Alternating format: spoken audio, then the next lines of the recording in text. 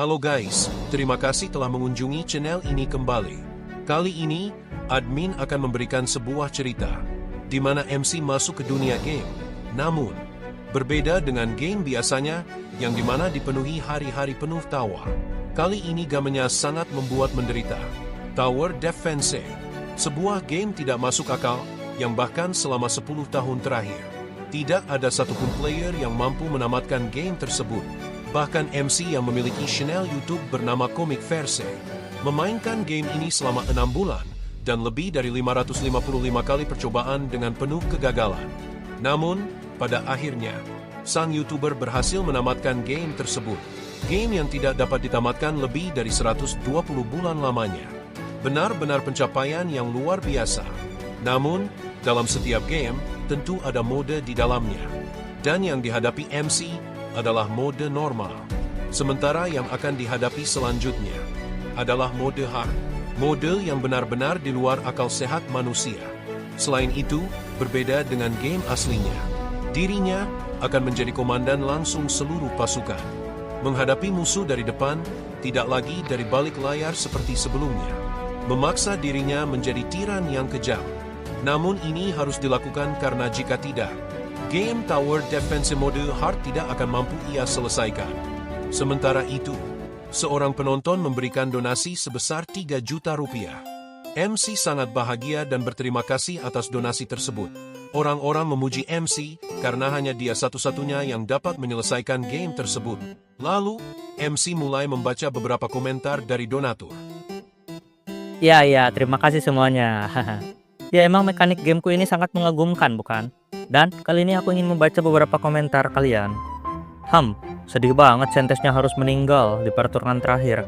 Dia itu sudah banyak menggendong tim. Ya, aku akui sih ya, memang dari segi desain, Sentes ini memang sangat menarik. Tapi ini kalian ya harus ingat, dari sudut pandangku, dia itu hanya karakter 8 bit. Dan tidak ada pilihan lain loh, pengorbanan memang harus dilakukan. Lagi pula, berharap kalau semua karakter harus hidup adalah suatu kesalahan guys. Game ini itu berbeda dengan game biasanya. Bahkan pada pertarungan terakhir tuh ya, hanya Lucas sang tokoh utama yang bertahan hidup. Selain karena dirinya memang komandan dan minim terserang, dia juga karakter super rare. Dan dapat dipastikan bahwa selain sang tokoh utama, semua karakter yang ada di game akan mati. Kini, MC menatap ke arah karakter 8 bit miliknya. Lucas, meski dirinya berhasil menang, dan tercatat menyelamatkan dunia, karena mengalahkan sang bos utama yang bernama Putri Danau yang tidak dapat tidur. Lucas sama sekali tidak bahagia, karena pada dasarnya, dia menyaksikan semua teman-teman maupun monster sudah tidak bernyawa. Ya, dan meski dirinya hanya karakter 8 bit, tapi aku yakin loh, kalau dalam hati Lucas, dirinya merasa sangat sedih. Lalu, para penonton mulai menanyakan kemungkinan hadiah yang akan didapatkan oleh MC. Namun, dirinya menjawab kalau tidak mungkin sang pembuat game memberikan hadiah. Karena, dirinya saja sudah menghilang sejak 10 tahun yang lalu. Tiba-tiba, notifikasi dari pencipta game menyapa MC yang membuatnya sangat terkejut. Bahkan, kolom komentar dipenuhi tanda tanya dari para penonton. Sang pembuat game, yang bernama Mr. A, berterima kasih karena MC menamatkan game ini. Di satu sisi dia tidak percaya ada yang mampu menamatkan gamenya. Namun, hatinya lega karena akhirnya ada yang mampu menamatkan game ini. GM melanjutkan kalau mereka bersyukur karena dunia ini masih memiliki harapan yang tersisa.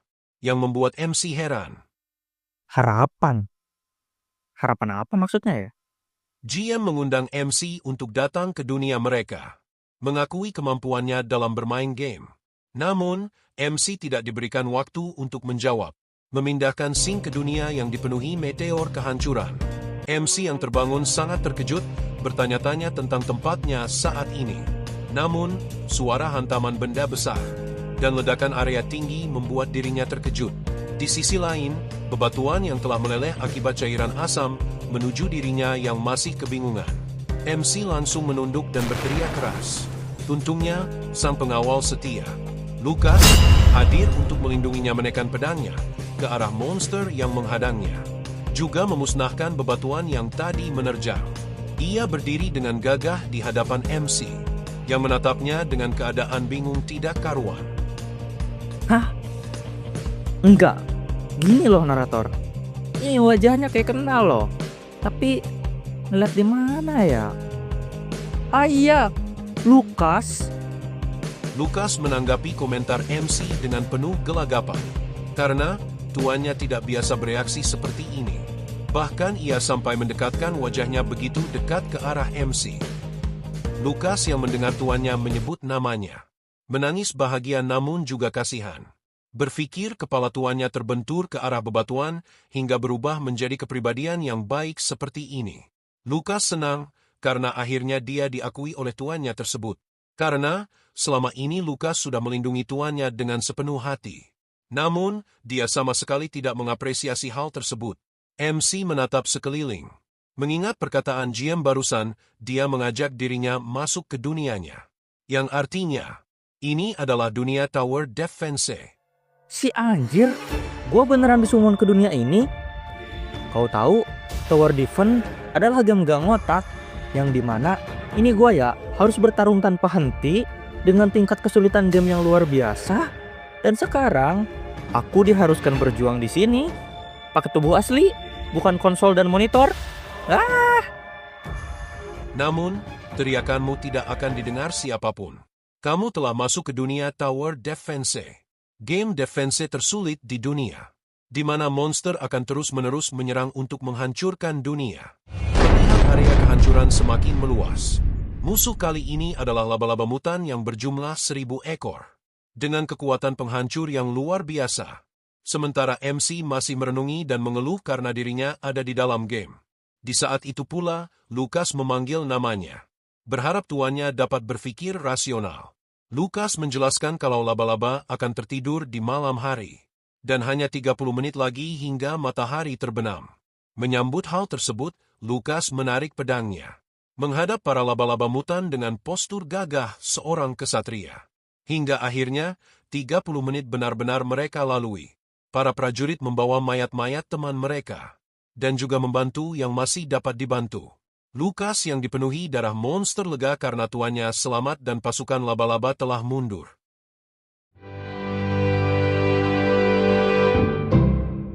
Jadi, ini yang terjadi ya. Benar-benar menyebalkan. Lukas, siapa namaku dan kita sedang berada di mana? Lukas menjelaskan kalau sekarang adalah tahun 649. Dan mereka berada di garis depan yang disebut dengan kota benteng. Aku tahu. Dengan pengalamanku selama 6 bulan bermain game ini, aku tahu betul latar waktu ini. Besok adalah tanggal 1 Maret ya. Hari di mana semua orang akan mati. Termasuk diriku sendiri. Dan aku adalah Ash von Hater Everblack. Aku itu komandan terburuk yang membuat semua orang akan mati. Dan hanya meninggalkan Lukas seorang diri. Ash von Hater adalah seorang pangeran manja dan komandan terburuk. Selain dirinya tidak memiliki kemampuan apapun. Dia juga tidak pintar dan membuat sebagian besar pasukan meninggal dunia. Dan pada kisah aslinya Ash von Hater juga akan mati oleh serangan para laba-laba ini esok hari.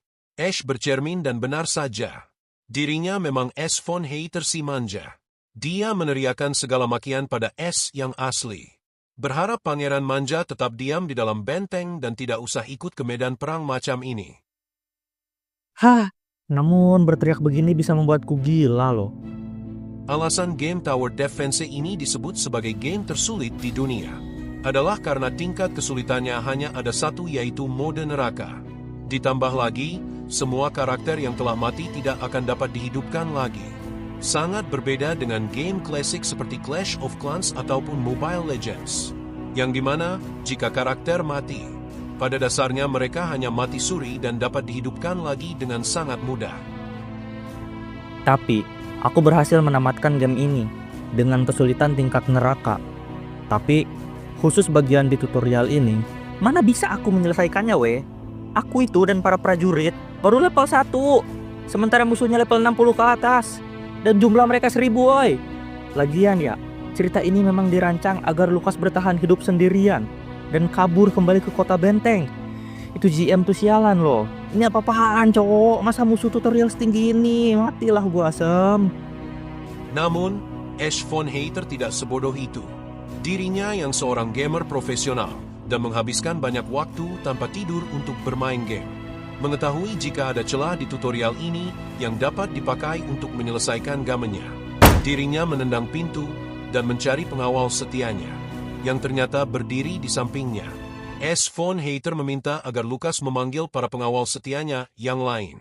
Meskipun Lucas pada awalnya menolak, namun Ash Von Hater memarahinya dan berkata untuk tidak selalu membantah perkataannya dan cepat panggil para pengawal. Nah iya, aku punya rencana bagus. Weh, Lucas, cepat seret mereka semua kemari. Jadi gini, semua sudah berkumpul ya? Oke, Lucas, Lily, Ken, Demian. Demian, kok kenapa meringkuk teh undur-undur begitu? Mohon maaf pangeran, Demian baru saja kehilangan sahabatnya dan menjadi seperti ini. Ya, sebetulnya aku tahu betul sih dengan mereka bertiga. Karena dari 555 kali percobaan, jelas mereka itu sudah mati 555 kali. Dengan cara yang mengenaskan. Ya, benar. Takdir dari mereka semua memang mati. Tapi, siapa juga sih yang mau ngikutin takdir macam itu? Ah iya, si Demian tuh ya, yang benar-benar murung itu menyusahkanku loh. Di dalam game, dia sama sekali tidak berguna. Tapi ini bukan game, ini dunia nyata. Daripada diam dan mati, maka pertama akan kupaksa dia bertarung dan berjuang. Oke, baik lagi nih ya. Ini penting. Karena besok adalah pertarungan dan kemungkinan akan menjadi pertarungan terakhir kita. Nah, maka jika kita menang itu kita hidup. Jika kita kalah, kita mati. Oke? Pertama kamu, Lily. Iya, wahai pangeran. Kamu akan menjadi tameng kami. Tapi, aku kan seorang penyihir. Tanpa mendengar keluhan Lily, Ash Von Hater melanjutkan kalau Ken harus menyelinap ke belakang musuh, menggunakan skill provokasi dan membuat para monster bingung. Lalu, Demian. Memang benar kalau tugas utama Demian adalah penyembuh. Namun, Demian juga memiliki kemampuan menembak yang sangat kuat. Jadi, Demian akan menjadi seorang sniper di tim ini. Oke, terakhir kamu, Lucas. Kamu adalah tangan kananku. Selain bertarung, kamu juga harus bisa memimpin pasukan garis depan yang berjuang. Semua paham? Ya, kok pada diam? Ken yang merasa ide Ash bodoh, menggebrak tembok dan berkata, kalau pasukan banyak yang mati akibat perintah-perintah konyol Ash Von Hater sebelumnya. Dan kali ini, bahkan dia memerintahkan hal-hal yang lebih aneh lagi. Tapi terpotong. Ken, aku ini adalah pangeran ketiga, komandan tertinggi dan pemimpin pasukan. Kau benar-benar baru membantah perkataanku? Kau pikir musuh kali ini dapat dikalahkan dengan cara biasa? Aku ini melakukan ini demi kemenangan umat manusia. Dan tidak ada cara lain untuk menyelesaikan pertarungan ini, kecuali dengan main kasar. Semua yang mendengar Ash Von Hater berkata dengan dingin. Terdiam, di satu sisi mereka merasa sedih. Namun di sisi lain juga takut, termasuk Ken yang tadi sempat mencela Ash Von Hater. MC bangkit dari tempat duduknya, dan tanpa berkata apapun menusuk pundak Lily dengan belati miliknya. Membuat semua orang bertanya-tanya tentang apa yang dilakukan orang tersebut. Kalian lihat saja, aku akan memanfaatkan kemampuan spesial kalian sebisa mungkin. Dan tidak perlu khawatir akan hasilnya. MC memasuki tubuh Ash Von Hater bukan tanpa alasan.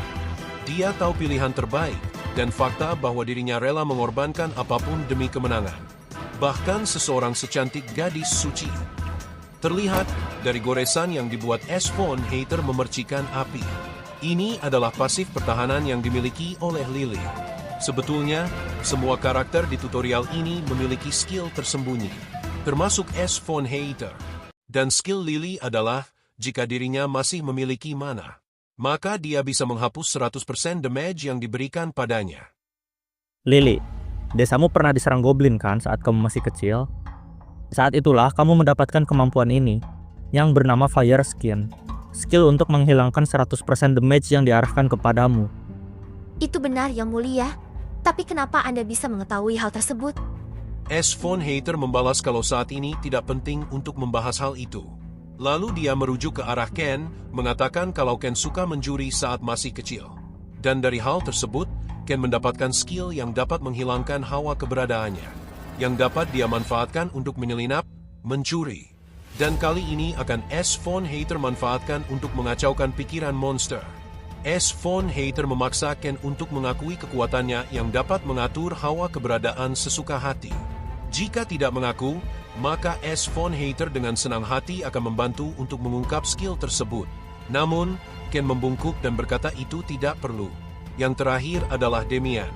Anak ini memiliki mata yang tajam dan cocok untuk menjadi sniper. Namun, di satu sisi dia menangis dan berkata kalau S. Von Hater kejam, membawa mereka kemari karena nyawa mereka murah. Namun S. Von Hater tidak gentar dengan komentar Demian. Benar, aku juga bukannya tidak menghargai nyawa siapapun.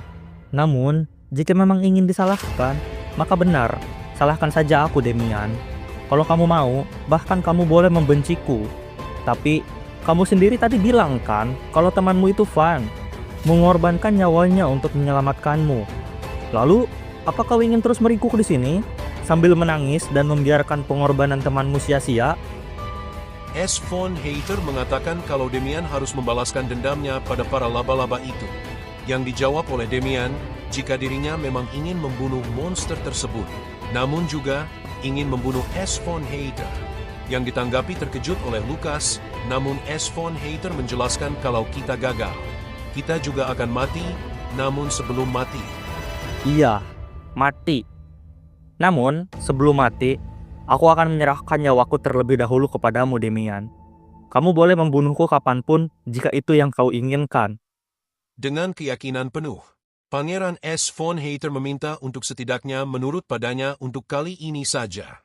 Untuk hari esok saja, hari pertempuran terakhir, yang disambut baik oleh Demian. Terkadang, kebencian memang diperlukan. Meskipun, kebencian itu diarahkan kepada sang pangeran itu sendiri. Iya, karena kesalahanku sebelumnya, hampir semua pasukan mati. Tapi, untuk terakhir kalinya, aku ingin kalian semua percaya kepadaku. Aku berjanji, jika berhasil, setidaknya kita bisa memukul mundur para laba-laba itu dan menyelamatkan hari esok.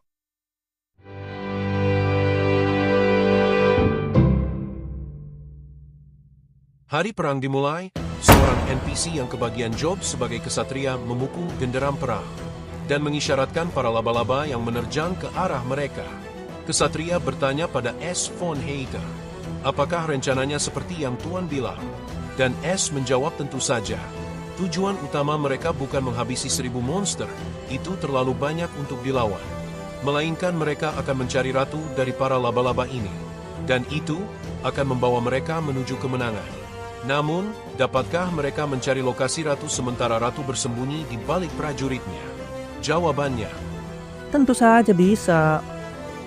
S. Von Hater membuat sebuah lingkaran map yang membuatnya dapat melihat keseluruhan area dan menentukan jalan terbaik yang dapat dipilih dalam berbagai situasi.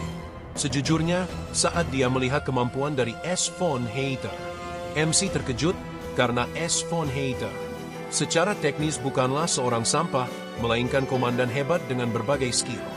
Namun, S yang asli tidak mampu memakai skill ini dengan baik. Namun rencana S. Von Hater tidak berjalan baik. Saat dia mencari sang ratu, rupanya ratu tidak terdeteksi di map. Mungkin ratu belum menampakkan diri.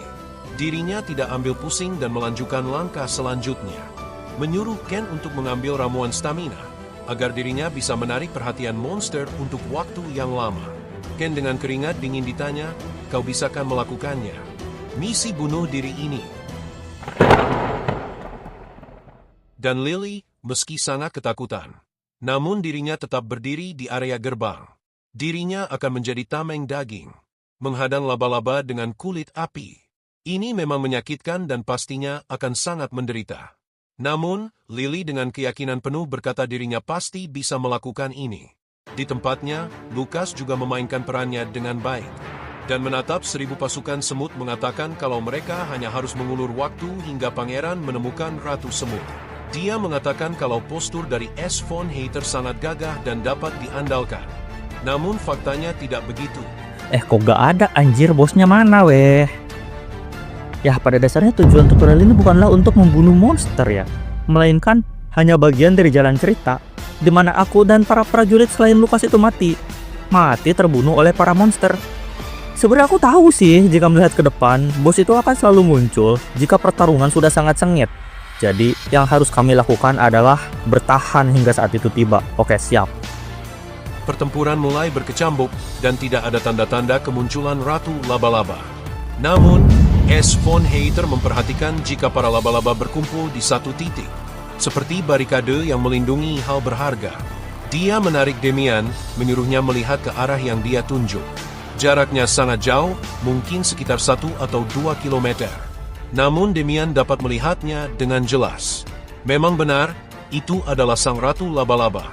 Monster jelek yang harus mereka bunuh. S. von Hater senang karena penilaiannya benar. Namun, Demian berkata kalau itu menakutkan. Tapi, S. von Hater berkata untuk tidak perlu takut akan hal itu. Prajurit mengatakan kalau pengisian daya meriam telah selesai. Mendengar hal tersebut, S. von Hater memerintahkan Demian untuk mulai menembak. Namun, Demian tidak percaya diri, karena ini adalah pengalaman pertamanya. Demian, dengar, akulah yang bertanggung jawab atas segalanya. Kamu boleh meleset, itu tidak masalah. Dan ingat, kamu harus membalas kematian Van. Mendengarnya, Demian menjadi bersemangat dan berkata demi Van. Mengambil presisi, menembakkan meriam energi dengan penuh keyakinan. Energi melesat pergi, melesat menyusuri langit, menghantam tepat ke arah Ratu dan menyebabkan ledakan luar biasa. Namun, mereka tidak memiliki waktu untuk merayakan. Meski terkena telak ke arah Ratu, para laba-laba belum berhenti. Sekejap S. von Hater dan para prajurit berpikir jika tembakannya meleset. Namun, nampak jelas jika serangan mereka mengenai telak di wajah Ratu. Namun, mengapa Ratu belum mati? Dan tidak diberi kesempatan berpikir, laba-laba mulai merayap ke arah benteng, menyergap pasukan yang ada. Membuat S. von Hater mengutuk Ratu Laba-Laba yang begitu mudahnya memerintahkan 1.000 pasukan untuk bergerak mengancam mereka.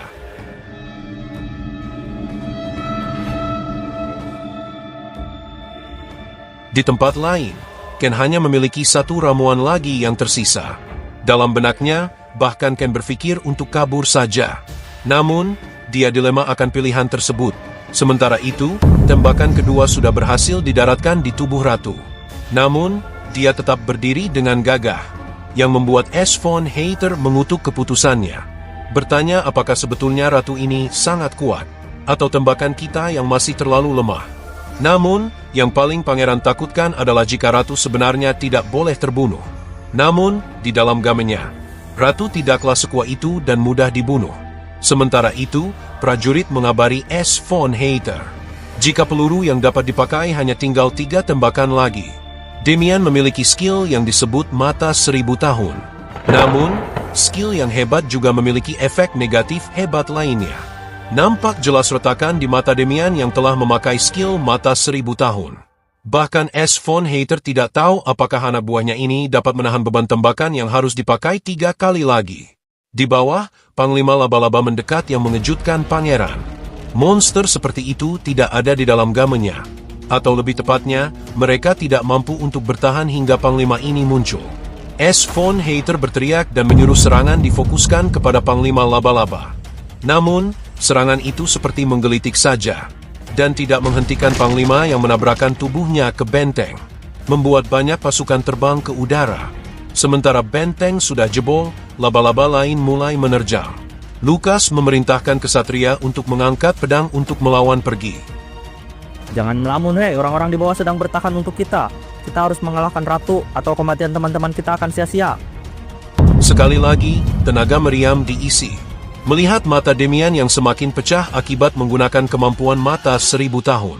Namun tidak ada pilihan lain selain melawan. Demian dengan yakin menembakkan tembakan ketiga di wajah Ratu. Namun, meski sudah terkena serangan ketiga, Ratu masih tetap berdiri. S. von Hater tidak diam dan terus menyuruh mereka mengisi ulang lagi. Sementara kesatrianya melawan para laba-laba yang berjumlah banyak dan sangat kuat itu. Lukas berteriak kalau mereka harus melindungi pangeran. Sementara pasukan laba-laba ratusan kali lebih banyak daripada jumlah pasukan yang tersedia, membuat pangeran geram dan mendecikan lidah. Melihat jelas satu persatu anak buahnya menjadi santapan monster mutan. Di dalam gamenya, hal seperti ini adalah biasa, namun ini bukan game. Dengan skill komandan miliknya, dia mendengar dengan jelas jeritan kematian para kesatria.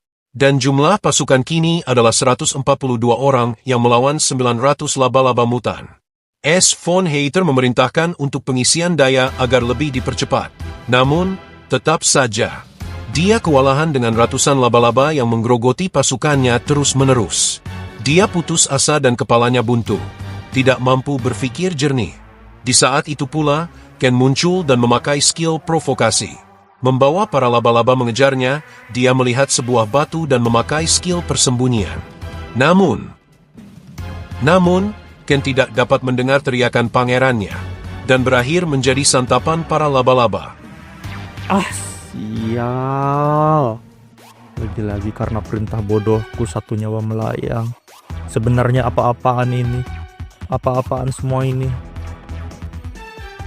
S. von Hayter mendengar teriakan prajuritnya yang setiap detiknya menambah rasa bersalah. Perintahnya yang salah sudah merenggut begitu banyak nyawa berharga. Bukan hanya Ken, semua orang di bawah sudah mati karena perintahnya. Itulah yang ada di benak dan pikiran S. von Hayter. Namun, dalam kekacauan ini dia teringat dirinya yang dulu. Bukan dirinya yang membunuh mereka, melainkan sistem itu sendiri. Sistem memaksa S menempatkan pasukan ke dalam bahaya, membuang nyawa mereka hanya demi item, ataupun menyelamatkan beberapa orang yang lebih berharga. Pada dasarnya, di depan monitor, dia tidak menganggap nyawa setiap orang itu setara, dan boleh dikorbankan kapanpun. Sejujurnya, dulu aku tidak merasa bersalah sama sekali. Namun kali ini berbeda. S. von Hayter berteriak dengan sekuat tenaga menyuruh para monster berhenti. Namun jelas, monster tidak akan berhenti. Tidak sebelum menghabisi semua umat manusia.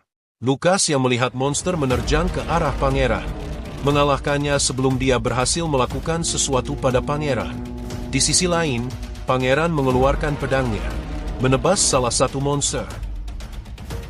Ya benar, ini berbeda dengan game. Satu-satunya cara untuk menghentikan monster adalah dengan membunuh mereka. Kesatria memberikan informasi jika tembakan keempat sudah siap dilepaskan. Dan dengan keyakinan penuh, S. von Hayter memerintahkan Damian menembak. Meskipun matanya sudah penuh darah akibat perpecahan di matanya sebelumnya. Namun, Damian tetap menembak sekali lagi, tepat mengenai kepala sang ratu.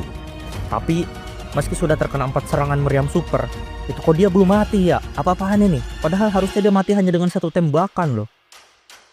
Ash mengeluh karena mereka benar-benar di ujung tanduk.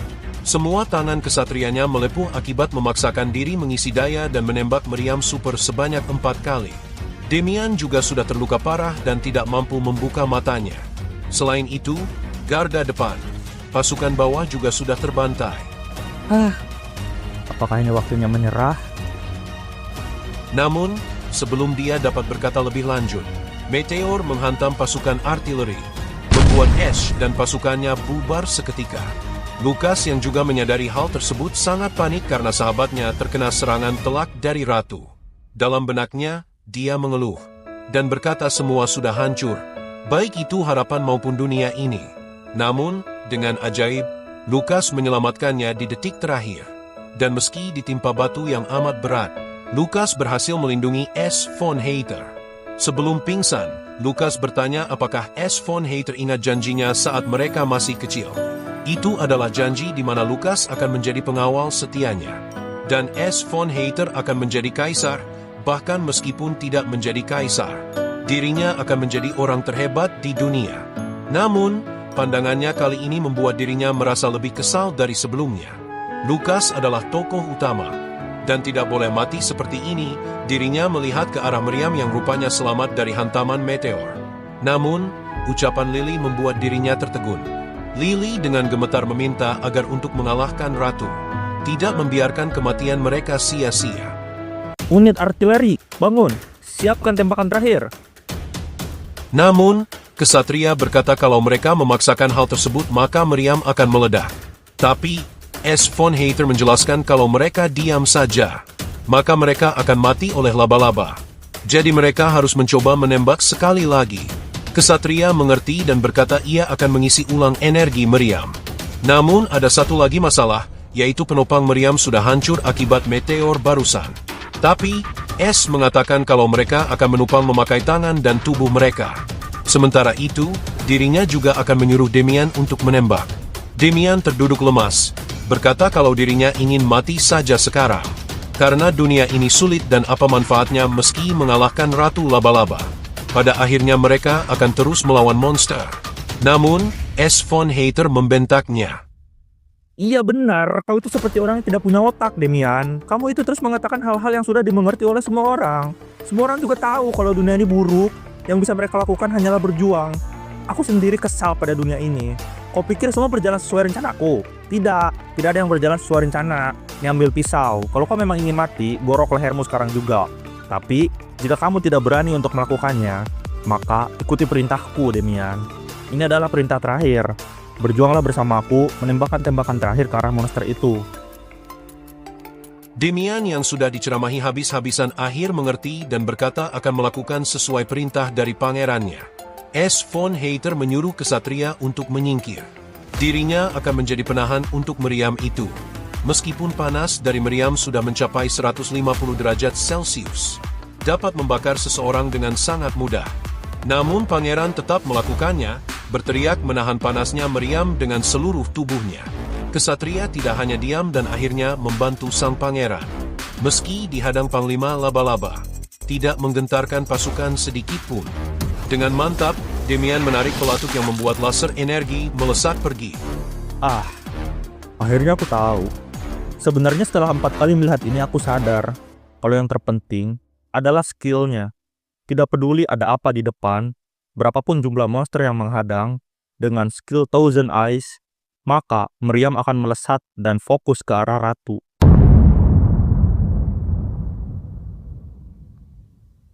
Dan dengan hal tersebut, pada tembakan kelima mereka kali ini, akhirnya kepala dari Ratu Laba-Laba akhirnya meledak, mengantarkan mereka pada kemenangan dengan penuh pengorbanan. Pada awal penaklukan, jumlah prajurit yang ada termasuk Ash dan para pengawalnya adalah 300 orang. Namun, karena kecerobohannya, atau tingkat kesulitan yang dimiliki perang kali ini, jumlah orang yang selamat adalah 9 orang.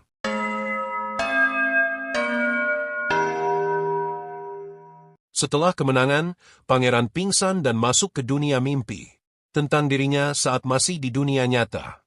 Saat itu, dia adalah satu-satunya orang yang berhasil menamatkan game tersulit di dunia, Empire Tower Defense. Namun, MC sendiri tidak dapat menjawab saat ditanya caranya untuk menamatkan game tersebut. Dan kini, dia terbangun dari tidurnya. Dirinya berusaha bangun, meski merasakan sakit di seluruh tubuhnya. Saat itu juga, terdengar suara yang lembut. Saya sarankan untuk Anda berbaring dan beristirahat saja terlebih dahulu. Itu adalah suara dari Lily. Lily menjelaskan kalau luka bakar dari pangeran sangat parah, dan bahkan Demian kesulitan untuk merawatnya. Melihat Lily yang terduduk di kursi roda, membuat pangeran terkejut sekaligus senang. Karena rupanya, Lily berhasil bertahan hidup. Lily menjelaskan kalau pangeran sudah berbaring selama 3 hari penuh, dan mereka berhasil mengalahkan pasukan monster laba-laba mutan. Pangeran senang karena Lily selamat dan menanyakan kondisi tubuhnya. Lily menjelaskan kalau dirinya terkena serangan saat mananya habis. Serangan itu mengenai tulang belakangnya, yang membuat syaraf untuk fungsi berjalan menghilang. Di sisi lain, para prajurit yang masih hidup, membawa mayat-mayat teman mereka, juga membakar para laba-laba yang tersisa dalam kobaran api. Pangeran menatap keluar jendela, dan merasa kagum bahwa para prajurit tetap semangat, meski mereka juga pasti lelah. Anda harus pergi ke kuil setelah tiba di Crossroad yang mulia. Luka Anda terlalu parah, namun jadi suci pasti dapat memulihkannya. Lily menjelaskan kalau luka bakar S. von Hater sangat parah, dan meski akan sembuh, namun bekas luka dan efek luka bakarnya tidak akan 100% hilang.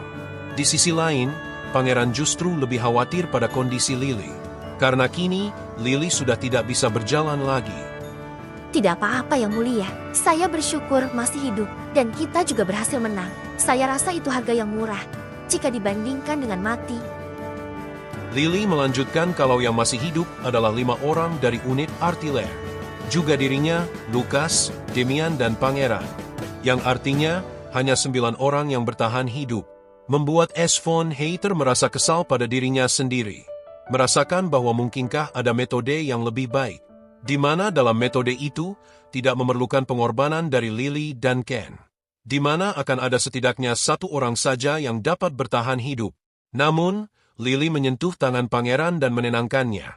Lily menjelaskan kalau pangeran sudah berjuang sekuat tenaga. Lagi pula, dirinya bukanlah dewa. Dan kemenangan kali ini jelas adalah berkat pangeran dan perjuangan dari semua orang. Bahkan, pada dasarnya, biasanya monster tidak sebanyak dan sekuat ini. Justru pangeran sudah hebat karena berhasil menang. Lily meminta pangeran untuk tidak terlalu menyalahkan diri sendiri. Di saat yang sama, Lucas berteriak dan masuk ke dalam ruangan.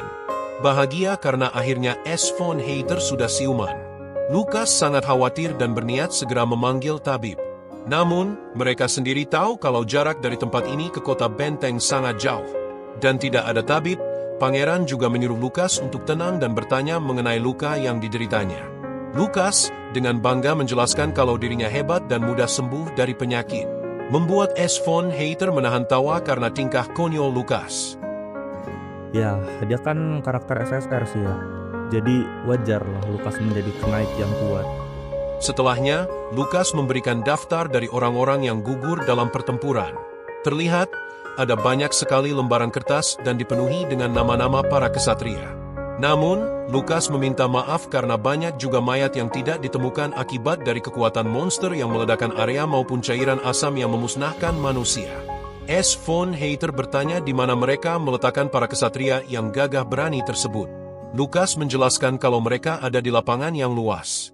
S. von Hater bangun dari kasurnya dan berkata akan melihat mereka semua dan menghormatinya. Lucas khawatir dan Lily meminta S. von Hater untuk tetap beristirahat. Lucas, Lily, dengar. Aku yang membuat mereka semua kehilangan nyawa. Jadi, itu adalah tanggung jawabku. Aku akan melihat mereka semua yang mati karena perintahku. Lucas, bantu aku berjalan. Lucas paham akan keinginan dari sahabatnya. Dan alih-alih membopong S. von Hater, Lucas menggendongnya. Membuat MC sangat nyaman. Hingga berpikir untuk membuat Lucas menjadi kuda pribadinya. Lucas setuju dan berkata akan menjadi kuda yang setia, namun S. von Hater berkata kalau dirinya hanya bercanda. Dan Lucas jangan terlalu serius. Setelah berjalan beberapa menit, mereka bertemu Demian yang berdiri menatap puing-puing bangunan. S. von Hater turun dan berterima kasih pada Lucas. Bahkan menawarkan banyak emas dan menyuruh Demian untuk pensiun dini. Namun, Demian dengan hormat menolaknya, dan berkata ingin terus bertarung. S. von Hater tidak berdebat dan menghormati keinginan Demian. Meminta Demian dan Lucas untuk segera menuju ke tempat para pasukan yang gugur. Sore harinya, terlihat barisan dari ratusan mayat, dan ada dua biarawati yang mendoakan para pria gagah berani tersebut. Dalam renungannya, S. von Hater akhirnya tersadar. Tidak ada yang namanya cara lebih baik. Cara yang dia lakukan sekarang adalah cara terbaik. Pada dasarnya, tutorial ini mustahil untuk diselesaikan. Namun, mereka berhasil bertahan hidup dan bersyukur untuk menatap esok hari. S. von Hater dalam diam menatap para prajuritnya yang gugur. Berterima kasih dan berkata akan terus maju ke depan dan melangkah pergi. S. von Hater meminta Lucas untuk membawa semua prajurit yang gugur ke kota benteng. Yang membuat Lucas sangat terkejut. Alasan Lucas terkejut adalah karena kematian adalah hal yang wajar di kota benteng. Semua orang menganggap nyawa manusia itu murah. Tapi, tidak dengan S. von Hater. MC meyakinkan Lucas bahwa semua nyawa itu berharga. Dan nyawa manusia sangatlah mahal. S. von Hater menyuruh Lucas untuk memakamkan para prajurit di area belakang kota. Karena di sana ada lapangan luas yang cocok sebagai tempat pemakaman. Dengar semuanya. Setahun sekali, di bulan Februari akan menjadi peringatan untuk mengenang korban-korban yang telah jatuh. Dan setelah kembali ke kota benteng, aku ingin setiap kematian dikenang dan diperingati akan keberanian mereka. Lucas membungkuk dan berkata kalau dirinya mengerti. Akan mengikuti keinginan dan perintah dari S. von Hater. S. von Hater bergetar dan berpikir kalau ini adalah penebusan dosa. Akan nyawa-nyawa yang dia buang tanpa rasa bersalah di masa lalu. Mereka benar-benar hidup, bukan hanya karakter pixel. MC dengan wujud klasik Nero memandang api biru yang diterpa angin, mengantar kepergian arwah dari para bawahannya. Setelahnya, dia memanggil Lukas dan berkata dirinya tidak ingin gagal lagi. Lalu, menyuruh Lukas untuk segera bersiap karena mereka akan segera pulang ke rumah mereka, yaitu kota Benteng. Di sisi lain, sistem memberikan info bahwa MC mendapatkan hadiah karena berhasil menyelesaikan Stage 0 tutorial. Dan hadiah akan dimasukkan langsung ke dalam inventory S. Von Hater. Setelahnya, rombongan mulai melaju menuju kota Benteng, dengan Lukas yang menjadi kusir bagi kuda pangeran. Namun, memang benar jarak dari garis depan dan kota Benteng sangat jauh. Sudah berlangsung selama 3 hari perjalanan. Namun, belum ada tanda-tanda bahwa mereka akan sampai. Hingga S. Von Hater akhirnya bosan. Dirinya bertanya pada Lukas apakah masih lama. Dan Lukas meminta maaf, berkata akan mempercepat laju agar mereka cepat sampai. Namun, pangeran merasa kesal karena setiap dia bertanya, Lukas selalu menjawab dengan kata-kata yang sama. Di dalam gamenya, tidak dijelaskan mengenai jarak area tutorial dengan kota Benteng. Namun, S. Von Hater tidak menyangka bahwa jaraknya hingga sejauh ini. Lalu, sistem memberitahu bahwa S. Von Hater dapat memilih kelas. Dan dirinya menatap layar status, memperlihatkan bahwa S. Von Hater sudah memiliki level 5 dengan stat yang tidak buruk. Lalu, ia menatap kelas yang tersedia. Dan ada kelas spesial yang bernama Beginner Commander.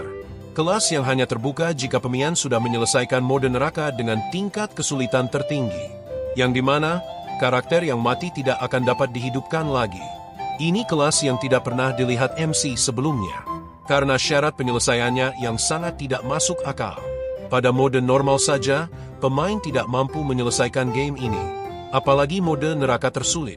Namun, S ingin kelas yang dia miliki di awal permainan. Komandan tak kenal gentar, namun itu hanya kelas biasa yang bahkan tidak berguna di gamenya. Membuat MC menjadi semakin pusing. Dalam lamunannya, tiba-tiba Lukas berteriak kalau mereka sudah sampai. Membuat pangeran akhirnya bahagia karena rasa bosannya akhirnya akan berakhir. Terlihat, seperti namanya, kota Benteng adalah kota dengan tembok yang sangat tinggi dan kokoh. Benteng ini memang dibangun untuk menghentikan para monster yang menyerang tanpa henti. Monster-monster yang keluar dari danau hitam yang lokasinya ada di selatan kota. Pada awalnya, kota Benteng adalah ibu kota kekaisaran.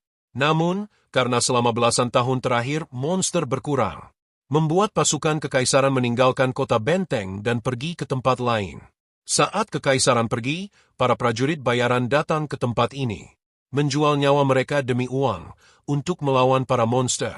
Pada dasarnya, para prajurit bayaran terdiri dari orang tua, anak amatir, dan orang yang dipecat secara tidak hormat.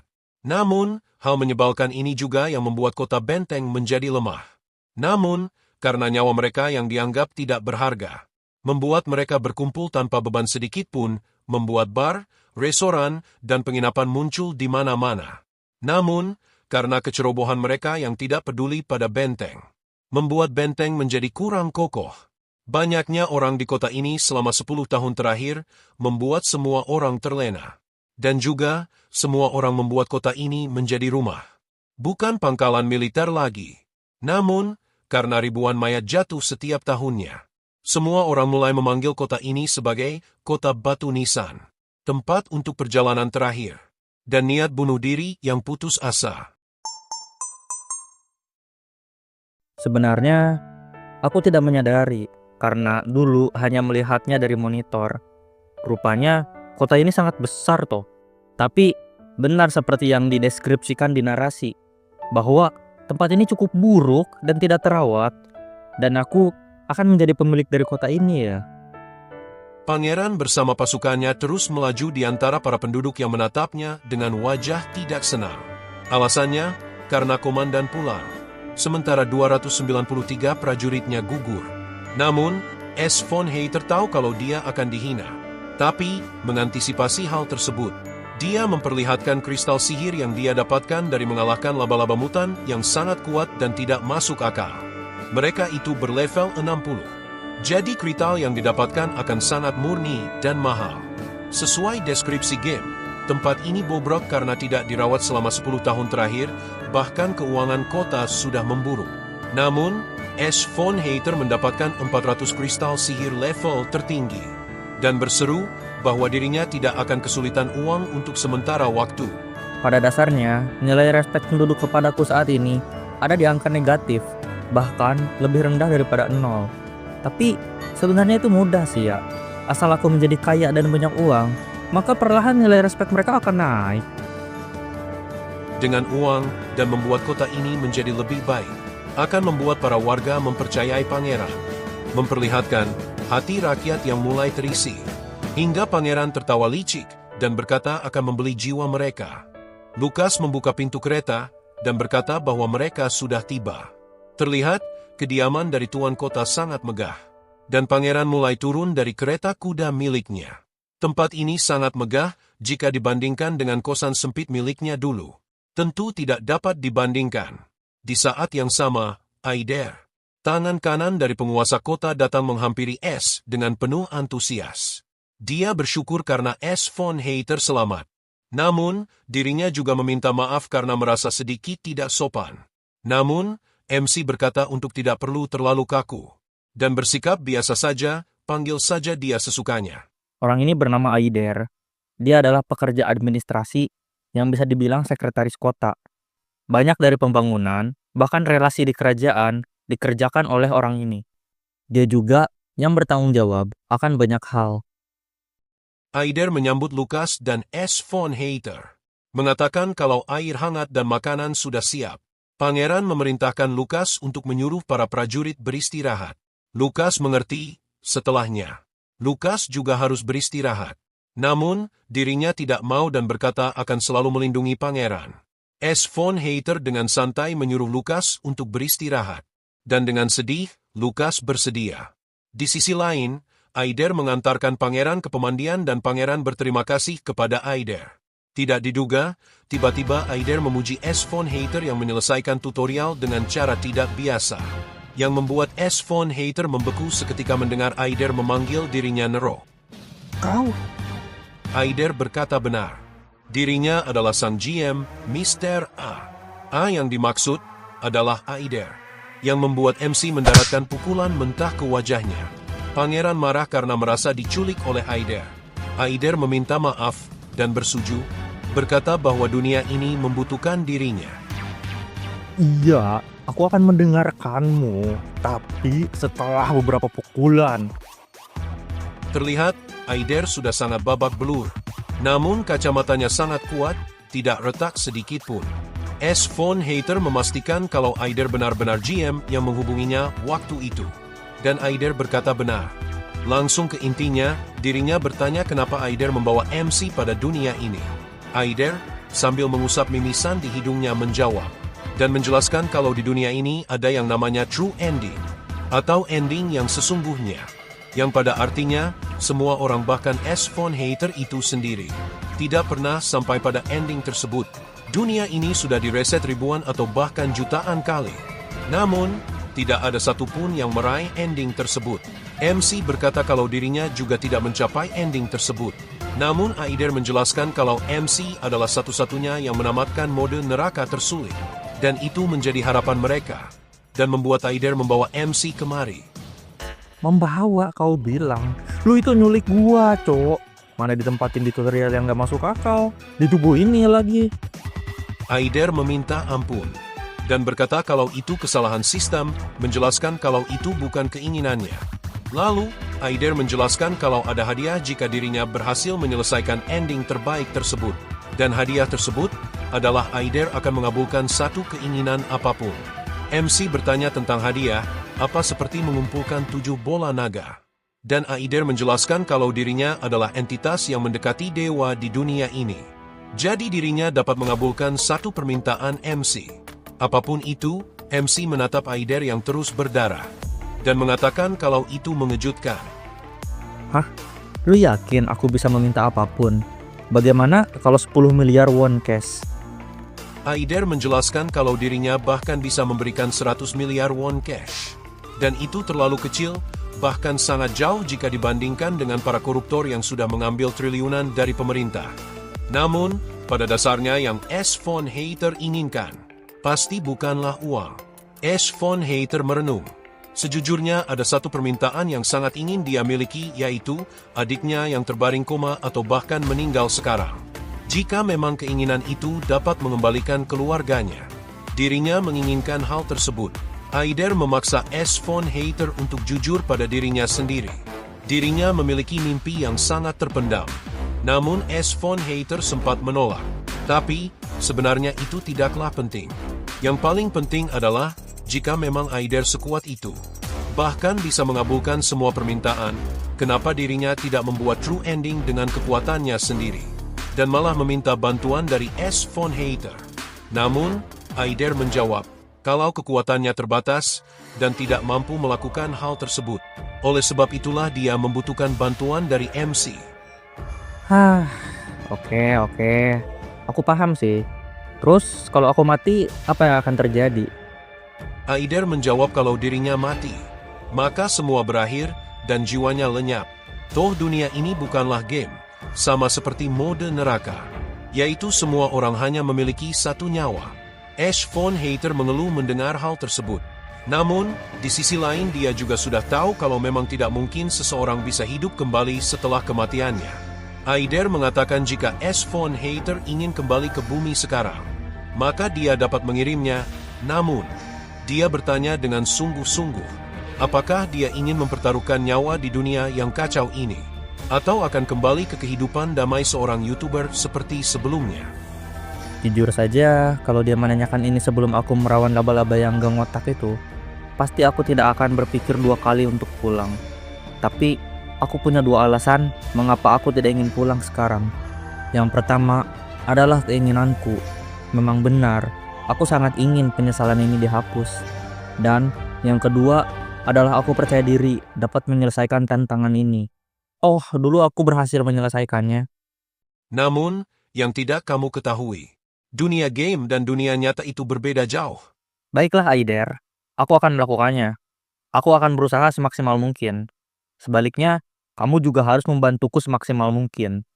Dengan cara ini, aku yakin kita bisa meraih true ending yang kau katakan itu. Aider senang dan diminta diperbudak oleh MC. MC menyetujui hal tersebut dan akan memperbudak Aider sepenuh hati. Dia menekan Aider dan memaksanya menjual seluruh magic crystal sebelum pagi. Aider meminta maaf karena toko-toko sudah tutup. Namun, MC tidak peduli. Sebagai budak, Aider harus menuruti perintahnya. Dan semua kristal harus dijual, dia tidak mau tahu bagaimanapun caranya. Aider akhirnya menurut dan bertanya, uang sebanyak itu akan dipakai untuk apa oleh S. von Hater? Ya banyak hal lah. Ini adalah dunia dan tempat di mana semua orang menjual nyawa mereka demi uang. Ya lu pikir buat apa tuh uang? Tentu saja untuk membeli sebanyak mungkin nyawa orang lain. Gacha loh Aider. Udah buruan, selesain tugasmu. Aider mengerti dan benar seperti perkataannya. S. von Hater bersama Lukas sudah berada di depan guild prajurit bayaran. Tempat ini adalah tempat untuk mendapatkan prajurit dan juga karakter-karakter game. Dalam game ada beberapa rating karakter, dimulai dari normal hingga super-super rare. Dan Lukas adalah seorang karakter super-super rare. Oleh sebab itu, Lukas menjadi orang yang sangat hebat, kuat dan spesial.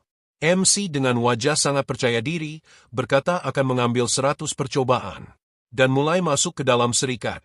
Di sisi lain, Aider kurus kering karena tidak tidur semalaman.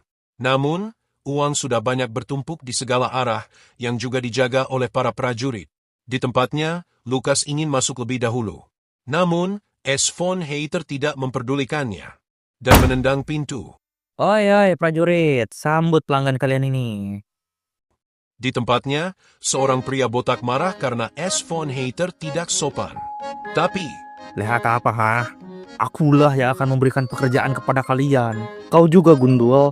Berani sekali kau berteriak seperti itu kepada aku. melihat S. von Hater, semua orang menjadi takut, bahkan pria botak tadi menjadi ciut seketika setelah S. von Hater memarahinya. Di sisi lain, semua orang mulai menghina S. von Hater. Karena 300 prajuritnya terbantai dan hanya tersisa 8 orang saja. Berisik banget. Mereka nggak tahu aja laba-laba yang kami lawan se-OP apa. Tapi ini ya, kira-kira ada karakter yang bagus atau tidak? Sebenarnya di Guild ini kita bisa menemukan banyak karakter. Contohnya NPC kayak si Gundul tadi, atau karakter bernama yang bisa masuk ke dalam party. Mereka inilah yang dinamakan dengan karakter inti dan memiliki ranking normal sampai SSR. Ada satu tuh. S. Von Hater menatap seorang prajurit tua yang memancarkan aura kekuatan yang hebat.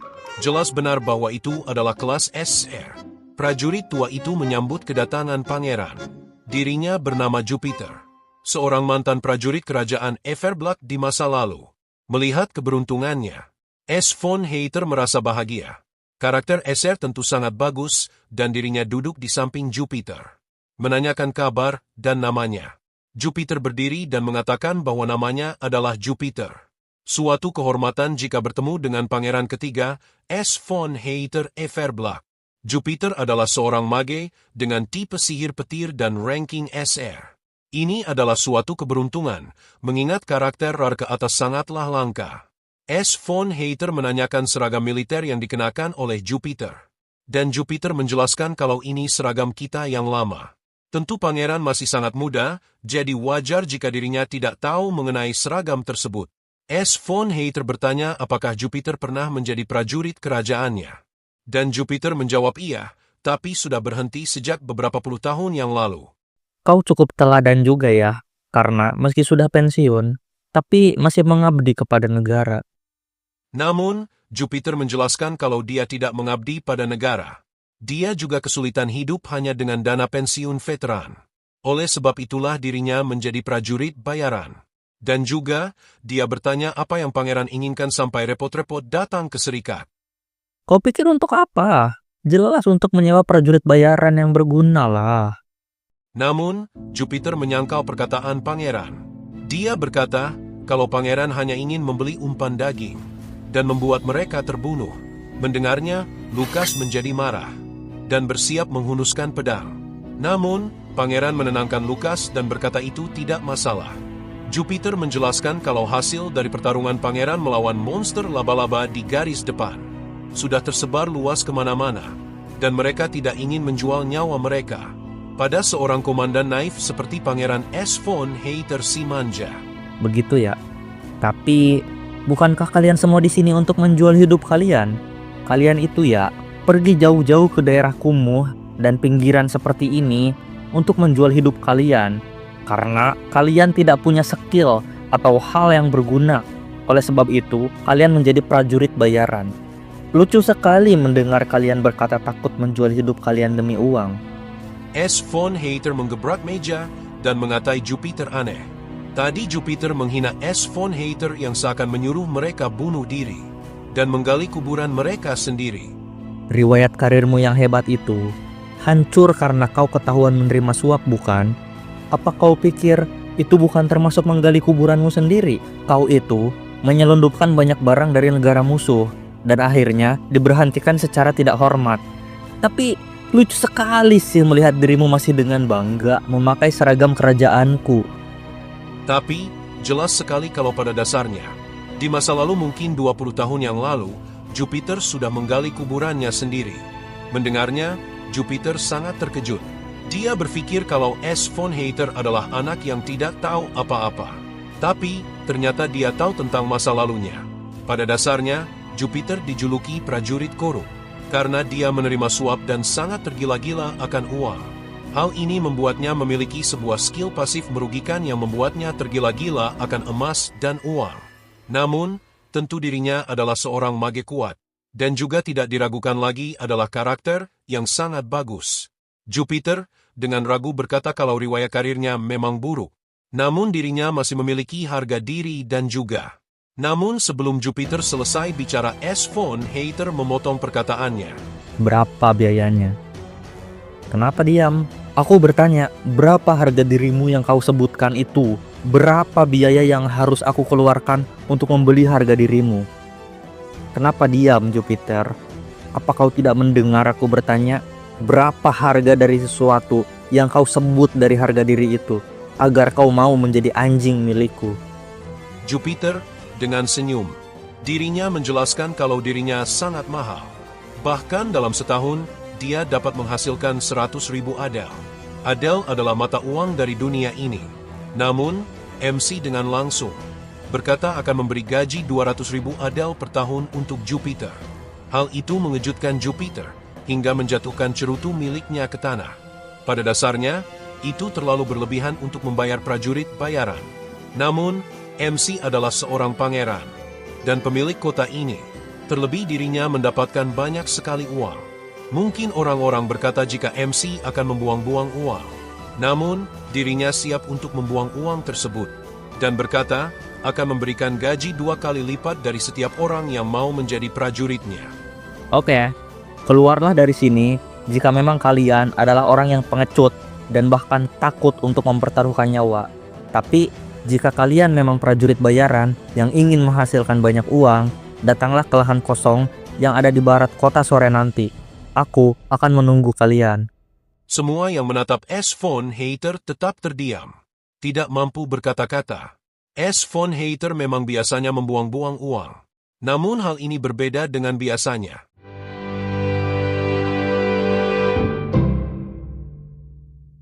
Setelahnya, pangeran pergi ke gereja. Di sana, dia diobati oleh sang gadis suci, Margarita. Gadis ini adalah seorang penyembuh dengan level R. Margarita berkata pengobatan pangeran selesai. Dan Ash berterima kasih kepada sang gadis suci. Margarita berkata jika dirinya senang dapat membantu pangeran. Namun, pada dasarnya luka pangeran terlalu parah dan pasti akan membekas selamanya. Namun, S. von Hater berkata, jika hanya bekas luka, itu tidak masalah, malahan itu harga yang sangat murah jika dibandingkan dengan nyawa dirinya dan para prajurit yang selamat. S. von Hater memberikan sekantong penuh emas, meminta para biarawati bekerja, dan mendoakan kepergian para prajuritnya yang gagah berani. Margarita mengerti dan akan menuruti keinginan dari sang pangeran. Di hadapannya, para pendeta dan biarawati berbaris menghormati sang pangeran. Di sana ada juga Demian. Ash menyuruh Demian untuk ikut masuk ke dalam pihak gereja dan berbaur di sana. Demian adalah anak yang baik dan mudah bergaul. Jadi, pilihan yang tepat untuk menempatkannya di bawah bimbingan sang gadis suci. Pada dasarnya, Margarita adalah karakter penting di game. Perlu kalian ingat, Lucas tidak akan mampu mengalahkan final boss tanpa sang gadis suci. Namun, S. von Hater tidak datang kemari untuk menyuruh Margarita menjadi bawahannya. Namun, memberikan banyak sumber daya pada gereja, dan menyuruh pihak gereja untuk lebih semangat merawat para prajurit yang terluka. Akhirnya, sore hari pun tiba. Pangeran dengan gagah berdiri di hadapan banyak orang. Di belakang mereka, banyak sekali batu nisan dari prajurit gagah berani yang gugur sebelumnya. Proses pemakaman akan dilaksanakan. Para prajurit berbaris rapi. Bahkan setiap peti mati dihiasi dengan bendera dari kerajaan Everblood. Mungkin banyak orang yang mengira kalau ini pemborosan. Namun bagi S, ini adalah hal yang sangat layak mereka dapatkan oleh para prajuritnya.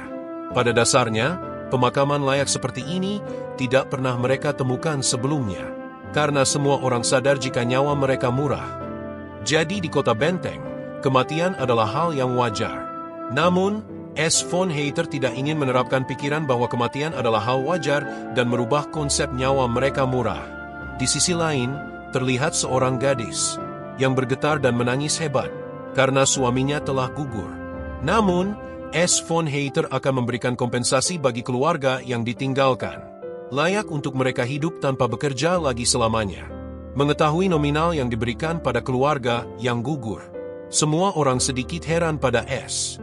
Karena itu bukan hal yang pernah dilakukan oleh siapapun di dunia ini. Namun, Ash berkata kalau ini hal yang wajar. Dan dia tidak ingin menjadi manusia suci atau apapun, dan akan bertindak natural seperti sewajarnya. Aku adalah sang pangeran ketiga yang telah menjadi pemilih kota ini. As von Hater Everblack. Biar kutegaskan satu hal. Di garis depan ini, baik sekarang ataupun nanti, kalian semua akan mati. Akan ada kuburan baru setiap minggunya, dan paduan suara pengiring kematian kalian akan dinyanyikan. Tapi, aku pastikan satu hal, yaitu kematian kalian akan jauh lebih mahal jika dibandingkan dengan hidup kalian. Jadi, akan kubuat kalian hidup selama mungkin, agar aku tidak perlu membayar biaya mahal demi kematian kalian. Aku akan melakukan apapun agar kalian dapat terus hidup dan terus bekerja di garis depan ini. Dan aku harap kalian tidak mati terlalu mudah. Hiduplah, bahagialah, dan ambillah gaji sebanyak yang kalian bisa. Jangan mati hingga membuatku harus membayar mahal akan pemakaman kalian. Setelah pidato pangeran selesai, tembakan kehormatan diberikan. Sebelumnya, semua yang hadir berkata kalau S. von Hater bajingan. Di sisi lain, Jupiter dan banyak prajurit bayaran juga hadir. Mereka penasaran dengan tindakan apa yang akan dilakukan oleh pangeran selanjutnya. Dan tentu, isi dari pidato dan seluruh prosesi pemakaman, hingga nominal yang dibayarkan kepada keluarga yang ditinggalkan, sangatlah hebat dan luar biasa. Sangat terasa jelas jika pangeran benar-benar tulus untuk menjaga mereka dan menghargai nyawa mereka. Mungkin semua orang berpikir ya, kalau aku ini tidak kompeten, penguasa kota yang menjijikan, dan beberapa hinaan lainnya. Tapi itu bukan urusanku. Aku hanya perlu menunjukkan hasil di masa depan, bahwa aku merupakan seorang manusia yang hebat. Jendela status menjelaskan kalau stage pertama akan berlangsung 3 hari 1 jam lagi. Dan pangeran sangat bersemangat untuk menyelesaikan stage pertama miliknya.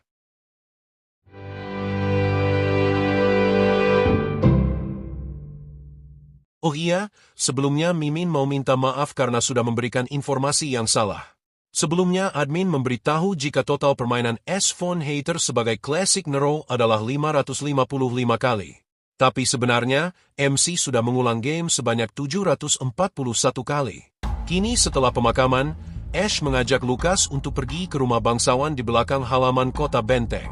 Di sana, ada gerbang teleportasi yang dapat mereka gunakan menuju kota danau, yaitu tempat tinggal para monster tersebut. Terlihat, bebatuan mulai terbang, dan membuat Lukas hampir menarik pedangnya. Namun, dengan spontan, gerbang terbentuk di hadapan mereka berdua. Lukas bertanya mengenai gerbang teleportasi. Dan S. von Hater menjelaskan kalau ini adalah gerbang menuju dungeon bawah danau. Lukas bertanya-tanya apakah mungkin danau yang dimaksud. S. menghentikan ucapannya dan berkata Lukas benar. Ini adalah jalan menuju markas musuh. Empire Tower Defense adalah game yang menggabungkan dua genre, yaitu tower dan dungeon. Dan jika musuh sedang tidak menyerang ke markas mereka, maka player dapat menyerang ke markas musuh dan mengungkap atau boleh tahu monster apa yang akan menyerang mereka di kemudian hari. Sesuai dugaanku, gerbang ke Lake Kingdom dapat dibuka sebelum stage 1. Meski game ini sangat sulit, tapi tetap adil dan memiliki celah untuk diselesaikan. Namun, emang benar si Aider Asu itu membuat tutorial yang sangat tidak masuk akal. Namun ya, dengan adanya gerbang di Lake Kingdom ini, setidaknya kita bisa memulai awal yang baik. Sebenarnya, aku berhasil menyelamatkan Lily dan Demian, yang bisa dibilang karakter terbaik. Juga, aku mendapatkan Jupiter, sang mage SR. Selain itu, aku memiliki banyak sekali uang. Aku rasa awal ini tidak buruk, bukan? Jadi begini Lukas, aku akan menjelaskan mekanisme Lake Kingdom. Pada dasarnya, Lake Kingdom adalah rumah dari para monster yang terus menyerang kita tanpa henti. Kita akan menuju ke sana untuk mengintip monster yang akan menyerang kita. Dan yang paling penting adalah, jika kita berhasil mengalahkan sang penguasa dari Lake Kingdom, kita akan berhasil untuk menghentikan invasi monster untuk selamanya. Setelah menjelaskan, S. von Hater bertanya mengenai pendapat Lukas, namun, tanpa diduga, Lukas sangat lapang dada dan berkata dirinya mengerti mengenai semua penjelasan pangeran. Namun, bukannya senang. S. von Hater terkejut karena Lukas menurut begitu saja. Dalam hatinya, S. berpikir kalau seharusnya Lukas memiliki banyak pertanyaan. Akhirnya, S. von Hater bertanya kepada Lukas. Harusnya Lukas memiliki banyak pertanyaan. Namun, Lukas berkata akan mengikuti apapun yang diperintahkan oleh sang pangeran. Tidak ada yang ingin dia pertanyakan sama sekali. Lukas berkata bahwa dirinya adalah pedang dan perisai sang pangeran, dan akan memotong memblokir apapun demi sang pangeran. Sebenarnya dia tidak mungkin tidak memiliki pertanyaan. Namun, kesetiaannya melebihi ekspektasiku. Tidak. Aku tidak menyangka sama sekali si Lukas akan sesetia ini kepadaku. Ya, Lukas, aku akan memberikanmu banyak sekali bonus atas semuanya. Akhirnya Lukas dan S masuk ke dalam portal dungeon. S berkata, maukah Lukas mengikutinya melangkah menuju jurang neraka bersamanya? Dengan keyakinan penuh, Lukas berkata akan dengan bangga mengikuti pangeran menuju dasar neraka. Mendengarnya, S. von Hater menjadi bahagia, lalu mengaktifkan teleportasi. Mereka masuk ke dalam portal dan terlihat loading screen. Tip, kamu dapat menjadi lebih kuat jika menerima equipment yang kuat. Equipment dapat diperoleh dari dungeon ataupun dibuat di pandai besi. Allah, status pintu wasu. Udah telat kalau mau sok baik. Jangan tiba-tiba muncul gitu lah. Akhirnya, mereka berdua tiba di depan danau tersebut. Dan danau hitam di hadapan mereka adalah sumber yang memunculkan para monster. Neraka yang menciptakan mimpi buruk. Danau ini sangat luas dan memblokir dunia bagian selatan. Di sisi lain, Lukas memanggil S dan berkata, lihatlah ke arah sana, terlihat danau terbelah, dan tangan-tangan bermunculan dari bawah danau. Para monster yang dinamakan Living Armor muncul dari danau hitam. Hal ini sangat mengejutkan sang pangeran. Anjir, kenapa? Kenapa harus monster ini? Tidak peduli apa yang datang, goblin tidak apa, mermaid tidak apa, bahkan Wairan pun tidak apa. Tapi kenapa malah di Living Armor? Monster terburuk untuk para pemula. Benar-benar game sialan. Lukas berkata, jadi monster ini yang akan menyerang mereka selanjutnya, dan harus mereka kalahkan.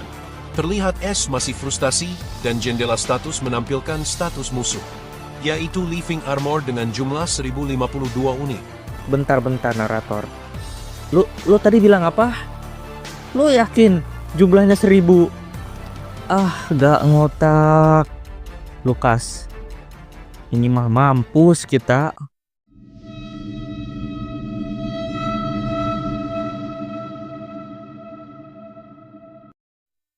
Lukas panik melihat wajah pangeran yang sangat kecewa. Dan perlahan para armor iblis itu mulai berjalan mendekati mereka. Pada dasarnya, monster-monster yang hadir di Tower Defense dimunculkan secara acak. Hanya saja level mereka berbeda-beda sesuai dengan stage yang diberikan. Tentunya, pada stage sekarang, musuh baru berlevel 5. Tapi bukan itu masalahnya. Monster The Living Armor bukanlah monster yang mudah bagi pemula. Serangan fisik kurang efektif terhadap mereka, dan hanya item magic yang sangat berpengaruh pada mereka. Selain itu, jumlah 1052 itu benar-benar tidak masuk akal. Oleh sebab itu, bahkan di dunia sebelumnya, MC selalu mereset game. Jika harus melawan para Living Armor, hingga total 741 kali reset game. Yang juga membunuh para karakter tutorial sebanyak 741 kali. S. von Hater yang kesal, akhirnya mengajak Lukas untuk pulang. Tidak ada gunanya mereka terus di sini sekarang. Sepulangnya ke kastil, Ash langsung berteriak memanggil Aider. Dirinya bertanya mengenai kondisi pasukan kota. Dan Aider menjelaskan kalau ada total 526 prajurit yang dapat dikirimkan ke garis depan untuk saat ini. Ash kesal mendengarnya, karena dirinya sudah melakukan gacha 100 kali. Tapi hanya mendapatkan 500 pasukan. Namun, Aider meminta maaf karena sebetulnya pasukan yang ada telah mati di tutorial. Akhirnya, MC mengutuk S. von Hater. Namun, dia langsung teringat kalau musuh di tutorial sangat tidak masuk akal. Dan tidak mungkin bagi S yang asli tahu kekuatan keempat karakter super. Ash bertanya mengenai prajurit bayaran yang dapat dipakai. Namun, Aider menjelaskan kalau pasukan di kota ini sudah dikerahkan semuanya. Dan tidak ada prajurit bayaran yang tersisa. Lalu, Ash menyuruh Aider untuk memanggil pasukan dari kota terdekat. Bahkan dengan gaji mingguan 2 kali lipat sebagai imbalan. Aider mengerti. Selanjutnya, dia meminta untuk membawa pesan ke kerajaan dan memberikan informasi mengenai monster. Juga meminta bantuan sebanyak mungkin dari rumahnya di Kekaisaran. Namun, Aider bertanya apakah dirinya yakin? Karena event fatal akan terjadi jika Ash meminta bantuan dari Kekaisaran.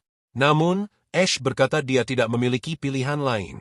Musuhnya kali ini benar-benar tidak masuk di akal manusia. Bagaimanapun caranya dirinya harus berhasil menumpas habis para monster yang akan menyerang mereka 3 hari lagi. Ash hampir lupa. Para pandai besi, tukang kayu dan juga tukang batu harus menghadap dirinya sekarang juga. Mereka sangat berperan penting dalam keberlangsungan hidup kota ini. Namun, Aider sempat menolak untuk melakukannya, karena akan berdampak pada penundaan produksi Magic Crystal. Weh, JMBG, kau pikir aku masih peduli pada duit di saat seperti ini? Kita ada di ambang kehancuran. Emang apa gunanya punya banyak uang kalau kita semua mati? Udah, berhentiin produksinya dan seret mereka semua kemari. Ini perintah, jangan banyak tanya.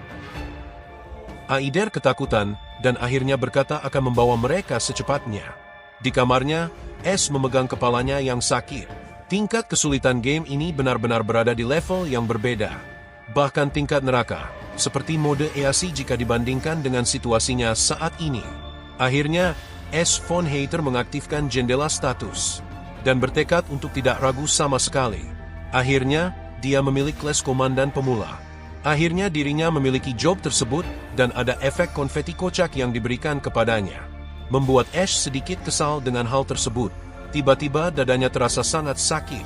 Debuff 50% terhadap semua pertumbuhan status. Debuff terhadap kecakapan perlengkapan telah didapatkan. Woi lah, apa-apaan ini? Kelas apaan yang punya debuff? Di gamenya gak gini woi. Ini pasti ulah si Aider, biar ku hantam dia. Tenanglah, ini aku berikan banyak bonus. Attack totem, defense totem, super buffer, main order. Dan Anda juga dapat menggunakan sistem party sinergi. Mulai sekarang.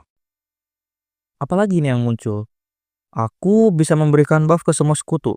Ini bukankah ini hebat ya? Aku hampir menghajar Aider yang tidak berdosa tadi. Tapi ternyata aku bisa memberikan attack dan defense bonus hanya dengan berdiri di medan perang. Wah, ini mah OP, cowok. Ya, meski aku kena debuff sedikit ya. 50% pengurangan defense anjir. Tapi tidak masalah. Dan sistem party sinergi ini pada gamenya sepertinya tidak ada loh sistem seperti ini. Ini seperti mekanisme game lain, mungkin game MMORPG seperti Genshin Impact kali ya.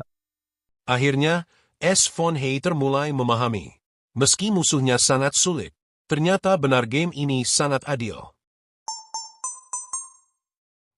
Keesokan harinya, Aider membawa para pengrajin sesuai perintah dari pangeran. Mereka diikat dan dijejerkan di hadapan sang pangeran. Ash berkata, tidakkah ini seperti penculikan? Namun, sebelum Aider menjawab, salah satu tukang berteriak pada pangeran. Diikuti dengan para tukang yang lain yang juga marah. Namun, mereka dibungkam seketika oleh Ash. Kalian mau mati, ha? Berani sekali kalian meninggikan suara di hadapanku. Apa kalian lupa? Aku adalah pangeran dan penguasa kota ini. Kalau aku memanggil, ya kalian harus cepat datang, meski harus merangkak untuk datang kemari. Tapi, kalian malah berani membentakku seperti ini. Kalian membuatku kesal. Apa kalian benar-benar ingin mati detik ini juga, ha? Para tukang menangis dan meminta maaf karena ini adalah pertama kalinya mereka melayani seorang keluarga kerajaan. Yah, sudahlah. Lupakan. Aku itu memanggil kalian bukan untuk mengintimidasi atau bahkan mengambil nyawa kalian. Pada dasarnya, aku ingin membangun hubungan saling percaya dan saling menguntungkan sebagai bayaran. Aku akan memberikan 20% hasil dari kristal yang dikumpulkan. Tapi, sebagai gantinya, jika aku memanggil kalian, maka kalian harus memprioritaskan perintahku dan datang padaku apapun yang terjadi. Paham? Para tukang sempat tidak percaya dan menatap pangeran dengan penuh keraguan.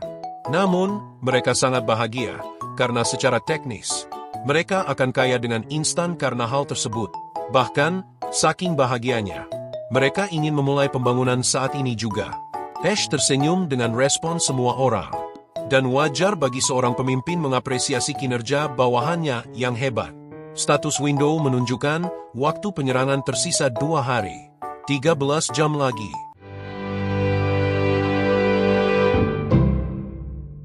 Oke. Semuanya dengar ini ya.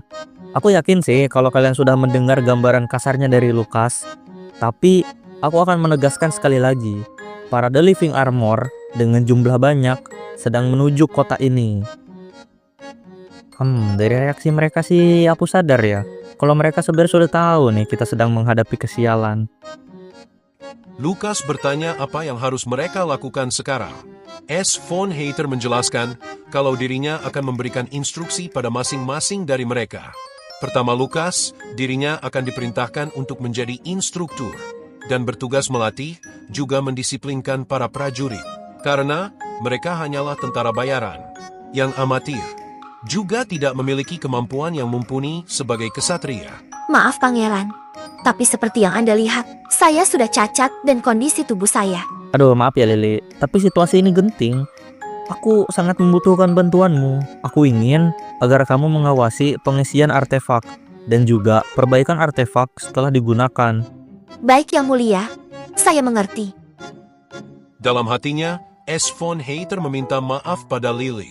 Namun, sebagai seorang pegawai di kota ini, dirinya akan membuat Lily menderita seumur hidupnya.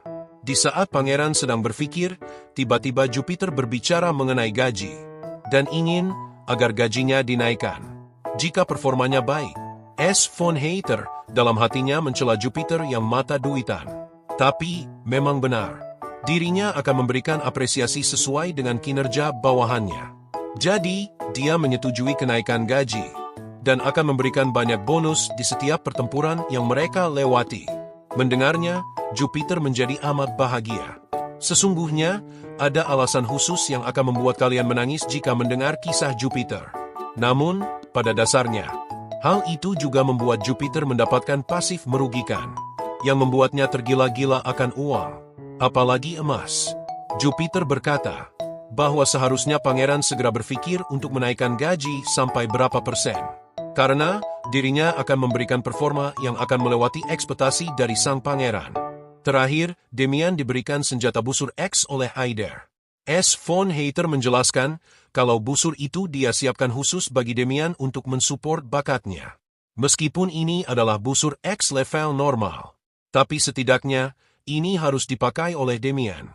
Karena dengan kekuatan mata 1000 tahun, kekuatan busur dapat ditingkatkan ratusan kali lipat. Demian yang mendapat busur berkata akan memenuhi ekspektasi dari sang pangeran. Di sisi lain, pangeran berkata kalau Demian sebenarnya agak ceroboh. Tapi, itu sifat yang tidak terlalu merugikan. Terlebih Demian memang belum dewasa. Namun dia dapat diandalkan dalam pertempuran, juga setelah pertempuran. Oh iya Demian, kenapa kamu sudah tidak memakai kacamata lagi? Demian menjelaskan kalau kacamata itu menghalangi pandangannya. Sejujurnya, dia memakai kacamata karena penglihatannya terlalu bagus. Namun, kali ini dia ingin menyempurnakan kekuatan matanya. Oleh sebab itu, dia melepaskan kacamatanya. Pangeran menghela nafas lega karena melihat perkembangan Demian yang begitu pesat hanya dalam beberapa hari. Di sisi lain, Aider memuji keputusan dari Demian dan langsung dimarahi oleh pangeran. Tugas Aider bukanlah untuk berkomentar atau bicara, melainkan ikuti saja perintah apapun dari pangeran. Di tempat lain, para tukang sedang memperbaiki tembok selatan. Ash bersama Aider datang untuk inspeksi. Melihat seorang prajurit tua yang tergesa-gesa menemuinya. Dia berkata kalau tembok di sini sudah sangat parah dan akan memakan waktu lama untuk perbaikan. Aider biji, nama doang kota benteng. Masa temboknya bobrok begini? Kenapa tidak membuat tembok yang lebih kokoh sih sebagai prioritas? Aider menjelaskan kalau pendapatan kota menurun akibat monster yang kian berkurang. Selain itu, kota di sini juga terbilang kumuh karena penguasa sebelumnya kekurangan banyak dana. S. von Hayter pusing karena kelakuan bawahannya yang dulu tidak masuk akal mempertimbangkan bahaya dari monster, dan mereka malah tidak fokus untuk mempertahankan benteng. S. von Hayter berteriak dan berkata pakailah material apapun yang mereka butuhkan. Tidak peduli seberapa mahal pun. Asalkan perbaikan dapat cepat dilakukan, karena mereka menghadapi bahaya yang luar biasa. Dengan hormat, tukang mengatakan baiklah. Akhirnya, pangeran pergi ke tempat berikutnya, yaitu tukang kayu. Aku yakin Aider sudah menjelaskan sebagian kecil ceritanya kepada kalian. Nah, yang akan kalian buat adalah sebuah tembok kayu. Tembok yang cukup tinggi, setidaknya 3-5 meter lah untuk menjulang ke atas. Tukang kayu meminta maaf dan berkata kalau tembok kayu akan mudah dihancurkan oleh monster. Dirinya merasa kalau tembok itu pasti tidak akan berguna. Aku itu bukan ingin membuat tembok permanen, melainkan tembok yang dapat memperlambat monster. Pokoknya tembok yang tinggi, kokoh, dan sakti. Ya udah jangan banyak tanya, kerjain aja buru. Lakukan yang aku suruh. Nanti juga kalian paham toh fungsi tembok itu. Buruan kerja. Di tempat lain, Lukas mulai menyuruh prajurit untuk olahraga, sementara Demian berlatih memakai busur X miliknya. Jupiter, meskipun terlihat santai, tapi dia mengumpulkan mana. Dan S, sekali lagi memaki-maki Aider, karena mortar sangat tidak dirawat. Berkata, kalau Aider tidak becus. Terakhir, Lily berkonsultasi dengan mage senior mengenai alat-alat sihir. Persiapan berjalan lancar, hingga akhirnya. Waktu 3 hari yang diberikan oleh sistem telah berakhir. Bendera dikibarkan, tembok kota benteng terlihat kokoh, dan angin dingin berhembus menerpa dari kejauhan. Stage 1, waktu dimulainya perang. Tersisa 30 menit lagi. Kesatria berteriak jika musuh sudah terlihat. Genderam perang dibunyikan, mengisyaratkan dimulainya perang. Kedatangan The Living Armor membawa teror. Angin dingin menusuk seluruh prajurit. Dengan cepat, mereka melesat menuju ke kota benteng. Sementara S. von Hater menyemangati pasukannya. Berkata, jika monster-monster ini hanyalah ulat yang jumlahnya banyak. Sementara mereka adalah pasukan hebat dan gagah berani. Pangeran berteriak bahwa semua sudah selesai, dan jika mereka menang, maka kita akan bersulang untuk kemenangan kita bersama. S. von Hater menatap awan hitam yang berkecambuk di langit. Di atas kumpulan para Living Armor. Di sisi lain, Jupiter membawa 4 orang pasukan pemula bersamanya. Mereka akan menerapkan sistem pukul mundur. Jadi, mereka akan menyerang Monster, lalu kabur jika dikejar. Saat Monster fokus ke benteng, mereka menyerang lagi dan akan diulang hingga semua musuh dikalahkan. Semoga beruntung Jupiter. Kemenangan kita ada di tanganmu. Kuda-kuda mulai dipacu, Jupiter bersama parti miliknya memulai rencana. Pada dasarnya monster hanya memiliki satu tujuan, yaitu membunuh manusia. Jupiter menatap tajam ke arah para Living Armor. Living Armor yang menatap aura kehidupan mulai mengerubungi Jupiter. Namun, karena hal tersebut, mereka masuk ke jebakan yang sudah digali oleh para prajurit. Para Living Armor mulai berjatuhan ke dalam jurang kematian. Pangeran berteriak pada Jupiter untuk memulai. Jupiter menurut dan mulai mengeluarkan aura petir kuning di tangan kirinya.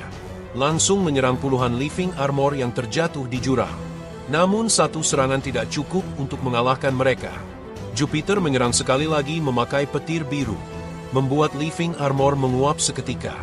Jumlah Living Armor yang dikalahkan oleh Jupiter adalah 56 ekor. Namun, jumlah monster ada 1052. Jadi, serangan Jupiter hanya seperti mengotori gigi mereka. Monster yang masih hidup menginjak-injak kawannya dan mulai merangkak ke arah Jupiter, terjatuh di lubang 5 meter. Bahkan tidak menjadi halangan sedikitpun bagi The Living Armor.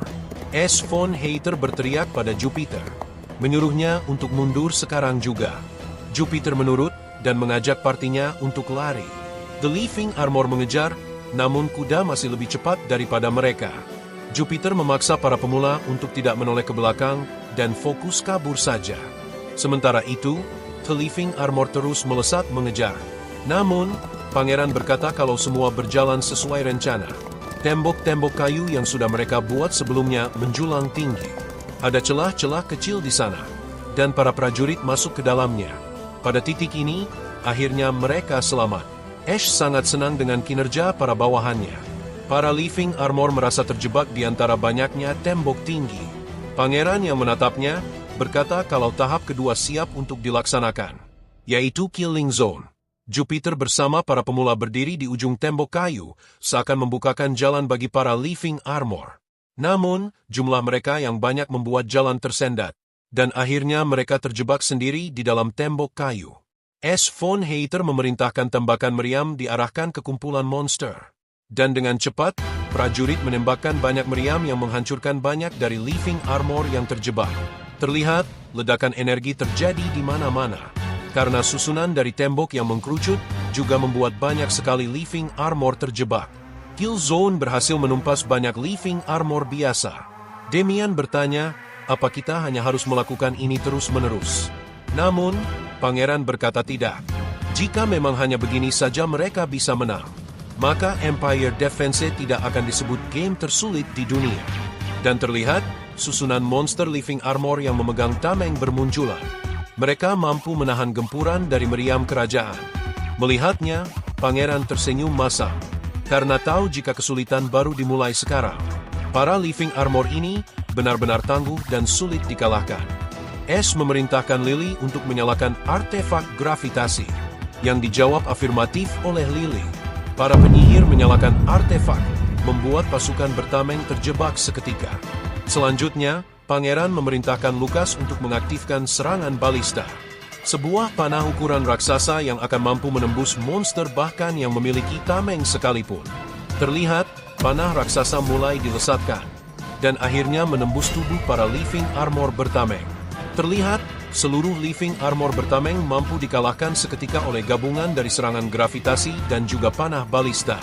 Serangan masih bergejolak, prajurit biasa menyerang living armor warrior, sementara balisa menyerang living armor bertameng.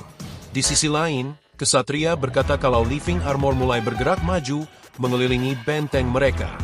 Ash yang mendengarnya, merasa kesal.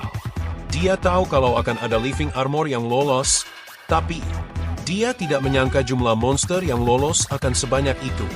Dia memerintahkan Jupiter untuk berlari dan menjaga sisi kanan benteng. Jupiter paham dan memacu kudanya bersama para pemula. Living armor memacu kaki-kaki mereka, melesat lebih jauh ke arah Jupiter untuk mengalahkannya.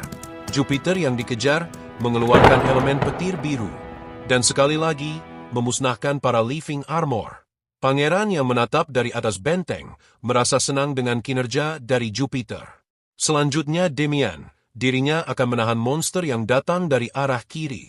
Demian mengerti dan mulai menarik nafas panjang untuk bersiap.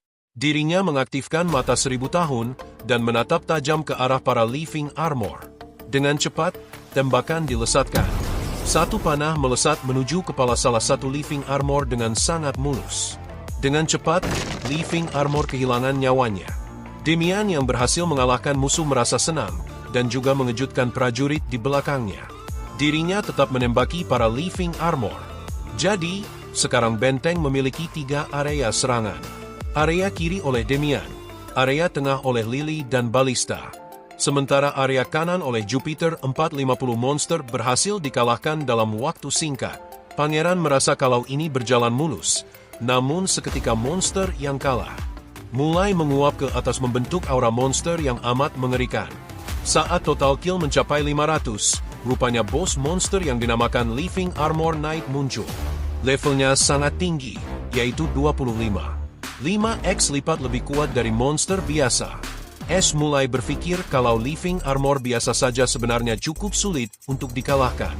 Namun, debuff rasa takut yang ditimbulkan oleh boss monster akan membuat mereka makin sulit dikalahkan. Terlebih, seharusnya boss baru muncul ketika semua living armor dikalahkan. Namun, aneh sekali melihat monster sudah muncul saat setengah dari living armor dikalahkan. Dunia ini benar-benar jauh lebih sulit daripada gamenya. Para prajurit mulai ketakutan, dan berkata bahkan dalam puluhan tahun terakhir, tidak ada monster semacam ini. Ash mendecikan lidah, dan berkata kalau dirinya makin sial saja semakin harinya. Kuda-kuda juga terpengaruh, bahkan mereka menjerit dan membuat Jupiter terjatuh dari kudanya.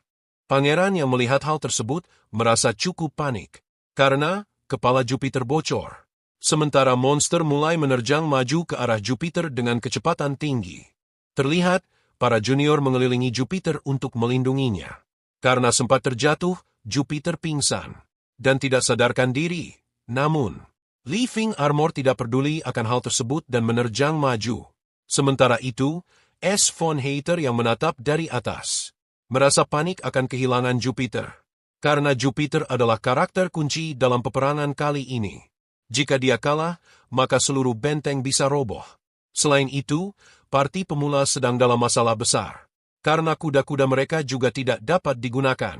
Di sisi lain, Lucas berteriak, dan bersikeras ingin menyelamatkan parti Jupiter dengan cara mengalihkan serangan dari meriam ke arah monster yang kini menyerang Jupiter.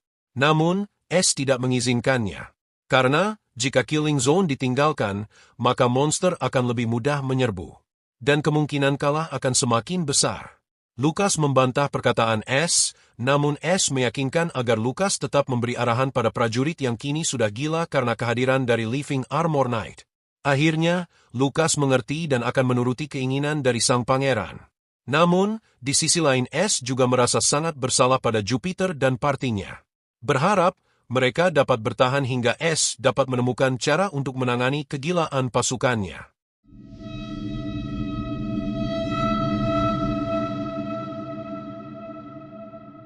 Di tempatnya, akhirnya Jupiter terbangun. Namun masih kebingungan akan situasinya saat ini. Dia memegangi kepalanya yang berdarah dan merasa sangat pusing.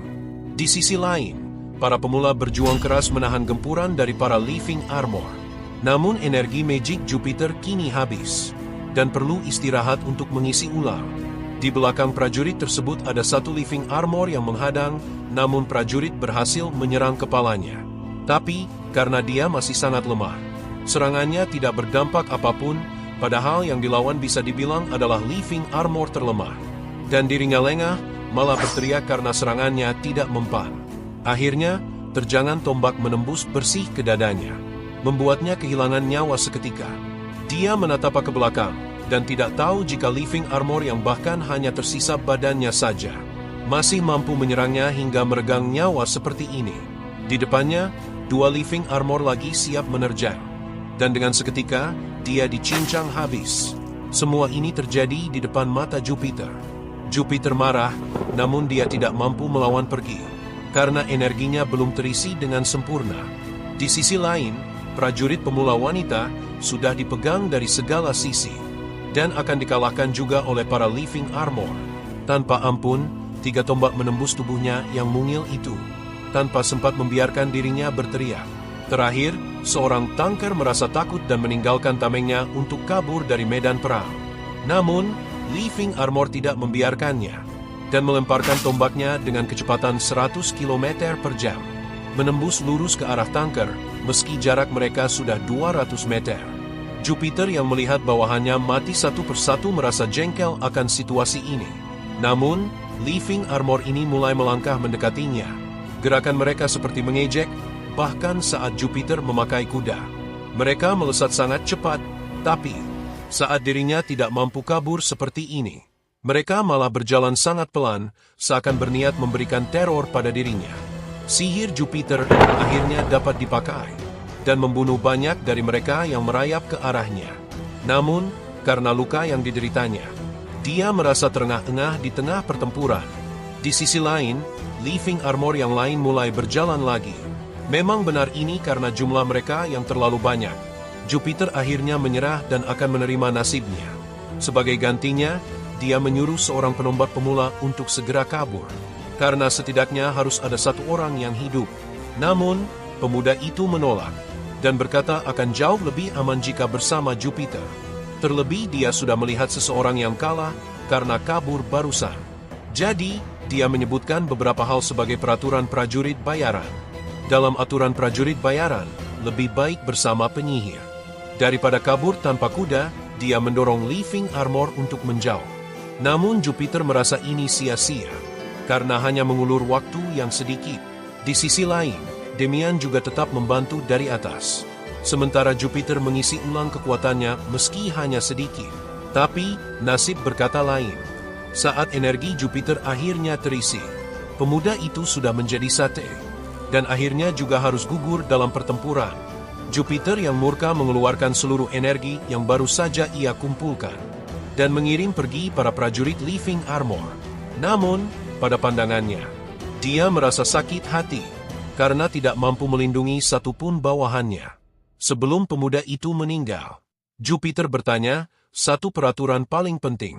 Dan pemuda yang sekarat itu menjawab, yaitu jangan mengambil misi yang memberikan bayaran terlalu banyak. Jupiter berkata benar. Lagi pula, misi seperti itu biasanya misi bunuh diri yang sangat amat berbahaya. Di sisi lain, Jupiter sekali lagi menyerang para Living Armor. Dia pun merasa aneh, padahal dia tadi sudah menyerah.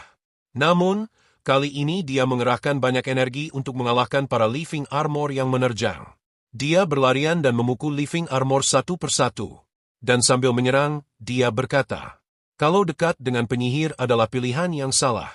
Karena penyihir akan mengambil semua peran utama, dan seluruh uang juga akan diberikan pada seorang penyihir. Dan peraturan yang tidak kalah penting adalah nyawa prajurit bayaran tidaklah dianggap berharga oleh siapapun. Bahkan, sejenak dia merasa pangerannya bodoh karena berbeda dari orang pada umumnya. Di sisi lain, akhirnya puluhan living armor berlari ke arahnya. Jupiter mengeluh karena akhirnya mendapat pekerjaan dengan gaji besar. Tapi, dia tidak sempat menikmatinya dan malah akan mati sekarang. Dia mengambil cerutu dan bersiap menerima ajalnya. Namun, teriakan seseorang di belakangnya menggemparkan lamunan Jupiter. Itu adalah Lucas, yang penuh amarah menerjang ke arah living armor. Dari atas benteng, Lucas tidak berhenti kesal karena tidak mampu menyelamatkan orang-orang. Namun, kini dia berhasil menerjang semua living armor yang mengarah kepada Jupiter. Entah bagaimana caranya, namun kuda Lucas adalah satu-satunya yang dapat bergerak di tengah medan perang dari teror sang living armor knight. Jupiter yang melihatnya juga heran dan terkejut. Dia tidak menyangka pria itu begitu kuat. Namun, Lucas hanya menatapnya dengan dingin. Di sisi lain, scene menunjukkan beberapa menit sebelumnya, saat Ash dan Lucas berdebat mengenai penyelamatan Jupiter. Ash menyuruh agar Lucas menyemangati pasukan. Namun, malah dirinya sendiri yang menggampar prajurit yang terus saja bengong. Tanpa sadar, skill penguasa yang gigih aktif, dan membuat semua prajurit mendapatkan kewarasannya kembali. Atau mungkin bisa dibilang gila dalam artian yang lain. Ash menatap tangannya yang ternyata memiliki skill sebagus ini. Akhirnya dia berbalik, menampar prajurit bodoh dengan jubahnya. Dan akhirnya menyuruh Lucas untuk pergi menyelamatkan Jupiter. Syarat dari skill ini untuk diaktifkan adalah dengan menyentuh target, tentu. Menggampar target termasuk ke dalam menyentuhnya. Di sisi lain, Ash merasa perintahnya seperti menyuruh Lucas untuk pergi melompat ke jurang kematian. Namun, Lucas menurutinya dan berkata akan segera kembali ke sisi pangeran. Dengan cepat, dia memacu kudanya dan tanpa keraguan sedikit pun. Di bawah, Lucas menarik Jupiter untuk naik ke kudanya. Sementara living armor tidak menyangka dengan serangan Lucas, dan masih terdiam. Namun, beberapa penombak melemparkan tombak mereka ke arah Lucas. 3 tombak melesat lurus ke arah sang kesatria dan penyihir. Namun, Lucas dengan mudah memotong seluruh tombak yang diarahkan kepadanya, yang juga mengejutkan Jupiter akan penampilan hebat Lucas.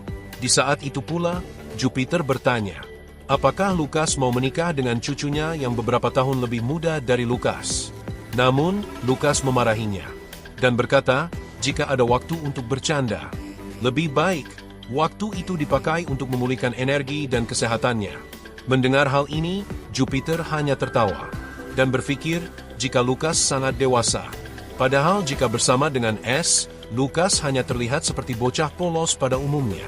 Akhirnya, Jupiter berterima kasih karena penyelamatannya.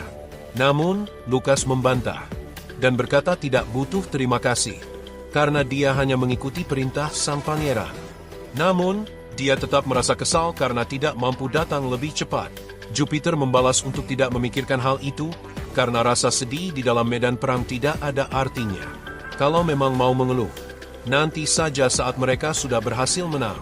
Bahkan, Jupiter juga merasa jengkel pada para monster tersebut. Di sisi lain, Ash bersyukur karena Jupiter dan Lucas berhasil selamat. Tapi, Ash juga merasa kesal karena tidak mampu menyelamatkan 4 anak party berharganya. Dirinya terlalu mengandalkan pengetahuan dalam game. Padahal dunia sialan ini berbeda dengan game. Ash mulai sedikit demi sedikit sadar, bahkan mode neraka di game sama sekali tidak dapat dibandingkan dengan dunia ini. Di tempatnya, tembok-tembok kayu mulai terbakar, dan kill zone sudah tidak aktif. Itu artinya, monster bisa merangkak naik ke atas tembok. Namun, untungnya 80% musuh sudah dikalahkan. Dan Ash masih merasa kalau medan perang masih dapat dia kendalikan sepenuhnya. Di atas, Lucas melaporkan berhasil menyelamatkan Jupiter. Ash yang melihatnya, merasa canggung. Karena tadi Lucas sempat tidak hormat pada Jupiter.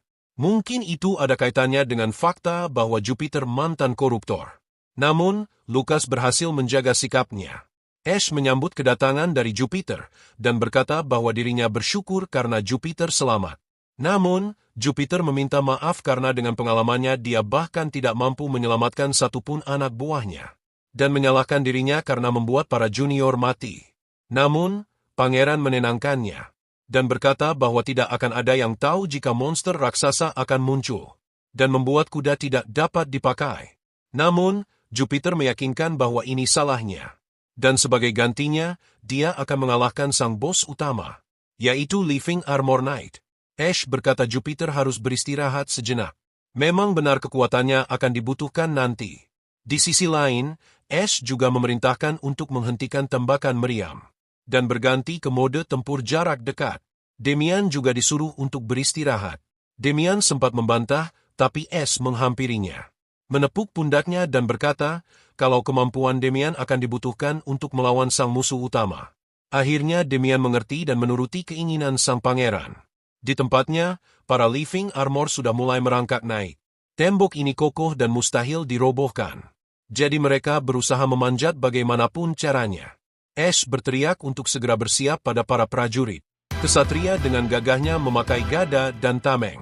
Bersiap untuk pertempuran jarak dekat. Terlihat, seluruh pasukan sudah bersiap. Baik itu, nyawa atau tenaga akan dipersembahkan bagi sang pangeran. Sementara di bawah, 200 Living Armor Warrior sedang mendekat. Mereka terus merangkak naik, sementara pangeran memberi aba-aba. Dan saat mereka cukup dekat, Ash memerintahkan untuk membuang semua puing agar menjatuhi para monster yang mendekat. Terlihat prajurit menjatuhkan bebatuan ke arah monster yang naik. Dan mereka pun jatuh bebas dari tembok kastil, membuat beberapa dari mereka meregang nyawa. Namun, ada banyak juga yang berhasil naik. Prajurit menusukkan tombak ke kepala Living Armor yang lain. Sementara Ash mengatur sinergi partinya sendiri, memasukkan Jupiter ke dalam party miliknya. Dan terlihat level dari mereka semua, yang dimana Jupiter memiliki level tertinggi, dan disusul oleh Lucas. Di sisi lain, tombak prajurit dipatahkan oleh Living Armor, dan mereka merangkak naik. Dihadang oleh prajurit bergada di tempatnya, Lucas melesat maju, membabat para Living Armor yang mendekat. Lucas berteriak bahwa dia akan mengalahkan musuh yang tersedia. Sementara prajurit cukup bertahan dan bersiaga saja, dan jangan mati. Prajurit dengan serempak berkata baiklah. Mereka berteriak keras bahwa mereka akan melakukannya. Begitupun Ash. Dia berpikir kalau ini memang harus dilakukan, karena pada dasarnya, jika kita tidak melawan, ya kita akan mati. Ash memanggil Lily, memerintahkannya untuk menyalakan artefak. Artefak itu adalah haste, alat sihir yang dapat menambah kecepatan pergerakan para prajurit selama 5 menit. Bentrokan dimulai, dan kesatria menahan para Living Armor yang datang. Prajurit tetap menahan, dan Lucas terus menebas. Kegiatan ini terus mereka ulangi, dengan tujuan mengalahkan seluruh monster yang tersisa. Lucas dengan gagah berdiri di hadapan para Living Armor. Dan skill yang dipakai bernama serangan keharusan. Skill yang akan terus bertambah kuat, seiring musuh yang dikalahkan. Namun, tentu Lucas tidak dapat bergerak terlalu jauh dan kesana kemari. Tetap banyak monster yang bebas dari serangan Lucas. Mereka menebas menerjang ke arah pasukan Ash. Pangeran berteriak untuk menarik mundur orang yang terluka. Jangan biarkan siapapun mati. Damian ingin menyembuhkan para prajurit, namun Ash melarangnya. Mereka tidak terluka terlalu fatal, terlebih sumber daya Damian terlalu berharga jika harus dipakai sekarang. Dirinya harus menyimpan kekuatan untuk mengalahkan bos monster. Ash mulai kelabakan. Tidak tahu harus bagaimana. Namun, tiba-tiba saja Lily memakai sihirnya, membakar monster yang berhasil mendekati dirinya dan para penyihir. Serangan apinya begitu hebat, hingga memukau Ash von Hater. Ash memuji Lily yang mampu menembakkan sihir, namun Lily membalas kalau dirinya kan memang seorang penyihir. Ash berkata kalau kerja Lily sangat hebat, dan berkata akan mempromosikan Lily nanti. Namun, Lily mengeluh dan berkata ingin pensiun. Menanggapi hal tersebut, Ash berkata akan memberikan bonus lagi sebagai bayarannya. Sekarang Lily harus menembakkan sihir api lebih banyak lagi. Namun, Lily berkata ingin pensiun. Ash tidak mendengar, dan mendorong kursi roda Lily. Berkata Lily harus terus menembak dan menembak. Ash berteriak dan berkata ayo penyembur apiku. Lily menangis dan berkata ingin diperlakukan sebagai manusia. Ash setuju dan berkata oleh sebab itu ia akan dipromosikan. Dan sekarang Lily harus meminum ramuan mana. Entah seberapa pahitnya itu, kini mana penyihir perlu diisi ulang. Dan berkat dari Lily yang membakar living armor, Lucas yang menebas mereka.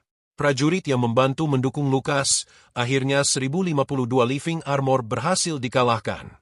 Prajurit senang, namun Ash marah dan berkata ini belum selesai. Terlihat, sang living armor knight mulai menyerap nyawa-nyawa para living armor kecil dan membentuk tubuh raksasa miliknya sendiri. Terlihat, sang bos raksasa yang menyeramkan sudah berhasil mendapatkan wujud penuhnya. Dia akhirnya menapak tanah, membuat gempa yang hebat. Dan Ash lagi-lagi menghina Aider dengan berbagai nama. Mana mungkin monster begituan adalah bos bagi pemula di stage pertama. Sangat tidak masuk akal. Terlihat, aura dari sang bos living armor. Living Armor Knight sangat mengintimidasi. Bahkan seperti dirinya sudah berada di hadapan pangeran saat ini. Ash bergetar ketakutan.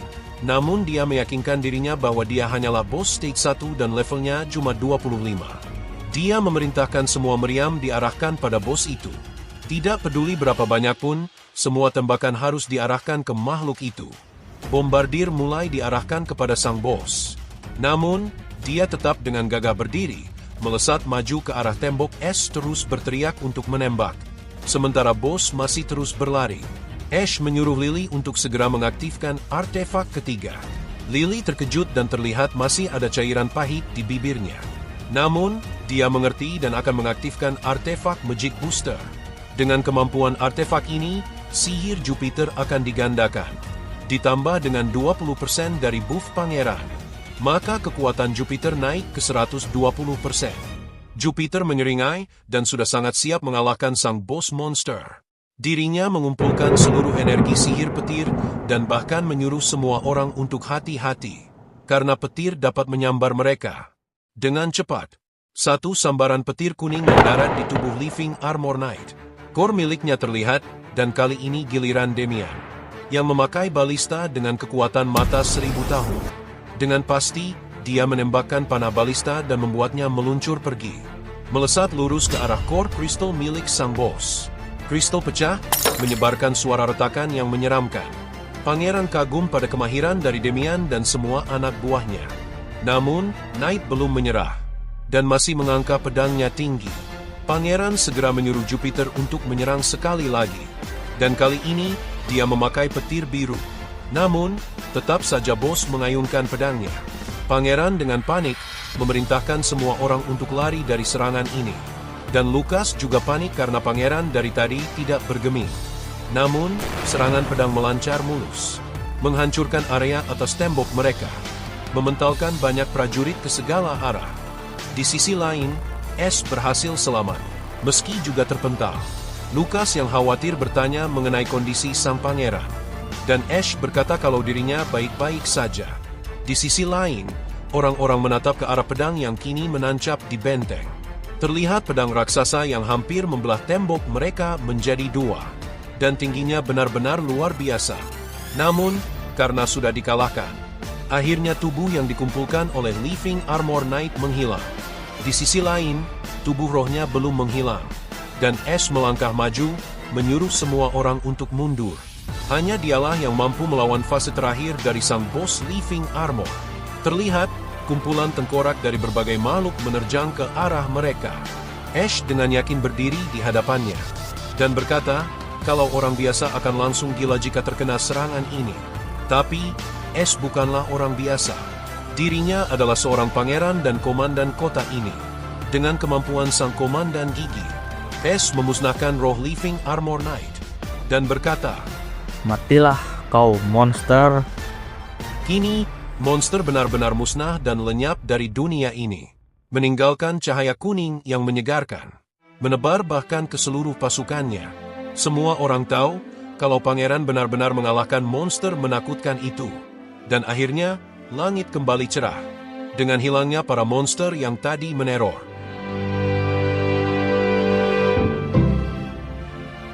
Kita telah menang. Kita berhasil bertahan hidup. Kedepannya, kita juga akan terus menang. Dan akan terus berjuang.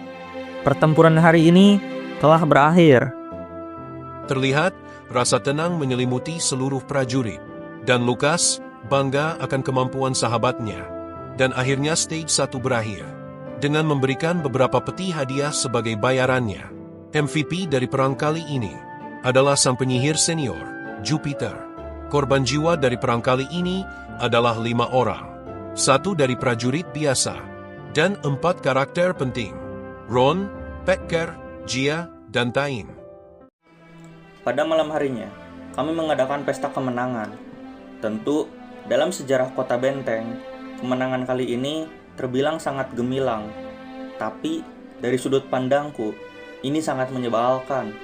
Karena aku harus kehilangan 5 nyawa berharga. S. von Hayter dipenuhi dengan amarah dan rasa sedih. Tapi, dia tetap memaksa agar prajuritnya bersantai dan bersulang atas kemenangan mereka. Semua orang mengangkat gelas tinggi dan bersorak untuk sang pangeran. Sebagai tanggapan, S. von Hayter berkata bahwa semua biaya akan ditanggung olehnya. Jadi semua orang jangan sungkan dan silahkan berbahagia. Alkohol dibenturkan dan musik dilantunkan. Semua orang tertawa dan bahagia. Bahkan, makanan dan daging-daging mulai disiapkan, mengisi perut dari para kesatria yang telah lelah berjuang. Ada juga pemula yang melakukan panco dengan prajurit senior dan berhasil menang. Di sisi lain, S. von Hayter sang pangeran mojok sendirian, merasa senang tapi di sisi lain hampa. Di saat yang sama Lukas menghampiri S. von Hayter, berkata bahwa sikap pangeran sama sekali tidak mencerminkan seseorang yang baru saja memenangkan pertempuran. Bahkan, dari pagi, sang pangeran belum makan apapun. Dengan hambar S. von Hayter berkata oke. Namun, Lukas meyakinkan kalau S. harus terlihat lebih ceria. Karena itu juga adalah salah satu tugas dari komandan.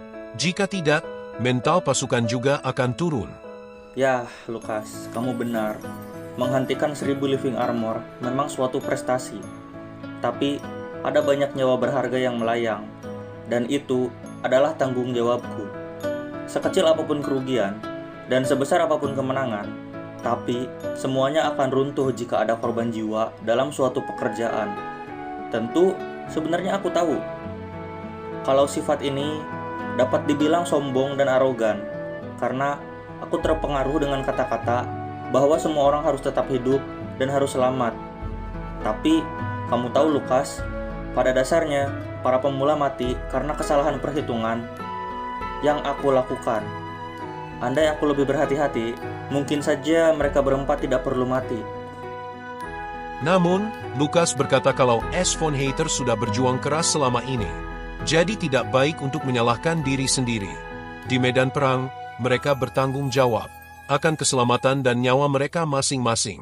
Sementara pangeran sudah berjuang semaksimal mungkin dan menepati janji untuk menjaga mereka semua agar tetap hidup. Namun, sekali lagi Lukas meminta agar setidaknya pangeran dapat menikmati pesta untuk malam ini. Demi semua orang yang sudah berjuang, demi kemenangan gemilang yang telah mereka raih. Pada dasarnya, mengalahkan banyak musuh juga berarti mendapat banyak uang. Namun, pant utamanya adalah kemenangan. Jika pangeran murung terus seperti ini, maka kemenangan mereka yang sudah didapatkan dari darah dan air mata akan runtuh, padahal sudah susah payah pangeran bangun sendiri. Tersenyum juga adalah tugas komandan ya. Berat sekali rasanya untuk menjadi komandan. Tiba-tiba, di belakang S. Aider muncul dan mengejutkan pangeran. Pangeran terkejut dan langsung merapalkan sumpah serapah. Aider berkata kalau dirinya sudah menyiapkan banyak hidangan. Jadi setidaknya pangeran harus selebrasi. Namun, terlihat jelas, yang dibawa oleh anak ini hanyalah wortel, tomat dan sayuran lainnya. Aider mengucapkan selamat atas keberhasilan S. von Hayter menyelesaikan stage pertama yang sangat tidak ngotak itu. Sementara S. mengambil tomat dan berniat memakannya. Tiba-tiba saja, GM ini berteriak bahwa S. makan daging. Suatu hal yang sangat langka, dan berkata, prajurit menghabiskan semua daging, hingga membuat pangeran nampak seperti kelinci begini. Mengetahui hal tersebut, semua orang menjadi emosional, menawarkan seluruh daging yang mereka punya demi pangeran. Tidak lupa meminta maaf, bahkan meminta dihukum gantung saja, karena sudah membiarkan S, yang katanya tidak pernah menyentuh sayur seumur hidupnya. Malah sekarang hanya disisakan sayuran saja oleh mereka. Es berkata mereka lebay dan menyuruhnya berhenti. Namun, para prajurit meraihnya. Dan akhirnya memaksa Es untuk memakan daging yang mereka bawa. Di sisi lain, Es stres. Karena tujuan awalnya adalah mengingat seluruh adegan perang. Dan mencari solusi terbaik. Namun, dia malah diseret ke tengah pesta. Oleh bapak-bapak berotot seperti ini. Di saat yang sama, Lily menarik baju Es von Heiter. Menangis dan meminta pensiun dini karena dirinya sudah lumpuh. Namun, pangeran yang tiran ini tersenyum dan berkata Lily tidak boleh pensiun dan harus bekerja lebih keras mulai sekarang. Alih-alih bekerja keras, Lily menangis lebih keras. Di sisi lain, bawahan Lily mengetahui Lily sedang mengganggu pangeran dan dengan sigap menarik Lily untuk kembali ke pos jaga. Ya, sebenarnya aku tidak sejahat itu kok. Asalkan bos dari danau bisa dikalahkan, maka Lily boleh pensiun. Itu pun kalau dia masih hidup saat itu terjadi. Saat duduk, Es mendengar tawa yang aneh. Rupanya Demian dicekoki anggur oleh Jupiter. Demian bersikeras kalau yang dia minum adalah air putih. Namun pangeran menjelaskan kalau jelas sekali itu anggur. Dan sang dalang tersenyum dengan sangat licik karena berhasil membuat Demian mabuk. Es memarahi Jupiter karena membuat anak kecil mabuk seperti ini. Namun, Jupiter berkata kalau pangeran salah. Seseorang yang dengan gagah berani tampil di medan perang. Sama sekali tidak boleh dianggap sebagai anak kecil. Namun, ada hal lain. Yaitu, Jupiter merasa Demian mirip dengan cucunya. Jadi, dia ingin mengajarkan cara mabuk, merokok dan menghamburkan uang. Es yang mendengar itu mengatakan kalau ajaran dari Jupiter sesat, dan melanjutkan jika Jupiter adalah orang dewasa yang tidak bertanggung jawab. Namun, Jupiter membantah dan berkata kalau dia hanya mengajarkan tentang kesenangan. Di sisi lain, Demian menyandarkan dirinya pada pangeran. Pangeran berkata kalau keberanian Demian sudah sangat meningkat, karena normalnya seorang pangeran kerajaan itu ditakuti, dan jarang ada orang yang berani menyentuh seorang pangeran. Namun, Demian yang setengah mabuk, berkata kalau jika sendirian, dia selalu dibayang-bayangi oleh rasa bersalah, karena kehilangan sahabatnya, Van. Namun, jika dekat dengan pangeran, dia merasa aman, damai dan hatinya bebas. Dan berkata, ingin selalu ada di samping yang mulia. Lalu, dia membenturkan kepalanya ke meja, dan akhirnya tertidur. Itu bukan karena aku orang spesial, Demian. Ini adalah skill yang bernama kegigihan komandan. Ya, tapi aku tidak dapat menjelaskan secara detail sih kepada siapapun mengenai skill ini. Di sisi lain, Jupiter juga menyampaikan, kalau jika dekat dengan pangeran, entah mengapa sihirnya dapat lebih kuat. Lucas juga berkata, kalau saat dekat dengan pangeran, pikirannya menjadi lebih jernih dan lebih kuat. Es menjelaskan dalam hati, kalau itu semua adalah efek sinergi dari party.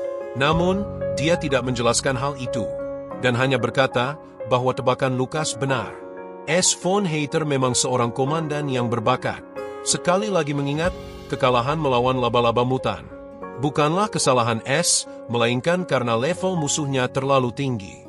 Di saat yang bersamaan, para bapak-bapak berotot datang lagi, mengeluh karena Es belum menghabiskan anggurnya. Namun, Es berkata kalau dirinya tidak boleh mabuk sekarang. Namun, para prajurit memaksanya untuk minum. Mengingat dulu Es bahkan menenggak anggur selama 7 hari 7 malam. Mereka menangis karena merasa ulah mereka membuat pangeran jadi tidak selera minum. Dan sekali lagi minta dieksekusi saja oleh pangeran. Akhirnya pangeran murka dan berkata kalau mereka gila. Sebagai gantinya, dia berteriak kalau daripada mati karena dieksekusi, lebih baik kita semua mati karena meminum banyak anggur. Dan pesta kembali meriah karena Es bergabung dalam kesenangan.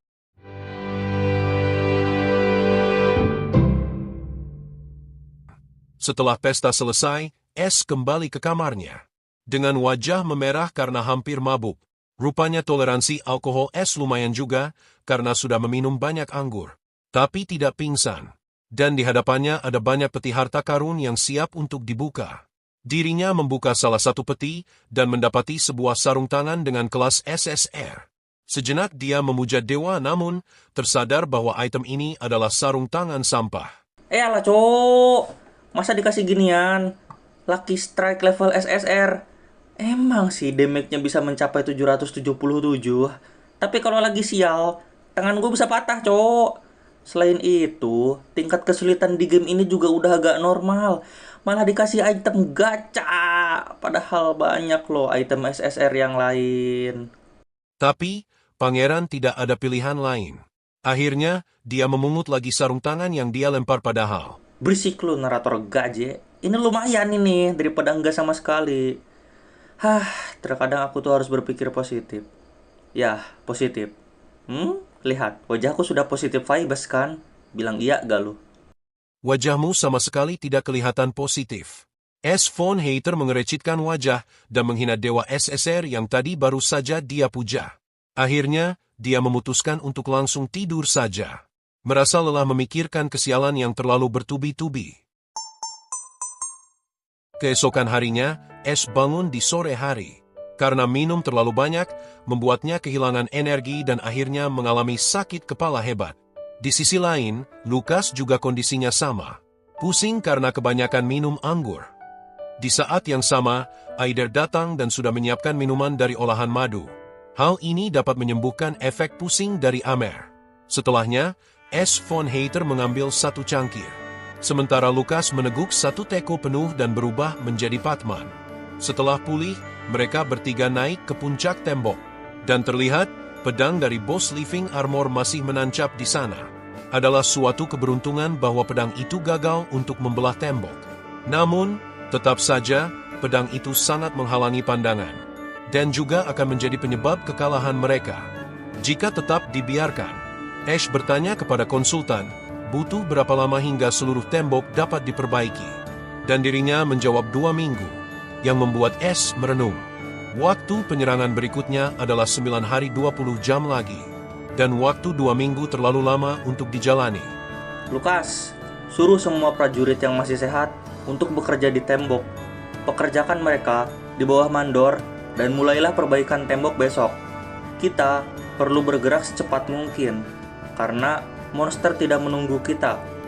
Aider, bagaimana dengan permintaan prajurit yang telah kamu kirim? Aider menjawab kalau pasukan akan dirikim dari kota terdekat dan juga pembawa pesan yang dikirim ke ibu kota akan tiba besok. Ash berpikir kalau besok akan menjadi hari yang melelahkan karena banyak hal yang baru akan dimulai besok. Tapi, dirinya juga sadar kalau jumlah pasukan tidak dapat ditambah sesuka hatinya.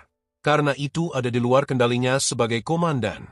Satu-satunya hal yang dapat dia lakukan adalah berdoa dan menunggu keajaiban. Dirinya meminta Aider untuk segera mengabari jika ada info lebih lanjut. Sementara S. Von Hater bersama Lukas akan melaksanakan tugas yang lain. Lukas bertanya apa yang akan mereka lakukan, dan pangeran menjawab kita akan menjelajahi dungeon, yaitu rumah para monster ini. Kita harus menghancurkan core yang memunculkan monster terus-menerus. Lukas bertanya apakah kita akan memakai gerbang teleportasi seperti sebelumnya. Dan S menjawab iya, malahan. Kita akan menuju rumah mereka, yaitu kota bawah danau. Dengan seluruh anggota parti utama kita. Oke, kalian dengar. Intinya kita akan sibuk dan lelah besok. Jadi, aku ingin kalian istirahat dengan baik. Jaga kondisi kalian. Pada dasarnya, aku tidak menjelaskan terlalu banyak hal, aku hanya menjelaskan kalau aku akan mengajak mereka untuk masuk ke penjelajahan yang seru besok. Dan mereka akan paham apa yang menunggu kita jika waktunya sudah tiba nanti. Di sisi lain, Demian tersenyum dan merasa bersemangat. Sementara Lily tetap menangis dan ingin pensiun dini. Namun, Ash dalam hatinya meminta maaf. Karena kekuatan Lily jauh lebih tinggi daripada 100 pasukan sekalipun. Jadi dirinya sangat membutuhkan Lily. Tidak lupa, Ash juga menyuruh Aider untuk membawakan banyak perbekalan. Tentunya meliputi makanan, alat kemah dan berbagai macam ramuan. Tapi, yang paling penting adalah lampu, lentera dan obor. Bawakan semua hal yang bisa bercahaya. Ash dan bawahannya sudah tiba di halaman belakang. Dan Jupiter bertanya, apakah penjelajahan ini sangat serius? Dan kemana mereka akan pergi sekarang? Ash tidak menjawab pertanyaan Jupiter. Dan hanya berkata kalau pastinya Jupiter sudah tahu. Melihat gerbang teleportasi, Jupiter sangat terkejut. karena teknologi ini sudah hilang sejak 500 tahun yang lalu. Namun pangeran mampu mengoperasikan kekuatan sihir kuno semacam ini. Mulai sekarang kita akan sering memasuki teleport gate ini, dan tujuan kita adalah menuju markas utama para monster, yaitu tempat terdalam Danau Hitam. Di danau itu berdiri kerajaan mereka, kerajaan para monster yang selalu menyerang kita, dan kita akan mencari tahu alasan kemunculan para monster. Lalu kita dapat menghentikan invasi dari para monster ini untuk selamanya. Dari titik ini, kita akan mulai menghentikan serangan monster yang sudah terjadi selama ratusan tahun. Meski ini tidak akan mudah dan tentunya akan lama, tapi aku berharap banyak pada kalian. Mendengar ucapan pangeran, semua orang menjadi tertegun. Sementara Lily tidak berhenti menangis. Lukas ingin masuk duluan, namun S tidak mendengarkan dan masuk duluan. Dirinya berkata kalau gerbang teleportasi ini aman, jadi masuk saja, jangan ragu. By the way, unit hero berkembang dengan cara level up. Level dapat dinaikkan dengan penambahan poin XP. Dan poin XP dapat didapatkan dengan cara bertempur. Ini bisa gak sih aku dapat tips yang bagus? Kenapa tip dari game ini selalu tidak berguna seperti ini? Jawab boy, narator biji. Jangan tanya saya. Akhirnya, pangeran bersama rombongan tiba di Danau Hitam. Jupiter berkata kalau ini familiar, dan pangeran menjawab, dengan umur Jupiter yang amat senior, pastinya sudah pernah datang ke tempat ini kan, setidaknya sekali. Jupiter menjawab, kalau 20 tahun yang lalu, saat pasukan kekaisaran masih ditempatkan di kota benteng, mereka diperintahkan menimbun danau ini. Menimbun? Apa maksudnya menimbun? Kalian mengambil tanah, terus dimasukkan sedikit demi sedikit ke danau? Mau sampai kiamat pun itu gak akan penuh danau. Bodoh sekali pemimpin saat itu. Jupiter membenarkan hal tersebut. Selama beberapa hari, danau terus diisi dengan tanah, namun tidak kunjung penuh. Bahkan dijuluki gerbang neraka. Juga di saat yang sama, monster mulai muncul dan menjajah umat manusia. S. von Hater berkata sudah cukup dongengnya, karena kita harus tetap bersiaga, dan lagi, mereka akan mulai masuk ke dalam danau, yang membuat Lily sangat bahagia. Sebuah notifikasi sistem muncul, dan memperingatkan sebelum membuka gerbang dari Danau Hitam, maka mereka tidak dapat kembali lagi ke permukaan. Namun, S tidak takut, dan tetap menjawab yes. Pusaran air mulai tercipta dan mereka mulai masuk ke danau yang dipenuhi oleh kegelapan. Ini aku kasih tip yang berguna. Alasan nomor 1 dari game over adalah kurang perhatian. Jadi, jangan lengah di situasi apapun. Ash bersama bawahannya masuk ke kedalaman danau, yang dipenuhi kegelapan. Lukas panik karena tidak dapat melihat pangerannya. Namun, Ash menyuruhnya tenang, dan meminta semua orang untuk menyalakan obor. Mereka menurut, sementara Lily yang histeris membakar mana dengan kedua tangannya yang berapi. Di belakang mereka, terdapat gerbang raksasa, dan Lukas menanyakan mengenai lokasi mereka. Ash menjawab kalau kini mereka berada di danau bawah air, tempat tinggal dan markas utama para monster.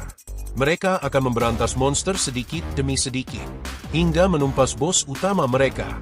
Tempat ini juga memiliki nama lain, yaitu Kerajaan Danau, Lake Kingdom.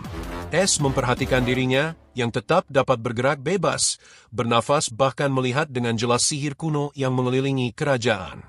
Lily bertanya bagaimana mungkin kerajaan sebesar ini ada di bawah sebuah danau, dan mengapa kita bisa bergerak dengan bebas di dalam air. Lukas memberi perhatian. Ada yang mendekati mereka. Langkah kaki mulus terdengar. Terlihat bayangan kegelapan yang menjelma menjadi sesosok gadis. Dirinya berjalan perlahan ke arah mereka dengan langkah yang amat lembut. Lily berusaha kabur dan memacu kursi rodanya. Namun, Ash menarik Lily dan berkata dia bukan musuh. Gadis itu bertanya, apakah mereka seorang penjelajah? Dan menyuruh mereka pulang sekarang juga, karena tidak ada apapun yang akan mereka temukan di bawah sini. Ash merasa heran, karena di gamenya gadis ini tidak ada. Lagi-lagi pola yang berbeda dengan game. Pada dasarnya, ada 100 NPC yang tinggal di Lake Kingdom, dan mereka terbilang baik. Tapi, gadis cantik ini tidak pernah ia temui, bahkan di 741 game yang dia mainkan. Kami datang dari daratan. untuk menghancurkan core yang telah memanggil para monster. Masyarakat daratan mengalami kesengsaraan karena monster terus muncul dari sini, menginvasi kota-kota manusia. Kami di sini untuk mengakhiri semuanya. NPC ini, yang bernama No Name, berkata kalau mimpi buruk penghuni Lake Kingdom tidak akan pernah berakhir. Tidak ada yang mampu membangunkan mereka dari mimpi buruk ini selamanya. Bahkan, di masa lalu banyak pahlawan yang datang. Namun, mereka tidak mampu berbuat apapun, dan akhirnya gugur. No Name berkata, untuk tidak menapakkan kaki di kegelapan, kembalilah ke daratan sebelum semuanya terlambat, sebelum mereka dimangsa oleh Abyss, sebelum mereka menyesal dan malah jadi gila. Ash berpikir, jika mereka pulang setelah mendengar ancaman remeh begini, maka mereka bukan apa-apa. Lagian, kalau takut mati, sedari awal dia akan pulang ke bumi, dan malas betul kalau harus melawan Living Armor. Aku adalah pemilik kota benteng yang menghalau para monster. Aku mempunyai tugas dan tanggung jawab untuk melindungi kota, untuk melindungi umat manusia dari para monster. Aku tidak takut kegelapan. Kami harus masuk ke dalam kota dan menghancurkan core monsternya. Itulah alasan kami datang jauh-jauh kemari. Tapi ini pintunya terkunci, dan aku tidak mampu kalau harus memanjat pintu setinggi gaban ini. Jika ada jalan lain, aku berharap kamu mau memandu kami untuk menuju kota. No Name akhirnya setuju dan berkata akan menonton Ash Von Hater sampai akhir, untuk membuktikan kalau kata-katanya berasal dari keberanian yang tulus, atau hanya omong kosong dari bocah yang tidak tahu aturan dunia ini. Setelahnya, dia memandu rombongan menuju jalan lain. Tapi, sebelum itu, pangeran meminta untuk mengetahui nama gadis tersebut, dan dirinya memperkenalkan diri dengan nama No Name. Mereka terus berjalan menyusuri kegelapan dan jalan dari blok yang lebar. Di sisi lain, Lucas berbisik bahwa ini jebakan, dan tidak boleh untuk mengikuti orang asing. Namun Ash berkata tidak apa-apa dan mari ikuti saja No Name untuk saat ini. Lagian, kau itu manusia atau jam dinding sih? Selalu berciut setiap 5 menit loh, Lucas. Akhirnya, mereka tiba. No Name menjelaskan kalau mereka mengikuti jalan ini, mereka akan tiba di kota. Namun, jalannya licin dan mereka harus berhati-hati. Ash tahu kalau ini adalah sebuah saluran air. Mereka masuk dengan cara membungkuk dan menempuh perjalanan hingga 5 menit. Dan tibalah mereka di area pertama, area drainase. Ini adalah pusat dari sistem drainase seluruh kota. Namun, sekarang tempat ini tidak berguna karena tidak memiliki air setetes pun. Akhirnya, pangeran mengaktifkan gerbang teleportasi. Jalan untuk mereka pulang nanti. Terlihat ada 3 titik teleportasi, yaitu di samping kapal feri, di saluran drainase yang saat ini mereka tempati, dan slot yang masih belum terbuka. Tentu, Ash menemukan teleportasi menuju tempat ini, karena kalau mereka teleportasi ke atas danau, itu hanya akan membuang waktu. Lily menjerit karena sudah melihat gerbang teleportasi dan berkata ingin pulang saat ini juga. Namun, pangeran berkata ini bahkan belum memulai penjelajahan yang sesungguhnya. Masa sudah mau pulang? Saat pangeran mengelus kepala Lily yang masih nyengir, No Name pamit dan berkata panduannya sudah selesai. Mereka akan melanjutkan perjalanan sendirian. Pangeran berterima kasih kepada No Name, dan No Name menghela nafas, memperingatkan kalau tempat ini dipenuhi oleh mimpi buruk. Semakin dalam mereka pergi, semakin pekat juga kegelapan yang menunggu mereka. Monster juga akan semakin kuat setiap waktu. Untuk nasihat terakhir, No Name berkata, jika ingin menuju Abyss, maka jangan pernah mematikan cahaya yang mereka miliki. No Name berkata kalau dirinya berdoa agar perjalanan pangeran lancar. Setelahnya, No Name kembali ke tempatnya, mengarungi kegelapan seorang diri. Lucas heran mengenai identitas No Name.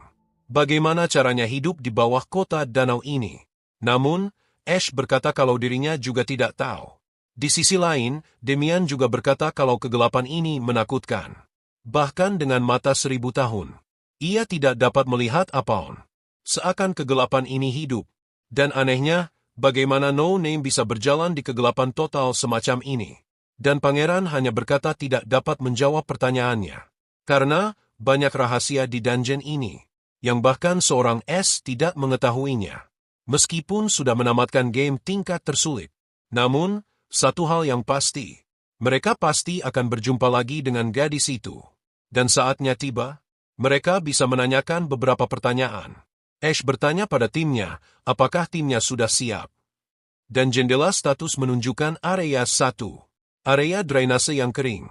Progres memiliki 3 ruangan biasa dan 1 ruangan bos. Ash berkata, dengan party kita saat ini, maka semua akan mudah. Mereka mulai berjalan menyusuri saluran air. Dan Lukas bertanya, kira-kira sejauh apa lagi mereka harus berjalan. Namun Ash menjelaskan kalau jaraknya tidak akan jauh, karena mereka sudah sampai di tujuan. Ruangan-ruangan di sini bersifat acak, akan berisi hadiah seperti peti harta, atau dapat bertemu NPC yang mungkin jadi musuh, atau bertemu musuh, seperti yang akan mereka hadapi kali ini. Gerombolan tikus besar menuju ke arah mereka. Melihat tikus, membuat Lily menjerit sekali lagi, yang membuat Ash mendapatkan poker face. Karena Lily takut terhadap banyak hal, Ash memerintahkan Lukas untuk maju, dirinya ada di garis depan untuk menghadang semua yang menyerang. Selanjutnya Demian, yang harus Demian incar, adalah tenggorokan atau mata dari tikus, karena tengkorak kepala mereka akan terlalu keras untuk ditembus. Sementara para penyihir akan mulai mengisi energi, selagi party yang lain menahan tikus. Terakhir tugas Ash von Hater adalah Duduk manis dan menonton tentunya. Party ini sudah sangat kuat. Kalau hanya beberapa tikus, pasti mudah dikalahkan. Terlihat, Lukas menebas banyak tikus, dan Demian menembak banyak dari mereka. Para tikus sudah gugur dalam sekejap. Lukas berkata kalau jumlah tikus ada 13, dan bertanya apa perlu mengambil magic core mereka. Namun, Ash berkata tidak perlu, karena mereka hanya monster rendah. Namun, dirinya segera sadar. Tikus ada 14 dan mereka baru mengalahkan 13. Dengan segera, Jerry nemplok di belakang Ash von Hater, bersiap menerjang sang komandan. Dengan giginya yang tajam, dia berusaha menyerang pangeran. Namun, Ash refleks meninjunya mendapatkan jackpot dan mementalkan tikus ke sisi yang lain. Dengan satu serangan, tikus menemui ajalnya. Ash sendiri heran bagaimana bisa dirinya mendapat keberuntungan seperti ini. Demian dan Jupiter sampai menganga karena pangeran kuat. Sementara Lukas bertanya apa pangeran baik-baik saja. Dan Ash berkata semuanya oke. Lukas menanyakan mengenai serangan barusan, karena serangannya luar biasa. Itu. Prince Pan. Jadi jika anggota keluarga kerajaan terdesak, kadang kami itu mempunyai kekuatan super untuk melawan musuh. Hehehe. Ash memohon dalam hatinya agar mereka percaya saja. Dan benar, Lukas langsung percaya tanpa keraguan. Sementara 3 member yang lain masih heran dan tidak percaya. Tibalah mereka di area kedua. Lukas berkata mungkin area ini kosong. Namun, Ash berkata tidak mungkin. Pasti ada semacam hadiah atau musuh tersembunyi. Dan benar saja, Demian menemukan sebuah peti harta karun, yang langsung disergap oleh sang veteran. Di sisi lain, pangeran terkejut dengan kelakuan bawahannya. Oh ilah nenek tamak, gimana kalau itu mimik? Nanti lu teriak, kowayo, kuroyo. Namun, saat Jupiter membuka peti harta, puntungnya berisi emas dan barang jarahan. Jupiter meminta maaf karena tidak mampu mengendalikan diri jika mencium bau uang. Dia menyerahkan peti harta karun kepada Ash dengan senyum berbinar. Namun, keringatnya tidak dapat berbohong. Dia gugup karena mengantongi benda berkilau di sakunya. Nenek, dikira aku tidak sadar kau mencuri emas. Tapi dia sudah berkontribusi banyak. Toh, itu cuma emas. Terakhir, mereka tiba di ruangan ketiga, yang dengan mudah diberantas dan langsung membawa mereka ke depan pintu ruangan bos para tikus. Ash berkata, setelah ini, mereka akan pulang, jadi mereka harus tetap semangat karena ini adalah yang terakhir. Terlihat, sang raja tikus sedang memakan anak-anaknya. Dirinya kesal karena tikus tidak habis-habis. Padahal dirinya sendiri adalah tikus. Dia berkata ingin membunuh tikus, ingin membasmi tikus, dan tidak ingin melihat tikus, agar Lake Kingdom suci, bersih dari tikus. Yang ditanggapi terkejut oleh Demian, karena monster mampu berbicara bahasa manusia. Mendengar Demian bicara, bos tikus menoleh dan berkata kalau mereka tikus besar. Bos ini bernama Pala Egg sang manajer drainase. Dia berteriak dan berkata tidak peduli berapa banyak tikusnya, dia akan tetap mengalahkannya. Anjir lah, gak sadar diri cowok. Tapi kok nama dia mirip manusia ya? Bahkan, kenapa tikus punya nama? Siapa yang memberi dia nama? Tikus menerjang dan berkata akan mengalahkan mereka, yang ditanggapi sigap oleh Lukas. Lily yang didekati tikus besar mengeluarkan api, yang membuat Pala Egg mengguling-guling kepanasan. Dia terus berteriak untuk tidak didekati, dan menyemburkan tombak api beruntun. Pala Egg berdiri lagi, dan berkata kalau tikus kali ini kuat. Namun, Jupiter sudah selesai mengumpulkan energi, dan dengan mulus menembus kepala Pala Egg, membuatnya terkena serangan petir dari dalam. Dan sampai detik terakhir, Pala Egg tetap berteriak harus mengalahkan tikus demi Lake Kingdom. Sungguh setia mamang tikus yang satu ini. Namun, akhirnya dia juga meninggal, yang membuat Ash heran dengan betapa cepatnya sang bos dikalahkan. Pada dasarnya, bos-bos monster akan memiliki resistensi sihir yang lemah, dan mudah untuk dikalahkan dengan memakai sihir. Tidak heran, Pala Egg mudah dikalahkan oleh Lily dan Jupiter. Di saat yang sama, Lily menarik bahu pangeran, dan berteriak ingin pulang. Ash berkata iya, kita akan pulang, dan bertanya apakah Lily merasa takut. Lily menjawab kalau seisi ruangan dipenuhi tikus. Tentu saja dirinya sangat takut.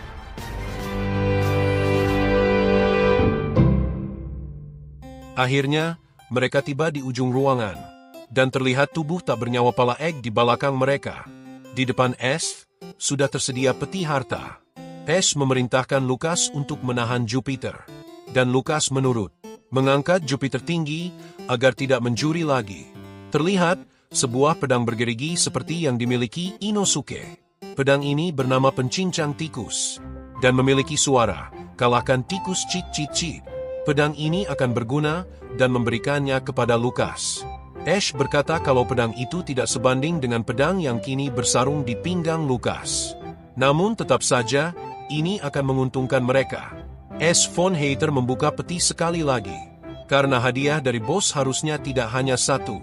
Dan benar saja, sebuah gulungan sihir berhasil dia dapatkan. Tujuan utama Ash adalah untuk mendapatkan gulungan ini. Yuk pulang dan istirahat. Hore-hore, akhirnya kita bisa pulang. Ash mengajak para bawahannya untuk melanjutkan perjalanan.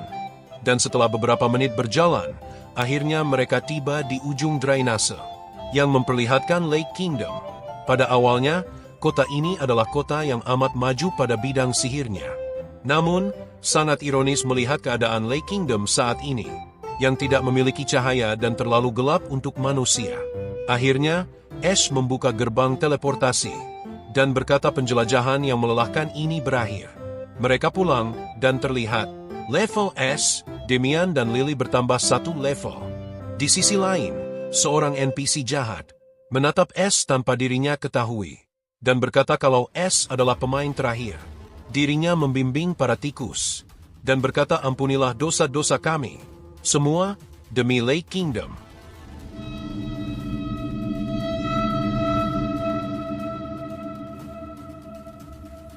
Rombongan pangeran akhirnya keluar dari portal teleportasi. Ash memuji kinerja semua orang, dan berharap semua dapat beristirahat malam ini. Namun, Jupiter berkata jika dirinya tidak akan dapat beristirahat dengan nyaman malam ini, karena kejadian yang telah mereka alami sebelumnya. Sementara Lily menguap karena juga merasa lelah. Jupiter bertanya mengenai kegelapan yang mereka lalui, dan meminta pangeran menjelaskan lebih jauh. Namun, Ash berkata dirinya juga tidak tahu dan tidak memiliki banyak penjelasan. Oleh sebab itu, mereka akan mengungkap rahasia dari kota danau sedikit demi sedikit. Jupiter berkata akan kebar terlebih dahulu. Mendengar hal tersebut, Lily menjadi bersemangat dan berkata ingin ikut. Jupiter senang dengan ajakan dari Lily, dan akhirnya mereka berdua berangkat. Melihatnya, pangeran menjadi senang. Sementara Demian berkata akan kembali ke gereja, karena kegelapan di dungeon membuatnya takut, dan dirinya akan ibadah untuk menghilangkan rasa takutnya. Pangeran menjawab oke, dan meminta Demian untuk beristirahat. Terakhir Lukas, karena mereka tinggal di Mansion. Tentu Ash langsung mengajaknya untuk pulang. Lukas setuju, Namun sebelumnya dia bertanya apakah tidak sebaiknya kembali dulu ke danau. Ash bertanya untuk apa? Dan Lukas menjelaskan kalau mereka perlu melihat musuh yang akan menyerang. Ash menjawab kalau itu tidak perlu, karena mereka sudah tahu. Musuh yang menyerang adalah musuh yang tidak dapat ditampung di dungeon. Jumlah mereka akan meluap, dan akhirnya terpaksa pergi keluar dungeon. Menginvasi umat manusia. Lukas yang mendengar penjelasan pangeran, paham dan mengikuti Ash untuk pulang. Intinya, yang akan menyerang mereka selanjutnya adalah para tikus seukuran ternak. Sesampainya di kediaman, Aider menyambut dengan panik, karena Aider memiliki kabar buruk yang mendesak. Aider langsung berkata, jika bantuan tidak akan dikirim. Membuat Ash syok berat, namun belum sempat mendengar penjelasan. Perut Lukas menggergaji, dan Lukas meminta maaf. Pangeran yang melihatnya memaklumi, dan berkata memang mereka sudah lelah, jadi lebih baik makan dan istirahat saja dulu. Lagi pula, masalah tidak adanya bantuan ini tidak dapat ditangani dengan cepat. Keesokan paginya, pangeran langsung bertanya kepada Aider mengenai kenapa bantuan tidak dapat dikirim. Dan Aider menjelaskan kalau pasukan kekaisaran sedang sibuk ditarik perang dengan musuh. Sebenarnya, kekaisaran di cerita fiksi manapun memang selalu berperang dan menindas negara lain. Mungkin ini adalah salah satu cara untuk mempertahankan kekuasaan. Namun, di sisi lain ini juga merugikan Ash karena menjadi tidak mendapatkan bantuan sumber daya manusia. Pada dasarnya, para ras di dunia ini tidak akur. Dan saat ini, kekaisaran sedang berperang dengan negara Dukdom di selatan. Ash mengerti dan bertanya mengenai pertambahan prajurit bayaran. Namun, Aider sekali lagi meminta maaf karena prajurit bayaran baru belum tersedia. Tapi, Ash mencela Aider yang dari tadi tersenyum padahal situasi mereka genting. Aider berkata kalau sebenarnya ada lagi prajurit yang dapat dimintai bantuan. Namun, mereka adalah bawahan dari penguasa sebelumnya. Dan meminta mereka untuk bekerja di bawah kepemimpinan Ash akan membuat Ash mengalami kesulitan. Aider, kau pikir aku peduli pada kondisiku saat ini? Kita perlu mendapatkan prajurit sebelum stage selanjutnya. Udah buruan, kasih tahu aku cara untuk mendapatkan prajurit tambahan. Aider berkata baiklah dan meminta untuk diikuti. Akhirnya mereka bertiga menaiki kuda mereka untuk pergi ke wilayah penguasa sebelumnya. Namun, pada awalnya Lukas, Ash dan bahkan seekor kuda merasa sangat terkejut. Aider menegaskan kalau mereka akan pergi ke kediaman Earl of Cross Frontier. Pada awalnya, bangsawan daerah ini memang memiliki kuasa di tanah ini, dan keluarga bangsawan mereka bernama Cross. Namun, karena invasi monster yang terus-menerus, membuat bangsawan tempat ini terpaksa menjadi komandan perang, dan bisa dibilang, bangsawan paling menderita di dunia. Jalan ini juga dibangun oleh keluarga Cross. Oleh sebab itu, kota benteng dinamai Crossroads sesuai dengan nama pemimpin daerah ini.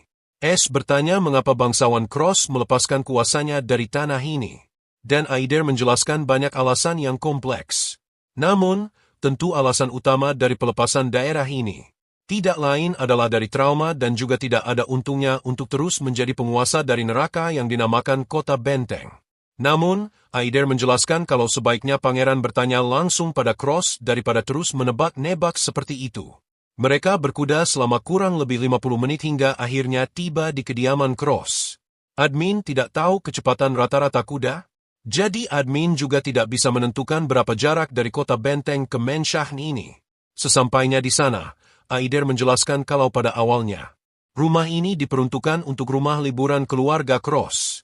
Namun, setelah pensiun, Cross menjadikan tempat ini sebagai rumahnya. Dan terlihat, rumah ini sangat tidak terawat. Karena Cross hidup di tempat ini sendirian selama 3 tahun terakhir. Pagar-pagar ditumbuhi tumbuhan rambat, dan tembok-tembok juga sangat usang. Aider berkata dirinya sering berkunjung, namun hanya untuk mengirimkan beberapa kebutuhan sehari-hari saja. Saat mereka mengobrol, sang bangsawan berteriak dan mengira mereka adalah pencuri. Dia memegang anggur dan menyuruh semua orang untuk pergi. Namun, Aider dengan cepat menyapa Cross. Dan dirinya langsung tenang, menyambut Aider sebagai si pembantu. Ash terkejut melihat seorang komandan yang berubah menjadi pemabuk. Jelas, hal ini adalah suatu kemustahilan. Jika sampai itu terjadi, berarti luka di hati sang bangsawan sangat besar sampai dia tidak dapat hidup tanpa anggur. Aider mengobrol dengan Karel, dan berkata dirinya membawa beberapa tamu. Karel Cross bertanya mengenai identitas tamu yang disebutkan, dan memarahi Aider karena sudah diperintahkan untuk tidak membawa siapapun ke tempat ini.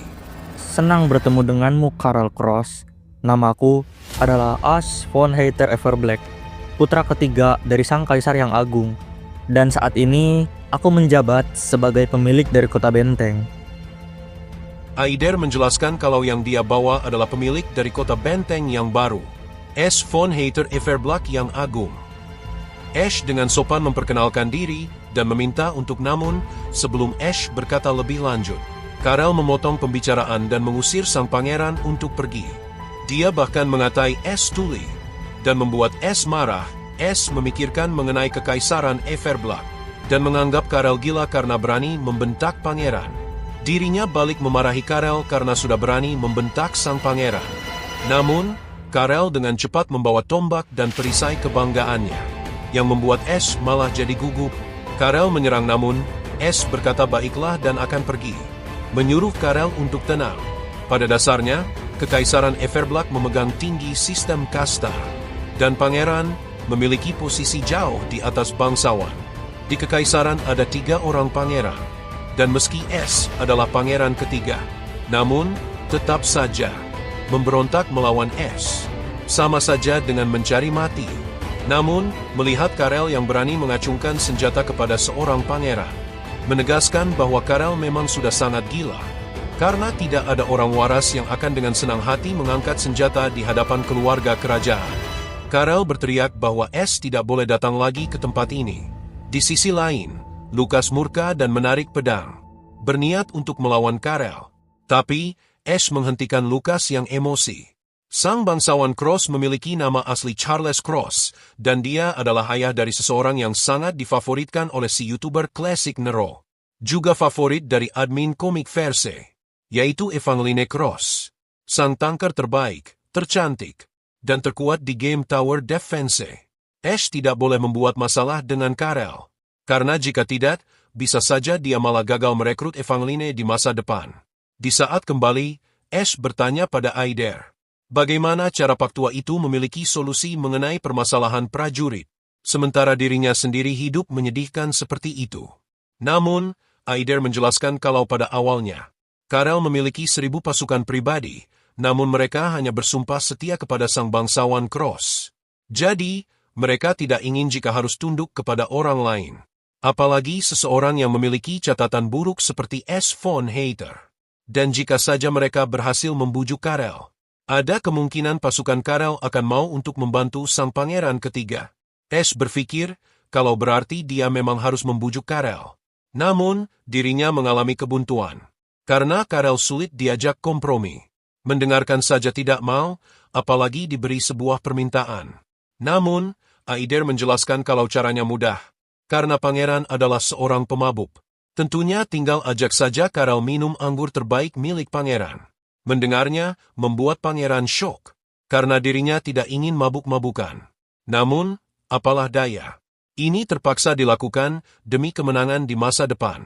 Sore harinya, Ash mengunjungi Karel kembali dengan membawa gerobak penuh minuman terbaik di kekaisaran. Pada awalnya Karel tetap memberontak dan membawa senjata miliknya. Namun, setelah melihat koleksi alkohol terbaik milik Ash, hati sang bangsawan mulai luluh. Ash berkata kalau ini adalah barang kesukaan Karel. Ash mengajak Karel untuk minum bersama, sambil menawarkan anggur yang amat mewah. Melihatnya, Karel langsung bahagia. Dengan cepat, dia meminta pangeran untuk membawa gerobak ke dalam. Di sisi lain, Lily sedang beristirahat, dan dalam tidurnya dia memimpikan Ash von Heiter yang menyiksa mage lumpuh seperti dirinya. Lily dipaksa bekerja dan merasa dirinya diperalat. Di sisi lain, Ash yang masuk ke dalam ruangan Karel merasa pusing, karena aroma alkohol di tempat ini terlampau kuat. Ash menyadari kalau Karel bukan hanya suka alkohol, tapi terlalu ketergantungan pada alkohol. Membuatnya semakin bertanya-tanya trauma batin apa yang membuat Karel sampai seperti ini. Karel menyediakan 2 gelas premium. Namun, Ash von Heiter menanyakan tentang kualitas dari gelas ini. Apakah gelas ini bersih atau tidak? Karel menjelaskan kalau meski rumah ini tidak dirawat, namun, khusus untuk gelas dan piring akan selalu dirinya rawat. Dan dengan cepat, dia menarik sebotol anggur. Karel menyadari kalau anggur yang dibawa oleh pangeran sangat luar biasa, bahkan diciptakan dari beberapa generasi yang lalu. Kualitas anggur akan semakin baik sepanjang dirinya disimpan. Hal ini sangat mengejutkan Karel. Ash mengatakan kalau ini juga adalah anggur khusus yang diciptakan untuk menghormati sang kaisar. Setelahnya, dia menuangkan anggur ke dalam cangkir milik Karel. Ash mengajak Karel untuk bersulang, namun Karel tidak mendengar dan langsung menenggak anggur sekali minum. Ini membuat Ash bingung, karena dengan cara itu mana mungkin Karel dapat menikmati anggur tersebut. Namun, Karel menegaskan kalau dirinya bisa. Karena, anggur pangeran jauh lebih berkualitas daripada yang biasa dibawakan oleh si pembantu. Ash berkata bahwa dirinya ini membicarakan sesuatu. Namun, Karel malah berkata akan mengusirnya jika pangeran membahas hal lain selain anggur. Ash tidak menyerah, dan berkata, setidaknya minta dihidangkan makanan selagi mereka menikmati anggur mereka. Karel sempat terdiam dan langsung dihina oleh Ash von Hater. Namun, beberapa saat kemudian, dia memberikan sekantong penuh buah kepada pangeran. Ash menanyakan mengenai buah tersebut dan Karel menjelaskan kalau buah ini adalah buah yang dipetiknya dari kebun. Hal itu mengejutkan pangeran karena mengetahui Karel memiliki kebun. Dirinya tidak menyangka orang yang tidak merawat huniannya dengan baik, malah memiliki kebun yang jelas pasti butuh perawatan. Karel mengatakan kalau kebunnya dekat dan cukup tengok saja keluar jendela. Tapi, kebun itu memang kecil. Namun Karel sangat bahagia merawat kebun kecilnya itu. Pangeran setuju, mengatakan kalau kebun itu jauh lebih terawat daripada rumahnya sendiri. Pangeran mencoba memakan buah itu, namun dia langsung merasa mual. Rupanya buah itu rasanya amat pahit. Karel tidak setuju dan berkata pangeran tidak tahu cita rasa. Namun, saat Karel juga memakan buah itu, dia juga mengerecit pahit. Pangeran yang kesal berkata kalau pak tua ini mengada-ada. Karel bertanya, kenapa buah ini rasanya seperti sampah? Dan memberikan sekantung penuh buah pada Ash von Hater. Melihatnya, Ash menjadi heran. Mengapa kakek ini malah memberikan buah yang bahkan tidak dapat dikonsumsi? Karel berkata kalau dia tidak mau memakan buah ini dan memilih memberikannya saja pada pangeran. Namun, Ash sadar kalau perkataannya membual. Karel memiliki maksud lain, namun pangeran masih tidak tahu alasan apa yang kira-kira dimiliki oleh Karel. Karel menjelaskan kalau kota benteng terletak di ujung benua. Sinar matahari cerah dan tanah amat subur. Tanah di kota benteng sangat bagus untuk menanam buah dan sayur.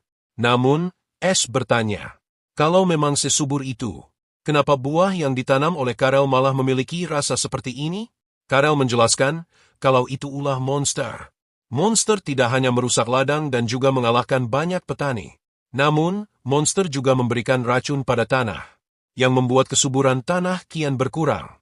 Dan alasan itu juga yang membuat tanah di kota benteng tidak ditanami oleh tanaman.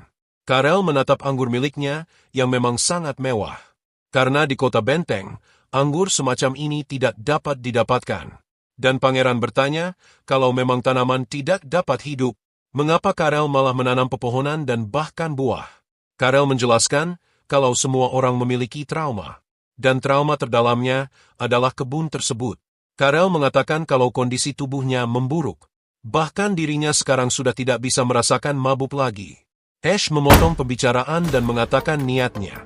Dirinya ingin meminta bantuan karena jumlah monster benar-benar berada di level yang berbeda dengan yang diketahui Karel. 1 minggu yang lalu, 1000 living armor menyerang.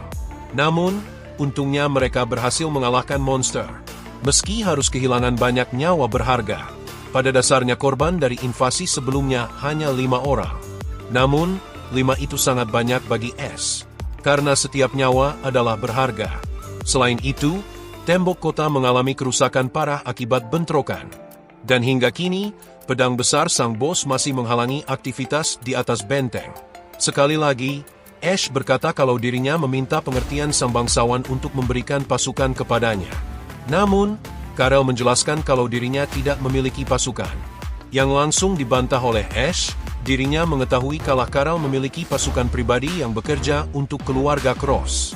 Namun, Karel menjelaskan kalau mereka bukan bawahan, melainkan teman yang ikut pensiun saat Karel melepaskan kebangsawanannya. Ash meminta untuk memanggil mereka kembali. Pada dasarnya mereka masih di usia produktif dan akan sangat membantu dalam peperangan. Namun, Karel berkata tidak ada gunanya. Karel berkata kalau wilayah ini tidak layak dilindungi. Dan pangeran hanya menyia-nyiakan hidupnya di tempat ini. Orang ini sudah mengabdikan diri pada daerah ini begitu lama. Selain itu, nenek moyang Karel juga melindungi Crossroad dari invasi monster selama beberapa generasi. Tapi, kakek ini mengatakan hal yang tidak dapat aku mengerti. Bagaimana bisa dia berkata bahwa tempat ini tidak layak untuk dilindungi? Selain itu, tidak dapat dipercaya. Mengingat usia Karel saat ini, harusnya masih ada di angka 40 tahun hingga 50 tahunan. Namun, mengapa ya dirinya begitu rentan seperti dapat meninggal kapanpun? Karel menegaskan pertanyaannya dan meminta pangeran untuk jujur bertanya tujuan sebenarnya pangeran datang ke tempat ini. Umat manusia sudah sekarat dan tidak ada harapan bagi mereka. Karel memberikan sebuah nasihat, yaitu, jangan membuang hidup di tempat ini, segeralah pergi secepat mungkin. Sebelum pangeran terkena kutukan dan akhirnya membuang semua hal berharga sampai tidak tersisa sedikit pun. Pangeran keluar dari kediaman Karel dengan perasaan hampa. Dirinya merasa kalau Karel sudah mengalami penderitaan yang levelnya sangat berbeda dengan orang biasa. Namun, Ash juga tidak mampu untuk menebak penderitaan apa yang sudah dilalui oleh Karel. Di luar, pengawal setianya, Lucas, sudah menunggu dan bertanya mengenai hasil. Namun, Ash hanya menunjukkan sebuah kantung penuh buah dan berkata kalau dia belum berhasil membujuk sang bangsawan. Lucas bertanya apakah pangeran akan terus kemari? Iya, Lucas. Tidak ada sesuatu yang mudah. Aku sudah tahu dari awal kalau tidak mungkin akan berhasil hanya dalam 1 hari. Tapi, sejujurnya aku sangat penasaran dengan kondisi Karel yang begitu menyedihkan. Dia mengalami krisis yang amat hebat. Sejujurnya aku juga ingin tahu kemalangan apa yang telah dilalui oleh pria itu.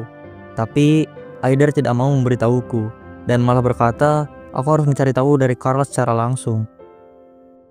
Ash mengajak Lucas untuk segera kembali dan menyuruh Lucas untuk melaksanakan rutinitas seperti biasa, mengerjakan apa yang bisa dikerjakan.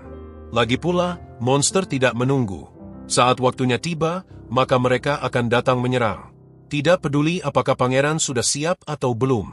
Dan fakta bahwa jika S. von Hayter kalah, maka itu artinya kiamat untuk umat manusia. Terlihat, status monster adalah bos monster tikus akan berjumlah 3 dan monster tikus yang sebesar kambing berjumlah 3051.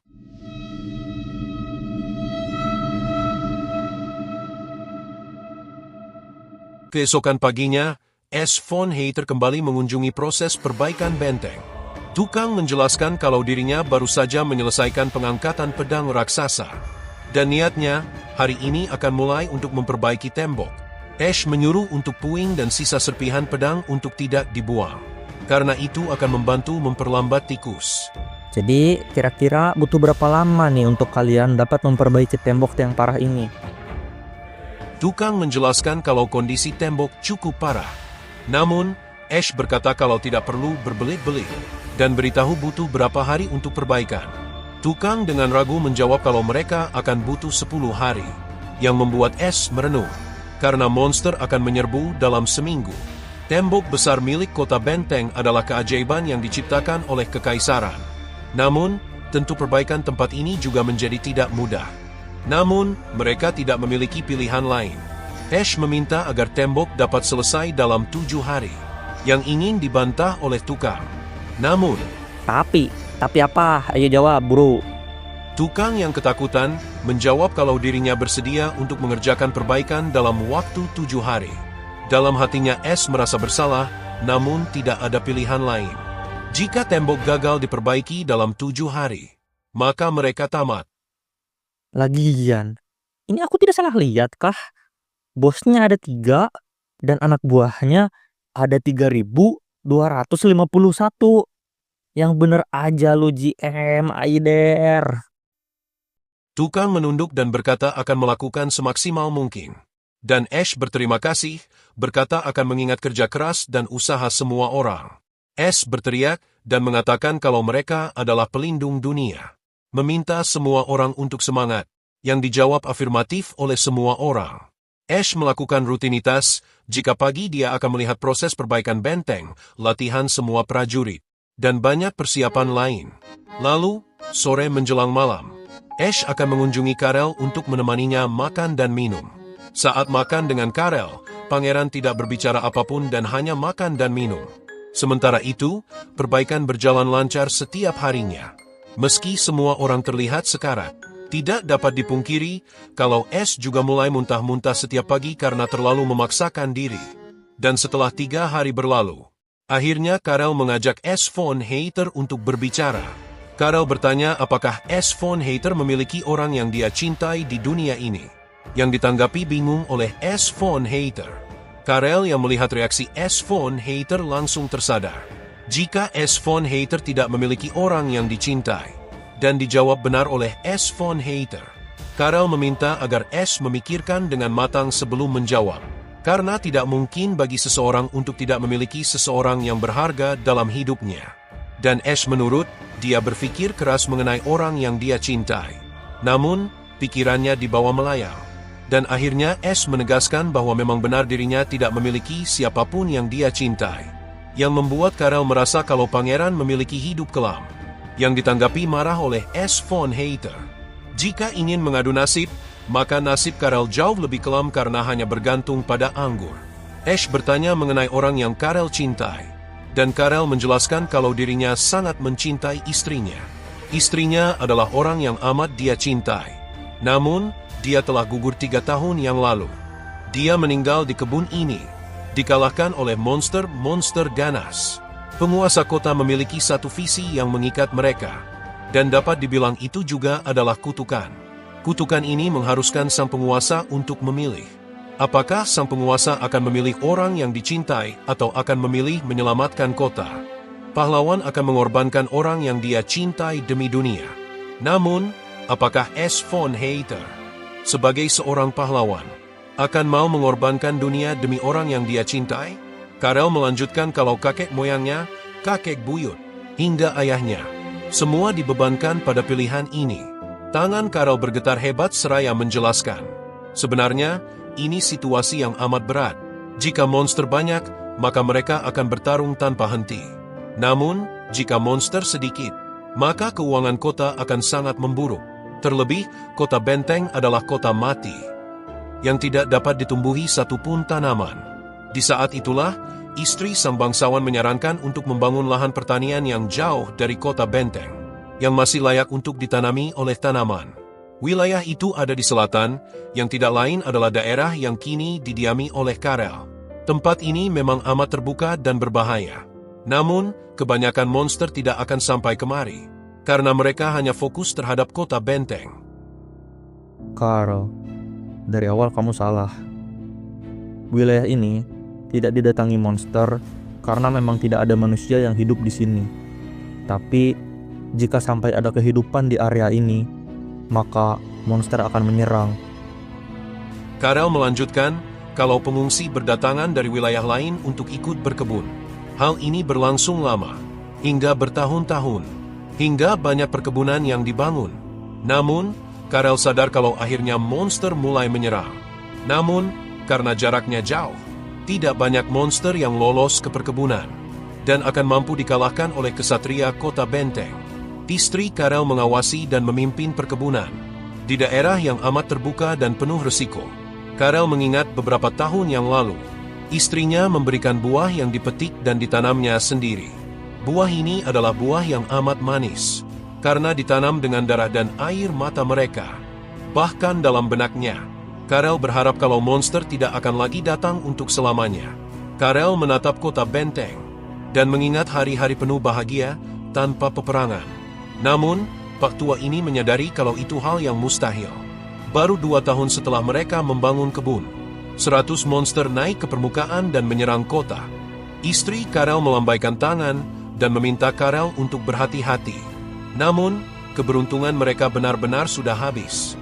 12 monster pergi ke arah Manshaft. Namun, kota juga dalam kondisi gawat, yang membuat Karel memiliki 2 pilihan. Korbankan anaknya dan puluhan ribu nyawa berharga demi istrinya. atau selamatkan istrinya dan korbankan kota benteng? Karel dengan nada dingin bertanya pada S. Apa yang akan dipilih Karel dalam situasi itu? S menjelaskan karena kota masih ada sampai saat ini. Jelas sekali Karel memilih kota dan mengorbankan istrinya. Karel berkata bahwa pangeran benar. Seperti para pendahulu, dia mengorbankan cinta dan kasih sayang demi nyawa yang lebih banyak. Itulah kutukan yang melekat erat pada semua keturunan Cross. Dan butuh waktu beberapa jam hingga akhirnya semua monster dikalahkan. Dan saat Karel kembali ke kota, semua orang sudah tewas. Lahan sudah hancur, dan istrinya tidak luput dari kemalangan itu. Pada hari itu, Karel menyadari kalau dirinya salah mengambil keputusan. Andai saja dirinya tidak meninggalkan istrinya, atau setidaknya membawa istrinya bersamanya ke kota, mungkin saja istrinya akan tetap hidup. Namun, dirinya tidak memiliki kecerdasan seperti itu. Dan saat Evangeline tahu jika ayahnya mengorbankan nyawa ibunya, Evangeline menjadi sangat amat marah. Dia tidak mengerti mengapa ayahnya memutuskan untuk melindungi kota. Mengapa dia tidak langsung kembali dan menyelamatkan ibunya. Dan setelahnya, Evangeline memutuskan untuk pergi dari rumah karena amarah dan rasa sedih yang dipendamnya. Karel bergetar dan merasakan kepedihan luar biasa. Bayaran dari kerja kerasnya selama puluhan tahun adalah istrinya yang dikalahkan, dan anaknya yang pergi meninggalkannya. Membuat Karel meratapi nasib setiap detik dan hanya menunggu ajal. Karel menjelaskan kalau ini hanya contoh. Mungkin saja S tidak akan bernasib sama. Namun, jika pangeran tetap keras kepala dan memimpin kota ini, suatu saat pangeran akan diminta untuk memilih kedua hal tersebut. Antara menyelamatkan orang yang dia cintai atau menyelamatkan kota yang dia pimpin. Dan Karel bertanya, apakah pangeran tahu julukan kota benteng? Pangeran dengan langsung menjawab, kota batu nisan, kota kematian. Karel, kau mengatakan kalau itu kemungkinan. Tidak, aku malah merasa kalau itu adalah sebuah ramalan. Benar, pasti akan ada momen di mana aku disuruh untuk memilih kedua hal tersebut. Dan aku yang sekarang pasti juga bingung mana yang akan aku pilih. Karel berkata kalau pangeran keras kepala dan tidak mungkin bagi pangeran tidak memiliki seorang pun yang dia cintai. Karel menjelaskan kalau dirinya mencintai keluarganya. Dirinya sudah mengorbankan banyak hal seumur hidupnya dan berharap anaknya tidak melanjutkan penderitaan keluarga Cross. Terlebih, anak dari Karel Cross adalah seorang perempuan, Evangeline Cross. Jadi begitu, Karel. Itulah alasanmu memberikan gelar ini kepadaku. Karel berkata benar. Dirinya menginginkan agar putrinya dapat keluar dari tugas yang sebenarnya lebih cocok dikatakan sebuah kutukan. Neraka yang tidak ada akhirnya. Karel mengatakan bahwa setidaknya dia ingin agar putrinya hidup bahagia. Ash dalam hatinya berpikir kalau dia sangat menginginkan Evangeline. Karena Evangeline adalah seorang tanker terkuat dan terbaik di sepanjang sejarah Game Tower Defense ini. Namun, sang bangsawan berusaha keras agar putrinya tidak memilih jalan yang sama dengan ayahnya yang rapuh itu. Karel membanting gelas dan berkata bahwa pangeran sudah mengatakan ingin meminta bantuan. Namun Karel menjelaskan kalau dirinya sudah cukup membantu seumur hidupnya. Dan terlalu banyak pengorbanan yang dia berikan bagi kota ini. Bagi dunia ini. Karel berkata bahwa takdir berhenti di sini, yang membuat S terdiam mendengarnya. Sorot mata Karel tidak terlihat seperti seseorang yang pemberani. Aku sama sekali tidak dapat membayangkan penderitaan apa yang telah dia lalui. Sejujurnya, setelah mendengar ini, aku merasakan sakit hati yang tidak pernah aku rasakan sebelumnya. Karel menutup pembicaraan dan berkata bahwa dirinya, Karel Cross, ingin mati di kebun ini, bukan di dalam kota benteng, dan berharap sang pangeran menghargai keputusannya. Karel mengatakan kalau penjelasannya pasti sudah cukup bagi sang pangeran, dan meminta pangeran untuk pergi. Juga, jika saatnya kutukan itu tiba, Karel ingin agar pangeran memilih dengan bijak, dan tidak membuat keputusan yang membuatnya akan menyesal. Sudahlah teman-teman. Kita beristirahat dulu dari kesedihan dan menatap senyum tulus Demian kepada Jerry. Nampaknya Demian mendapat didikan yang amat baik dari gadis suci. Di sisi lain, S memberikan banyak hidangan kepada para pekerja. karena mereka sudah bekerja siang dan malam untuk memperbaiki tembok. Mereka merayakan dan berkata Ash amat baik, namun juga meminta anggur kepada pangeran, yang langsung dimarahi oleh Ash von Hater. Ash bertanya mengenai proses perbaikan, dan tukang menjelaskan kalau perbaikan berjalan lancar. Bahkan besok akan selesai. Ini semua berkat pangeran yang sudah berjuang dengan baik, dan menyediakan banyak hal, mulai dari material sampai sumber daya manusia. Pangeran berkata kalau itu bagus, dan menyuruh seorang penyihir untuk mengaktifkan gulungan sihir. Dirinya amat senang karena dapat mengaktifkan sihir kuno yang sudah lama punah. Ash menyuruh untuk tukang membawakan banyak puing, dan berkata kalau ini adalah bahan untuk membuat tower penembak otomatis. Bahan yang dibutuhkan adalah gulungan sihir untuk membuka kemampuan, puing yang berupa besi dan batu, dan terakhir adalah magic core berkelas langka atau rare. Setelah semuanya terkumpul, maka Ash menyatukannya dan membuat semua material terbang. Dalam sekejap membentuk sebuah meriam sihir yang mewah. Terlihat, semua orang kagum akan ukuran dan kemegahan dari meriam tersebut. Bahkan, sang penyihir sampai terharu menatap hal tersebut, karena teknologi ini sudah hilang selama 500 tahun. Ash berterima kasih kepada semua orang, karena berkat kerja keras mereka, garis depan alias kota benteng semakin kuat setiap harinya. Semua orang mengangkat tangan dan bersorak akan semakin bekerja keras. Ash tersenyum karena kedamaian yang dirasakannya, dan berharap kalau kedamaian akan bertahan selamanya. Namun, hal itu belum dapat tercapai dalam waktu dekat, tidak sebelum mengalahkan pimpinan musuh.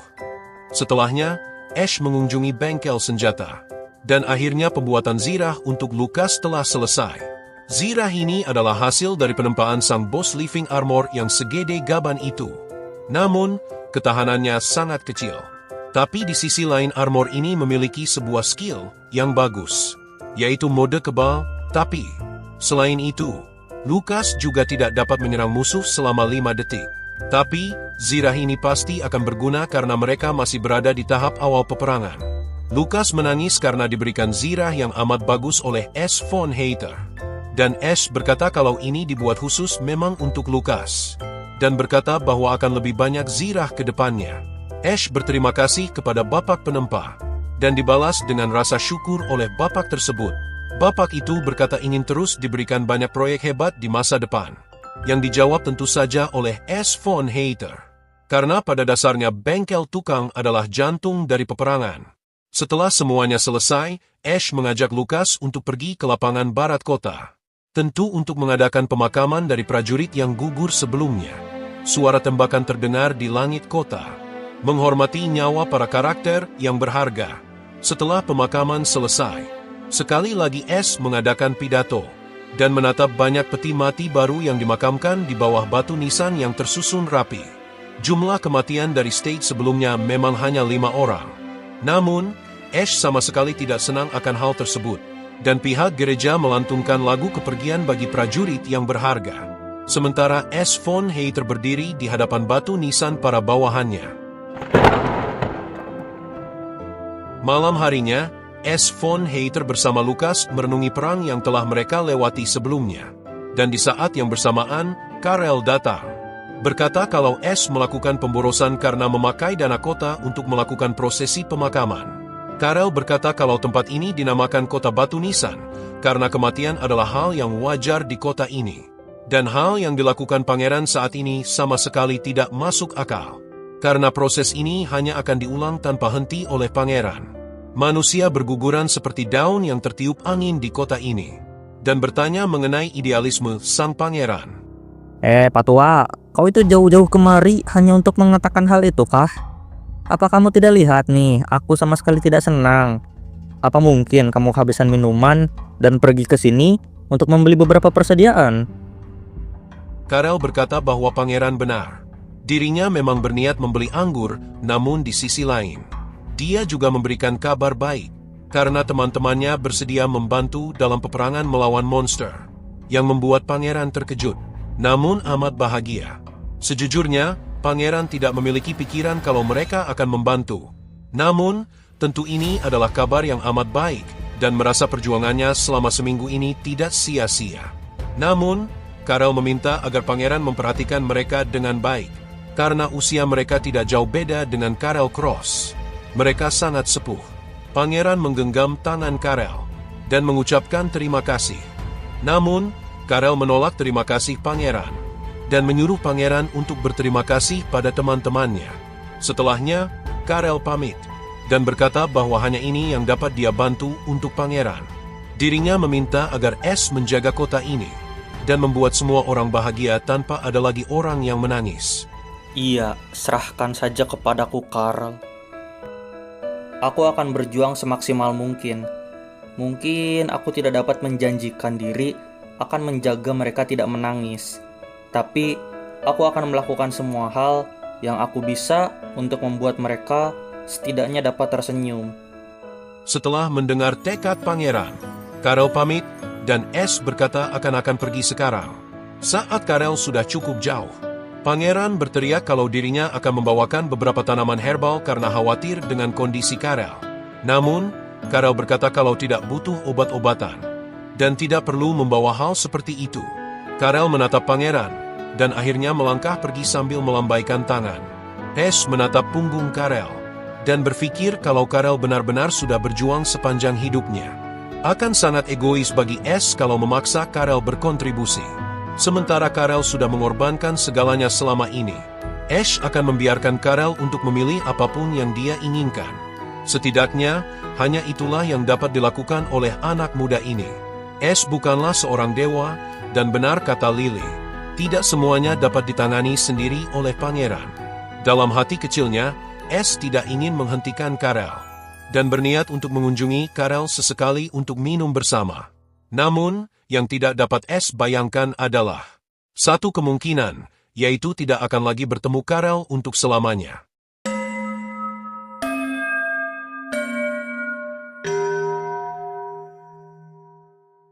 Dua hari kemudian, yaitu hari pertempuran akhirnya tiba, perbaikan tembok selesai, dan pasukan bertambah. Tukang menatap S dengan penuh rasa takut, karena perbaikan tidak maksimal karena mereka tidak memiliki banyak waktu. Namun, S menenangkan tukang dan berkata kalau pekerjaan mereka sudah bagus dan semaksimal mungkin. Terlihat sang tower penjaga otomatis dengan gagah memutar untuk memperhatikan musuh yang mungkin saja datang. S mencium tower dan berkata kalau ini adalah anaknya dan dapat diandalkan dalam pertempuran. Di sisi lain, kill zone juga sudah dibentuk. Pagar-pagar kayu menjulang tinggi dan ranjau besi menghalangi pandangan para tikus. Persiapan ini sempurna, dan Pangeran tersenyum. Namun, Jester tidak merasa demikian. Dia menatap tajam pada Pangeran dan merencanakan suatu hal yang buruk. Sementara itu, prajurit memacu kudanya, memberikan kabar pada Pangeran. Segerombolan monster dengan jumlah banyak sudah mulai bergerak, dan nampak jelas, para tikus besar mulai melesat maju. Ash juga memandang ke arah para monster. Sementara itu jendela status menunjukkan waktu 10 menit lagi. Di sela-sela waktu yang ada, S. von Hater memerintahkan para prajurit untuk menyalakan unit artiler, menembakkan meriam-meriam ke arah tikus. Namun, di saat yang sama, seorang NPC, Pied Pepper muncul dan menatap ke arah S. S yang panik menyuruh Lucas untuk memperhatikan orang yang berdiri di tengah medan perang. Namun Lucas tidak dapat melihat Pied Pepper. Bahkan Demian juga tidak melihatnya. Ash berharap kalau yang tadi ia lihat hanyalah ilusi. Seraya memerintahkan semua prajurit untuk terus menembak. Terlihat, tembakan meriam dengan jumlah banyak berjatuhan layaknya meteor, mengantarkan monster pada area ledakan yang lebar. Kill zone mulai berkecambuk yang ditanggapi senang oleh S. von Hater. Dengan satu serangan, 100 tikus berhasil dikalahkan. S yang melihat ini merasakan kabar baik. Jika mereka melaksanakan kegiatan seperti ini terus, maka jumlah bukan masalah, dan peperangan kali ini dapat diselesaikan dengan mudah. Meriam-meriam ditembakkan, panah-panah juga berjatuhan, dan sudah 30 menit berlalu sejak peperangan dimulai. Dari 3.000 lebih tikus, mereka sudah berhasil mengalahkan 924 di antaranya. Ash merasa kalau ini bagus. Namun, tikus-tikus mulai menaiki tembok kayu, yang membuat S kesal. Para tikus memakai tembok kayu sebagai pijakan untuk menaiki tembok, dan perlahan tembok kayu hancur, yang membuat S geram. Karena tidak menyangka kill zone akan dijatuhkan hanya dalam 30 menit pertama, para tikus mulai menyerbu masuk dan masih tersisa lebih dari 2.000 musuh. Mereka berlari, melesat dan berpencar, bertujuan memasuki kota benteng. Ash menyuruh semua orang untuk lebih cepat menembak. Namun, akibat dari para tikus yang sudah melewati kill zone, balista mulai tidak dapat mengenai satupun monster. Prajurit berkata kalau tikus terlalu cepat, yang membuat Ash merasa tidak percaya, karena kecepatan makhluk berkaki 4 memang begitu merepotkan. Di sisi lain, tower penembak otomatis mulai mengunci target, dan menembakkan banyak tembakan laser sekaligus. Ledakan area besar terjadi, yang langsung memusnahkan ratusan tikus. Ash merasa kalau ini sangat luar biasa. Terlihat, ratusan tikus yang gosong bergelimpangan. Dengan satu serangan mereka kalah. Tapi, tembakan seperti itu tidak dapat terus dilakukan. Dan kini tower penembak otomatis memasuki masa mengisi daya. Sementara tikus masih amat banyak. Di sisi lain, ranjau pedang mulai memberikan dampak. Namun, tikus tidak peduli. Meski ada beberapa yang terjebak. Namun beberapa yang lain menginjak teman mereka dan tetap melesat pergi. Namun, di saat yang bersamaan, ledakan hebat mementalkan puluhan tikus yang lain. Terlihat, kill count mulai bertambah lagi, karena serangan meriam yang efektif menyerang ke arah para monster. Ash melihat, seorang prajurit veteran yang memberikan arahan kepada bapak-bapak prajurit yang lebih muda. Ash merasa berterima kasih kepada prajurit veteran, yang memberikan bimbingan yang baik pada anak baru. Nah ini baru senior. Ketua veteran berkata kalau pangeran tenang saja, karena mereka pasti akan memastikan kalau tempat ini aman dari kaki-kaki kotor para musuh. Ash yang menatap, membalas dengan senyum percaya diri. Terlihat, serangan mereka bagaikan meteor yang menjatuhi para tikus. Di tempat lain, Lucas memimpin pasukan area kiri benteng, memerintahkan agar prajurit menembak dengan lebih akurat karena banyak dari tembakan mereka yang tidak tepat sasaran. Pada awalnya, S. von Hater memberikan beberapa arahan pada Lucas. Namun, karena dunia game dan dunia nyata berbeda, jadi ada beberapa logika yang tidak dapat dimengerti oleh Lucas. Namun, Lucas tetap memberikan arahan sesuai yang dia bisa. Di sisi lain, Demian memakai busur X untuk menembaki para tikus. Tembakan Demian terbilang lambat dan efektif. Namun, karena serangan Demian terfokus pada satu titik, dan amunisi dia juga terbatas. Jadi, peran Demian belum terlalu terlihat di pertempuran dengan jumlah musuh sebanyak ini. Di sisi lain, Lily menjadi penyihir senior yang mengendalikan alat sihir gravitasi, alat sihir flamethrower, dan beberapa alat sihir lainnya. Lily menatap pangeran dengan penuh harap, lalu memberikan jempol dan berisyarat kalau setelah pertempuran ingin pensiun. Namun, pangeran memalingkan wajah dan berkata, kamu belum boleh pensiun. Dan terakhir adalah Jupiter. Jupiter mengatakan kalau pertarungannya seru dan memuji orang-orang yang bekerja keras. S memarahi Jupiter, dan dengan cepat Jupiter mengambil posisi. Dalam hatinya, Ash mengatai Jupiter, menghina Jupiter dengan berbagai sebutan yang dapat dia bilang. Namun, S. von Hater juga tidak dapat memarahi Jupiter terlalu banyak. Selain Jupiter memang sudah sepuh, dia juga seorang penyihir andalan mereka. Ash kembali membalikan badan ke area pertempuran, dan berkata, berkat semua orang kecuali Jupiter, pertempuran menjadi mudah. Dan sekali lagi, tower penembak otomatis memberikan damage yang luar biasa, mengalahkan ratusan tikus dalam sekali tembak. Ash memeluknya dan berkata kalau anaknya ini sangat manis, yang memperlihatkan juga kondisi naas para monster. Namun, sekali lagi Pied Pepper muncul. Ash langsung memakai skill penglihatan map, dan nampak jelas seorang NPC menyusup di area pertempuran. Hal ini membuat Ash mengutuk Aider, karena ini baru stage 2. Mana boleh stage 2 disusupi oleh seorang NPC. Karena hal tersebut dapat membuat pertempuran menjadi tidak masuk akal. Ash memerintahkan Demian untuk segera menembak.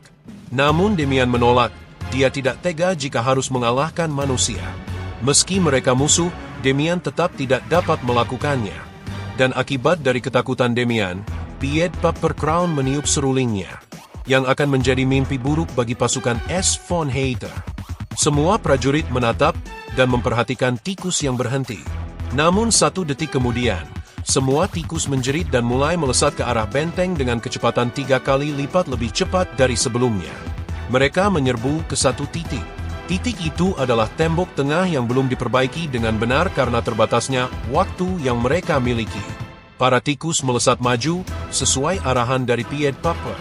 Ash tidak diam dan menyuruh semua orang untuk fokus menembak area tengah. Namun, para tikus mampu menghindari serangan meriam. Dan salah satu tikus mengambil ancang-ancang, melesat dan melompat, menabrakan dirinya ke arah tembok kota benteng. Diikuti banyak teman-temannya. Mereka terus melompat dan melancarkan serangan kepala, yang juga mengalahkan diri mereka sendiri. Terlihat, makin banyak tikus yang menabrakan diri mereka ke tembok. Ash mulai merasa kalau tikus-tikus ini sudah gila. Dan terlihat, akibat dari ratusan tikus yang menabrakan diri, tembok mulai memiliki celah. Dan hingga pada titik tembok akhirnya berlubang. Setelah berlubang, tikus memakan tembok dan memperlebarnya, memperlihatkan mata dan taringnya yang mengerikan. Ash memperhatikan ke arah Pied Piper, dibalas dengan senyum oleh Pied Piper. Meski itu hanya topeng. Namun, Ash merasa kalau Pied Piper sedang mengejeknya. Damian menangis karena merasa kalau ini salahnya, karena tidak mengalahkan musuh. Namun Ash menenangkan Damian. Amarah dan rasa bersalah tidak akan membantu apapun. Karena faktanya musuh sudah mulai menyerbu di bawah. Sebagai gantinya, pembicaraan akan dilanjutkan nanti, setelah mereka menang. Di sisi lain, Jupiter sudah mengeluarkan aura kekuatannya, yang langsung disuruh untuk membasmi tikus oleh S. Von Hater. Para tikus mulai tersambar dan dikalahkan. Selanjutnya, alat sihir api. Tombak tower api diaktifkan. Lily memerintahkan untuk pengaktifan dengan kekuatan penuh. Dan terlihat, 3 tower tombak api sudah dinyalakan oleh 6 penyihir. Kini, serangan petir biru dan serangan api orange mulai berkecambuk melawan para tikus yang menyerang. Total tikus yang tersisa masih lebih dari 1000 dan banyak juga dari mereka yang menabrakan diri ke tembok. Jadi, dengan adanya serangan kombinasi Lily dan Jupiter, kini S. Von Hater memiliki kill zone baru yang lebih efektif. Ash mengangkat kedua tangan dan memerintahkan para tikus untuk maju agar mereka dapat dikalahkan sekaligus. Namun, layar status menampilkan pemberitahuan kalau ketiga bos tikus akhirnya muncul dan menampilkan sang juara tikus berteriak dan mengambil ancang-ancang.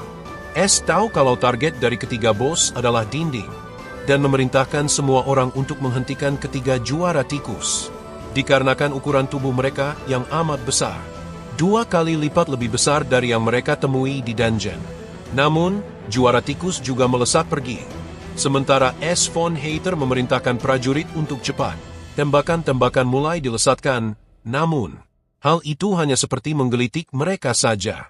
Namun, serangan dari tower penembak otomatis berhasil mengalahkan salah satu juara tikus. Di sisi lain, masih ada 2 yang melesat pergi. Dilawan oleh Jupiter, namun dirinya masih dapat bertahan. Ash memerintahkan Lily untuk mengaktifkan tower api terakhir. Namun Lily menjelaskan kalau tower sedang mengisi ulang. Dan Ash berkata dirinya tahu, tower yang dimaksud adalah Tower Lily. Yang ditanggapi menangis oleh Lily. Lily, meski tidak suka, dirinya tetap menembakkan serangan api ke arah para tikus. Tikus juga akhirnya terbakar hebat. Namun, masih ada satu juara tikus terakhir yang langsung dilempari pedang oleh Lucas. Lucas berkata kalau itu belum cukup dan Ash menyuruh Damian untuk mengalahkan tikus yang tadi diserang oleh Lucas. Damian mengerti dan menyerang, mengenai mata kiri sang juara tikus. Namun, juara tikus masih juga belum kalah dan akhirnya menjebol dinding. Di saat itu pula dirinya kalah dan kehabisan seluruh energi kehidupan. Namun, jelas sekali kalau tembok terjebol. Dan kini, para tikus dapat memasuki area kota benteng dengan ribuan nyawa di dalamnya.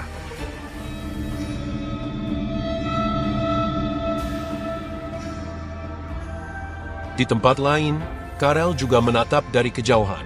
Peperangan kali ini ratusan kali lipat lebih mengerikan daripada yang dilaluinya selama bertahun-tahun.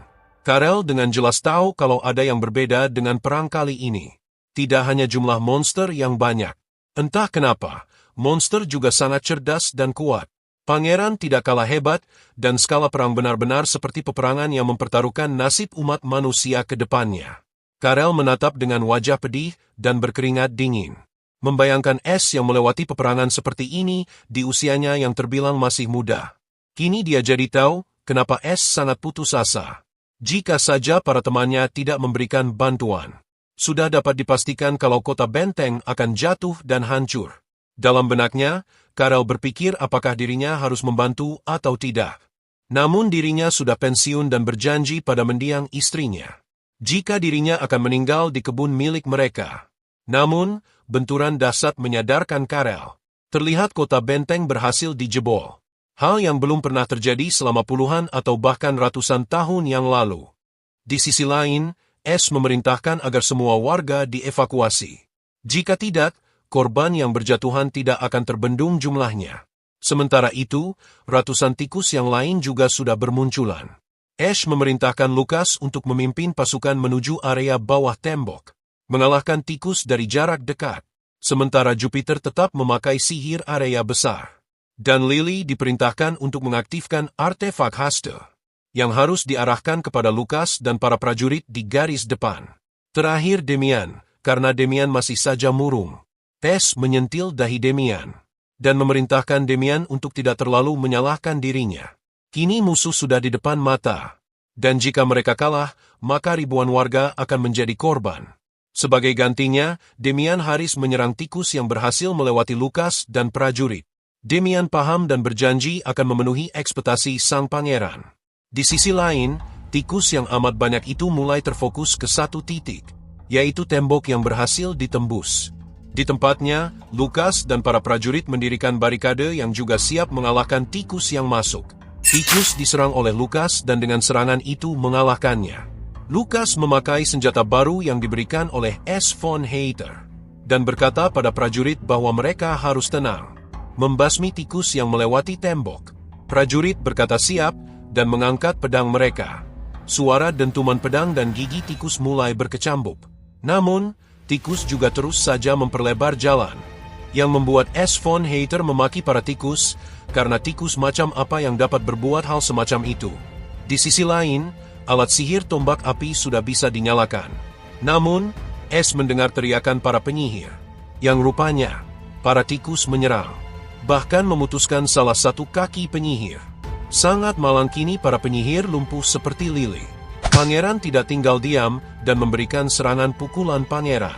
Mendapat 15 pont yang juga mengalahkan tikus.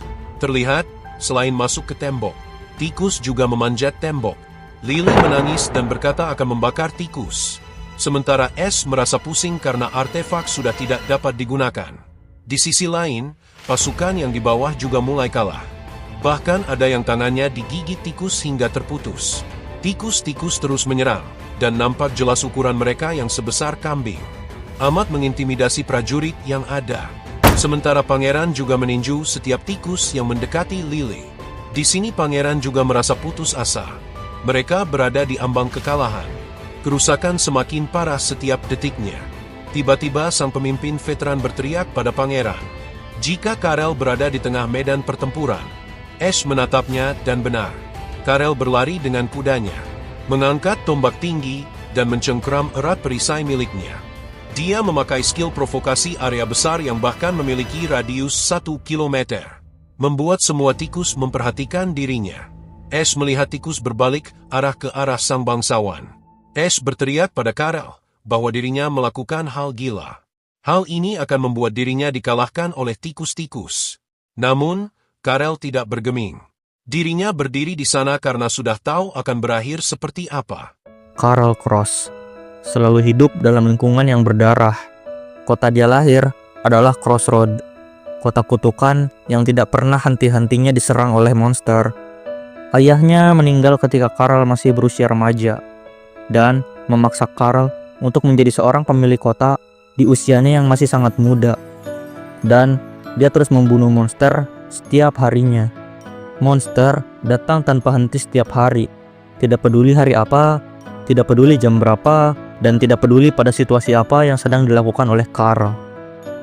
Pada awalnya, dunia sang pemimpin kota amat sederhana. Hingga akhirnya dia bertemu dengan seseorang.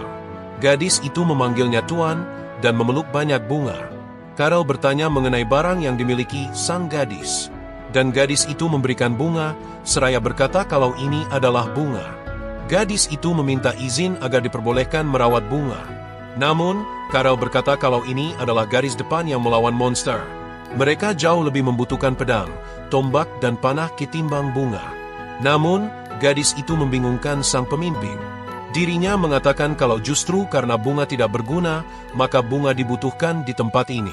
Sang gadis melanjutkan kalau bunga akan cepat mati. Dan bunga amat indah. Gadis itu memberikan senyum yang amat tulus pada Karel. Dan akhirnya Karel sering mengunjungi toko bunga sang gadis. Pada awalnya, dia mencurigai gadis ini. Namun, rasa curiga itu dipatahkan. Karena hati gadis itu yang teramat hangat. Dan mulai belajar banyak hal mengenai bunga. Karel, dengan mata yang masih polos dan dingin, tidak percaya kenapa bisa ada keindahan semacam ini. Di matanya, gadis itu dan bunga adalah hal terindah yang tidak pernah dia temukan sepanjang hidupnya. Dan akhirnya, Karel memutuskan untuk menikahi gadis itu. Di masa depan, Karel tetap menerjang ke arah tikus, yang membuat tikus yang ada di hadapan Lukas juga berbalik arah. Ash meneriakkan perintah agar Karel mundur, namun Karel tidak bergeming dan tetap mengarah kepada tikus. Dirinya menerjang sendirian dan melawan tikus-tikus bersama kudanya yang gagah. Di masa lalu, monster terus menginvasi. Bahkan saat istri Karel melahirkan putri mereka.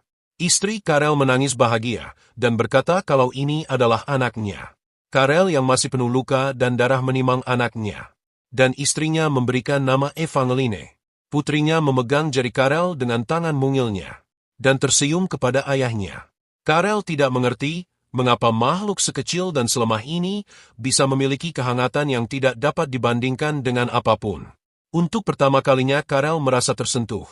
Sementara itu, pangeran memerintahkan Meriam untuk tidak lagi ditembakkan, karena dapat mengenai tubuh Karel. Gunakan senjata yang lebih efektif, yaitu busur silang dan panah. Terakhir, Lukas diperintahkan untuk menyelamatkan Karel. Lukas harus membawa semua prajurit yang dapat bergerak dan tidak boleh membiarkan Karel dikalahkan. Namun, Lukas berkata kalau mereka tidak hanya akan menyelamatkan sang bangsawan, melainkan akan mengalahkan tikus, dan membawa Karel dengan aman. Ash meminta untuk Lukas cepat berangkat, dan lakukan rencana yang dimilikinya dengan cepat. Lukas bersama seluruh prajurit yang mungkin berjumlah ratusan memacu kuda mereka untuk segera pergi. Sementara S. von Hayter sang komandan hanya bisa berharap semua orang untuk jangan terlambat. Dia berdoa dengan setulus hati, berharap sang bangsawan dapat diselamatkan. Di sisi lain, Karel sudah penuh luka, namun masih dengan semangat menerjang ke arah para tikus. Karel sudah mengalahkan banyak tikus, namun jumlah tikus yang menyerangnya berjumlah ratusan, dan Karel sedikit demi sedikit terluka parah. Namun, pangeran sama sekali tidak mengerti. Karel sudah kehilangan banyak hal, ayahnya, ibunya, istrinya, dan putrinya. Semua direnggut oleh kota ini. Namun, dirinya tetap berjuang sekuat tenaga. Padahal, dirinya sudah berjanji pada istrinya untuk bersama-sama meninggal di kebun mereka. Namun, Karel berkata bahwa dirinya meminta maaf dan malah terjun kembali ke dalam neraka sekali lagi. Kuda mulai dikalahkan, dan Karel terpental mundur. Dirinya terjatuh berlutut karena kalah. Namun, dia tetap menerjang maju, tanpa mundur satu jengkal pun. Dalam hatinya, dia memikirkan hal-hal berharga, putrinya, istrinya, dan berteriak pada para monster. Putrinya hidup di balik tembok kota, dan tidak akan membiarkan tikus untuk merenggut putrinya juga dari dirinya. Karel menerjang sambil menangis, berkata bahwa akan melindungi dunia tempat putrinya tinggal. Dia terus menerjang menyerang, meski terus diserbu juga oleh para tikus.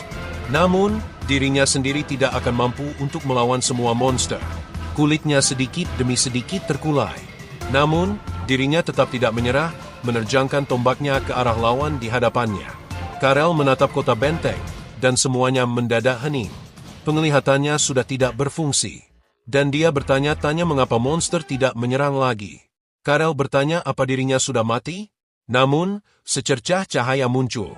Lukas berkata bahwa semua monster telah dikalahkan, dan menampilkan Karel yang sudah sangat terluka parah dengan salah satu tangannya yang putus. Sedetik kemudian, Karel melepaskan tombaknya.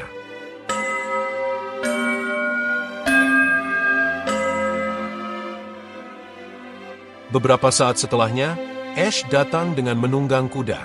Lukas meminta maaf karena terlambat menyelamatkan Karel. Sementara pangeran, dengan wajah lesu, namun tidak boleh memperlihatkan kesedihan. Ash mulai berjalan di antara semua prajurit yang menghormatinya. Seluruh prajurit menghormati Karel dan Demian mengobatinya. Ash bertanya mengenai kondisi Karel, namun Demian menatap dengan sedih dan menggelengkan kepala seraya memberikan isyarat Karel sudah akan segera kalah. Pangeran yang mendengarnya ingin segera menangis, namun menahan diri dengan menggigit bibir. Dan seketika dirinya ingat memiliki ramuan penyembuh tingkat tinggi. Namun, Karel yang tahu bahwa Ash membawa ramuan, berkata untuk Ash berhenti, karena obat hanya akan membuatnya sakit. Karel meminta untuk dibantu duduk. Karel bertanya apakah pertempuran sudah usai. Dan Ash membenarkan, mengatakan kalau kontribusi Karel amat besar. Karel berkata kalau tembok telah ditembus. Suatu hal yang tidak pernah terjadi dalam sejarah kota benteng. Namun, Ash meyakinkan jika berkat Karel, semua monster berhasil dikalahkan tanpa ada satupun korban jiwa. Karel bersyukur akan hal tersebut. Sementara itu, rekan-rekannya menangis. Dan Karel berkata untuk tidak terlalu sedih. Karena, kota ini memang seperti ini. Hanya saja, kini giliran dirinya untuk gugur. Tapi, tentu, tidak ada sahabat yang tidak sedih jika sahabatnya gugur. Bahkan, di kota bernama Kota Batu Nisan ini, Karel berkata, kalau semua perjuangan berarti, dan juga semua orang sudah berjuang di atas makam selama ratusan tahun. Karel meminta untuk Ash tidak membuat kota terlalu bersedih. Selain membuat pemakaman dan membuat semua orang bersedih, pangeran harus menjaga agar semua orang merasa bahagia. Ash berkata tentu saja, dan meyakinkan kalau harapannya adalah untuk membuat semua orang bertahan hidup. Karel menjawab dengan berkata kalau sudah waktunya untuk pergi, lagi pula dirinya tidak memiliki apapun lagi dalam hidup. Karel meminta satu hal pada Ash von Hater, yaitu permintaan maaf yang amat dalam kepada putrinya.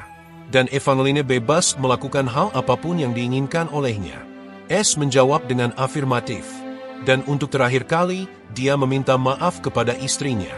Karena tidak menepati janji untuk meninggal di kebun mereka. Ash meyakinkan Karel bahwa dirinya adalah pahlawan.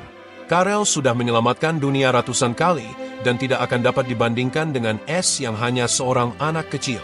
Ash berkata kalau dunia memiliki hutang budi yang amat besar pada Karel. Namun, semua ucapan Ash tidak didengar. Karel sudah berada di ambang kematian. Ash teringat sesuatu, yaitu buah kering yang dibawanya. Dia meletakkan buah di mulut Karel. Karel, dengan pandangan yang semakin sayu, berkata kalau anggur yang kini dimakan olehnya benar-benar manis, memberikan gambaran istrinya semasa hidup, dan memberikan kenangan terakhir oleh Karel Cross. Akhirnya, Karel Cross berhenti bernafas, dan diikuti suara lonceng kemenangan. Lonceng memberitahu jika invasi monster akhirnya selesai, yang membuat kota benteng diselimuti kepedihan dan kebahagiaan di waktu yang bersamaan. Ash dalam hatinya menangis dan berkata tidak mengerti mengapa orang yang kehilangan segalanya karena kota masih saja rela mengorbankan diri demi kota. Apa istimewanya medan perang ini sampai-sampai dia mengorbankan segalanya? Ini sangat berat, Carl.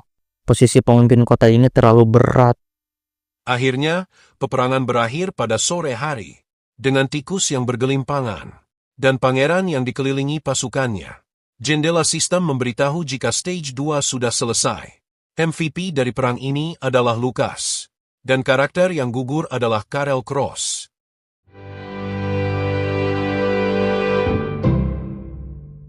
Malam harinya, Ash von Hater kembali ke kediamannya. Dan saat dia pulang dengan penuh luka, Aider menyambutnya dengan sedikit cemas. Ash langsung merasa kesal dan tangannya bergetar. Seketika mencengkeram kerah baju Aider. Ash membenturkan badan Aider ke tembok. Dan meminta Aider untuk menjelaskan semuanya. Aider berkata tidak paham. Namun Ash sudah benar-benar emosi. Dan berkata kalau Aider berpura-pura bodoh. Ash ingin agar semuanya dijelaskan. Situasi ini, tingkat kesulitan ini, dan rasa kesal ini. Bahkan, tingkat neraka tersulit. Yang memiliki tingkat kesulitan di atas tingkat neraka. Tidak dapat dibandingkan dengan penderitaan Ash von Hater saat ini. Aider, stage 1 memang tidak masuk akal karena musuhnya berlevel 60. Tapi aku mewajarkannya karena memang dari dulu seperti itu. Setelahnya, kemunculan Living Armor Warrior pun aku masih bisa memaklumi dan hanya berpikir kalau aku benar-benar sial. Tapi di sini puncak keanehannya. Mana bisa NPC menyusup di stage 2? Mode neraka pun tidak sesulit ini. Katakan padaku, trik busuk apa yang kau sembunyikan? Dasar GM biji. Kesulitan gila macam apa lagi yang akan aku hadapi di stage selanjutnya? Ash terus mencaci maki Aider, dan berkata kalau Aider tidak berniat membantunya. Namun, Aider membantah. Dan berkata kalau dirinya membantu, namun dengan caranya sendiri. Ash tidak terima dengan jawaban Aider. Dan lanjut mencekiknya, berkata kalau ini omong kosong dan sama sekali bukan bantuan. Aider dengan susah payah menunjuk kalung yang Ash von Hater dapatkan dari hadiah stage 0. Itu adalah kalung spesial, yang hanya akan mulai berfungsi di stage 3. Dan ketika fungsinya terbuka, maka Ash von Hater akan mengetahui dan paham tentang seluruh kejanggalan yang ada. Tentang mengapa stage ini jauh lebih sulit daripada stage neraka sekalipun. Aider melanjutkan dengan memohon. Dan berkata Ash von Hater adalah temannya. Dan berharap, Ash von Hater bisa paham dengan situasi yang mereka hadapi. Aider berkata kalau dirinya berharap kalau Ash von Hater dapat terus melanjutkan peperangan dengan kemenangan yang gemilang. Dan berharap, jika Ash von Hater tetap akan bertarung, meski sudah mengetahui kegelapan dunia Tower Defense ini. Ash bertanya tentang pernyataan Aider. Dan Aider menjawab, kalau Ash von Hater tidak akan dapat kabur lagi. Ash von Hater bertanya, kabur dari mana? Dan Aider menjawab, dari dunia ini. Menggambarkan dunia ini yang berada di genggaman seseorang, yang seperti sedang bermain catur.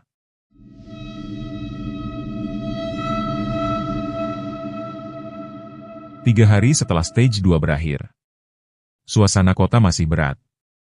Berbeda dengan sebelumnya, Ash tidak mengadakan pesta. Karena rasa sakit hati yang dirasakannya. Dirinya pergi ke bawah benteng, dan mengajak tukang bersamanya. Sementara itu, Ash berkata kalau Aider benar-benar tidak becus. Malam harinya, dia membuka sebuah peti yang adalah hadiah dari peperangan sebelumnya.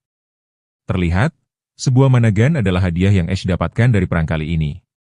Mana gun adalah sebuah senjata unik, yang memakai mana sebagai bahan bakarnya. Namun tetap, setiap mana gun memiliki batas tembakan.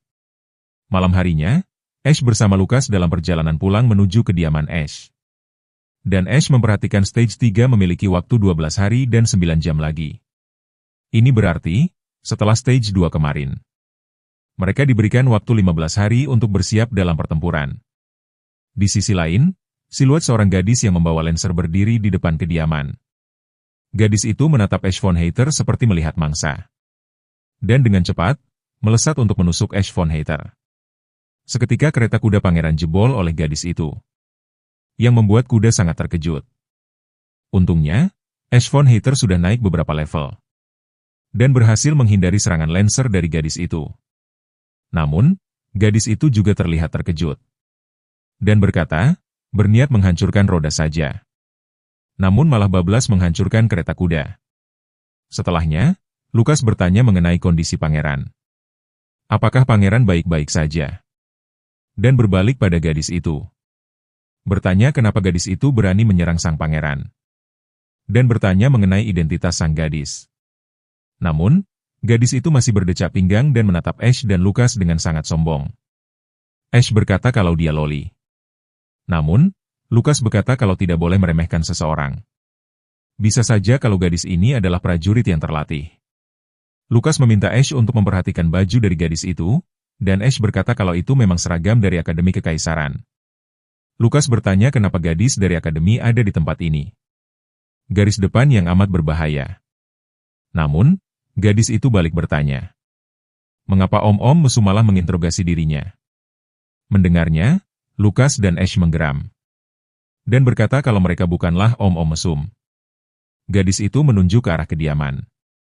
Dan berkata kalau ini adalah rumahnya. Dan mengapa banyak prajurit yang tidak dia kenal. Namun, Ash berkata kalau mereka bisa mengobrol baik-baik tanpa harus gadis itu menghancurkan kereta kuda sang pangeran. Gadis itu menjelaskan kalau sekolahnya mengajarkan. Jika melihat orang yang mencurigakan, maka harus diserang agar bisa mendominasi. Lalu, dia meminta maaf dan berkata kalau dia berlebihan. Setelahnya, dia bertanya lagi mengenai identitas kedua om-om ini. Berkata kalau mereka gagal menjawab, maka mereka akan dieksekusi. Namun, Lukas marah dan berkata gadis itu mengada-ada. Yang tinggal di kediaman itu, tentunya adalah pemilik kota, yaitu Ash von Heiter. Namun, gadis itu bingung dan berkata kalau ayahnya lah pemilik kota ini. Yang membuat Lukas dan Ash von Heiter akhirnya sadar kalau gadis ini adalah Evangeline Cross. Evangeline bingung kenapa kedua om-om mesum ini mengenalnya. Dan Ash berkata kalau dia sudah mendengar banyak hal tentang Evangeline dari ayahnya. Namun, Evangeline masih terlihat tidak percaya kepada perkataan om-om itu. Heh, lu mau sampai kapan manggil gua om-om, narator gaje? Hehe, kini Ash von Heiter membayangkan kalau Evangeline adalah seorang gadis yang sangat kuat. Badannya tinggi, dan dia amat gagah. Namun, gadis pendek di hadapannya. Sama sekali tidak sama dengan Evangeline yang dia tahu. Mendengar dirinya disebut pendek, Evangeline marah pada Ash von Heiter. Lukas berbisik kepada Ash von Heiter, berkata kalau Ash von Heiter sebaiknya tidak menilai seseorang dari penampilan. Yang ditanggapi terkejut oleh Ash von Heiter. Karena dia sama sekali tidak berniat untuk menghina Evangeline. Namun, Evangeline tidak terima. Dan berkata kalau Ash menghina dirinya, lalu bertanya Ash von Heiter memiliki berapa nyawa. Ash yang mendengarnya amat terkejut. Dan berkata kalau nyawanya hanya satu. Namun, Evangeline sudah terlanjur emosi. Dan masuk ke mode tempur, memakai pose seperti ayahnya. Yaitu, lance dan perisai. Dia melesat maju, dan mengingatkan Ash kepada Karel. Namun, Lukas dengan santai menahan serangan Evangeline. Berkata kalau Evangeline sedang berada di hadapan sang pangeran. Namun, Evangeline tidak percaya kalau yang di hadapannya adalah Ash von Heiter. Karena, Ash von Heiter tidak mungkin akan mau datang ke tempat kumuh seperti ini. Dia menendang pedang Lukas, dan menebaskan kembali lance ke arah Lukas. Namun, Lukas dengan mudah menepis serangan dari Evangeline. Evangeline berkata kalau om-om ini amat kuat, dan Lukas berkata kalau dirinya adalah peringkat kedua dari Akademi Kekaisaran. Selain itu, Ash juga adalah murid paling terkenal di Akademi. Terkenal karena hobi berbuat onar, dan merupakan murid berperingkat pertama dari belakang. Yang membuat Evangeline tertawa. Dia tertawa bukan karena Ash von Heiter adalah peringkat terakhir. Namun tertawa karena mereka berbohong dan malah berkata kalau mereka lulusan akademi. Dan Evangeline berkata kalau dirinya adalah peringkat pertama di Akademi Kekaisaran. Yang membuat Pangeran dan Lukas amat terkejut. Itu berarti, bakat dan kemampuan Evangeline saat ini berada di atas Lukas. Dan kini, Evangeline melesat lagi. Yang langsung dihadapi oleh Lukas. Benturan mereka amat kuat hingga menimbulkan percikan api. Ash menatap, dan berkata kalau mereka seimbang. Dan pertarungan dari Evangeline versus Lukas terbilang amat seru. Ash tersenyum, dan berkata mereka boleh berhenti. Namun, mereka tetap tidak berhenti. Dan malah bertambah semangat bertarung. Ash von Heiter menunjukkan wajah bingung. Berkata kalau pesanan sesuai aplikasi Yambak dan Nona. Namun, tatapan mereka nampak seperti ingin saling membunuh. Ash tidak memiliki pilihan lain, dan berkata harus turun tangan. Dia mengambil langkah pasti, dan akhirnya melancarkan pukulan pangeran. Yang membuat Evangeline tidak dapat bereaksi karena Ash von Heiter muncul tiba-tiba. Evangeline menahan memakai perisainya. Namun, Ash malah mendapatkan serangan tertinggi, yaitu 777. Yang membuat Ash berkata kalau keberuntungannya memang tidak benar. Seketika, Evangeline melihat kalau serangannya bercahaya. Dan 1 detik kemudian, dia sudah terpental ke arah tembok dan menghancurkan tembok tersebut. Lukas berkata kalau pangeran terlalu kejam terhadap seorang anak kecil. Namun, Ash berkata kalau itu bukan niatnya. Sementara itu, Evangeline sudah terkapar oleh serangan barusan. Dan terlihat, Lancer bersama perisai sudah hancur dan retak di segala sisi.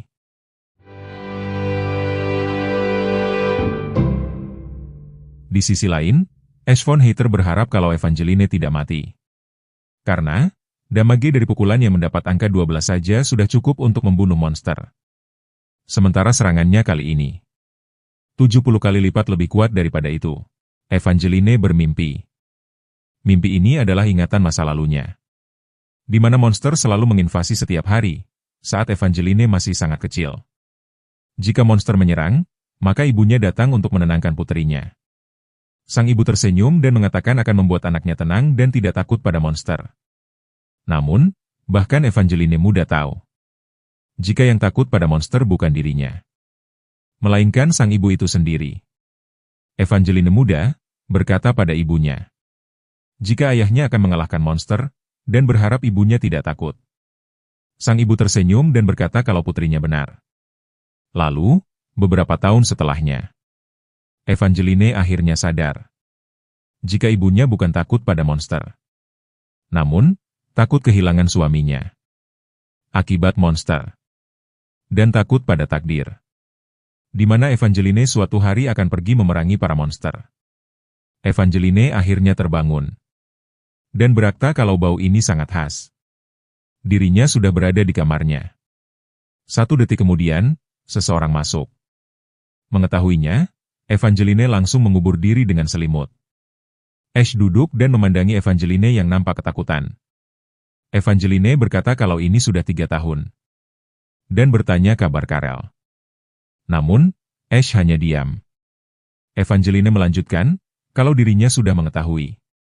Kalau ayahnya hanya mementingkan mengalahkan monster dan tidak peduli pada hal-hal lain.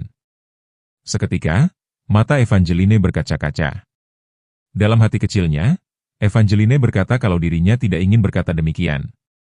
Namun, belum sempat Evangeline menyelesaikan renungannya, Ash von Heiter meminta maaf. Dan berkata dirinya bukan ayah dari Evangeline. Mengetahui hal tersebut, Evangeline berniat mengambil tombaknya. Namun tidak ada. Sumpah ini Mimin penasaran. Guru-guru di akademi ngajarin cewek ini dengan cara apa? Masa curiga dikit langsung bawa tombak jir. Di sisi lain, Evangeline menatap tangannya yang penuh perban. Ash menjelaskan kalau sepertinya Evangeline masih belum sepenuhnya sadar. Dan meminta maaf karena Ash memukulnya terlalu keras. Evangeline langsung mengingat kejadian kemarin, saat dirinya menyerang kereta kuda. Dan malah berakhir dikalahkan. Evangeline berkata kalau Ash von Heiter adalah om-om mesum yang kemarin, yang langsung disangkal oleh Ash von Heiter. Dan berkata dirinya bukan om-om dan tidak mesum.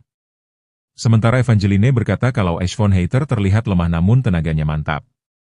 Ash berkata kalau dirinya adalah Ash von Heiter Everblack, sang putra ketiga dari sang kaisar. Namun, Evangeline masih tidak percaya. Karena pada dasarnya Ash adalah orang gila. Mana mungkin datang ke tempat kumuh macam ini? Evangeline berkata, kalau memang om ini Ash, maka dirinya adalah ratu. Dan menampilkan Evangeline dengan wajah sombongnya. Ash von Heiter termuak, dan menunjukkan lencana pengenal keluarga kerajaan. Melihatnya, membuat Evangeline amat terkejut. Karena memang benar, rupanya yang dihadapannya adalah sang pangeran yang asli. Evangeline bergetar hebat, dan kemudian berkata kalau dirinya adalah penggemar sang pangeran. Karena pangeran adalah aib kekaisaran dan suka memusingkan ayahnya.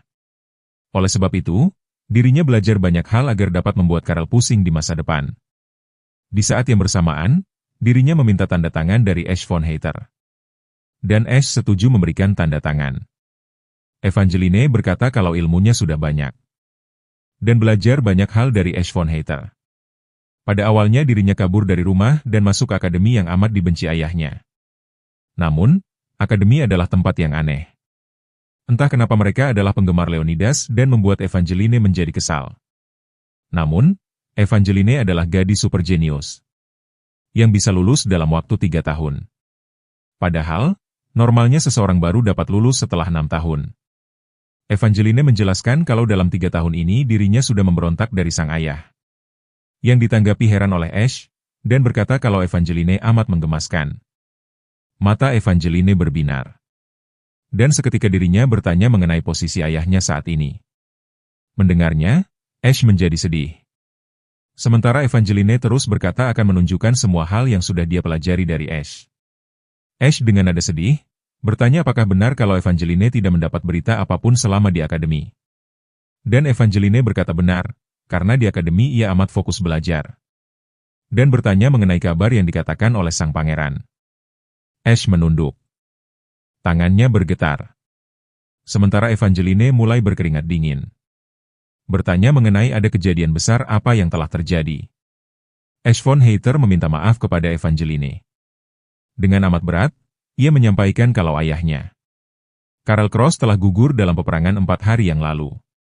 Karel mengorbankan nyawa dan bertarung dengan amat heroil.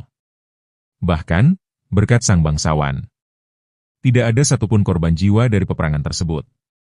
Tidak selain sang bangsawan itu sendiri. Ash melanjutkan kalau dirinya sudah menyampaikan mengenai aksi dari Karel.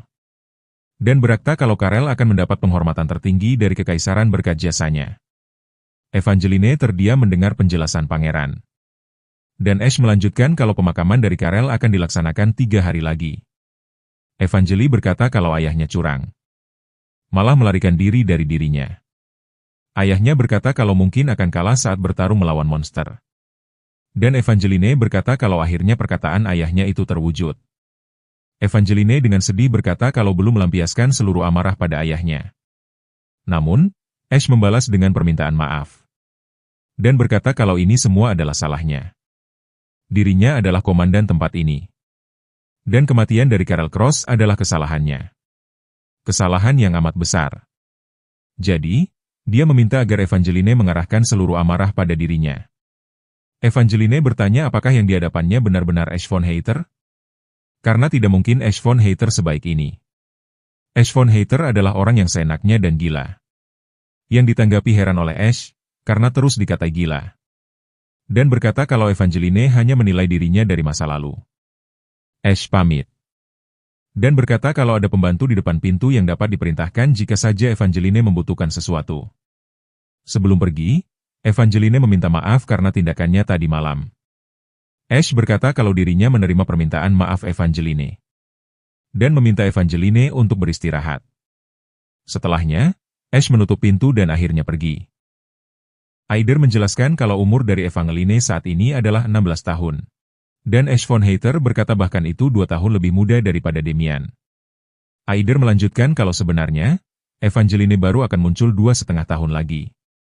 Namun, karena berbagai macam event yang bertabrakan, Evangeline jadi muncul lebih cepat daripada yang seharusnya. Layar status menjelaskan stat dari Evangeline Cross.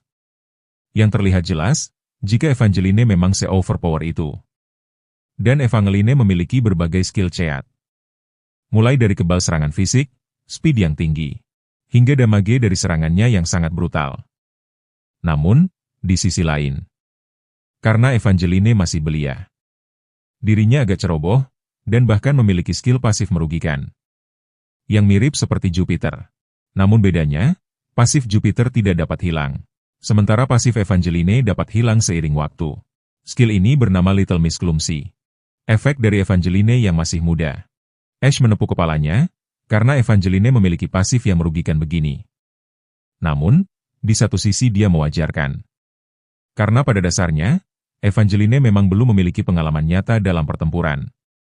Bahkan, nyatanya Ash von Hayter lebih suka jika Evangeline menjadi gadis yang normal, memiliki teman, pacar dan bahkan kehidupan anak SMP. Namun, hal ini malah membuat Ash von Hayter teringat akan adiknya yang terbaring di rumah sakit. Aider bertanya, apakah Ash baik-baik saja? Dan melanjutkan, apakah ingin merekrut Evangeline ke dalam party? Namun, Ash mengatakan dia tidak ingin merekrut Evangeline, karena dia mengingat Karel Cross. Karel berusaha keras agar Evangeline tidak memiliki nasib yang sama dengan dirinya. Bertarung tanpa henti, dan hanya mendapat penderitaan sebagai bayaran. Dan permintaan Karel adalah agar putrinya dapat hidup bebas, bukan terpenjara lagi di kota benteng seperti ayahnya dan keluarga Cross terdahulu.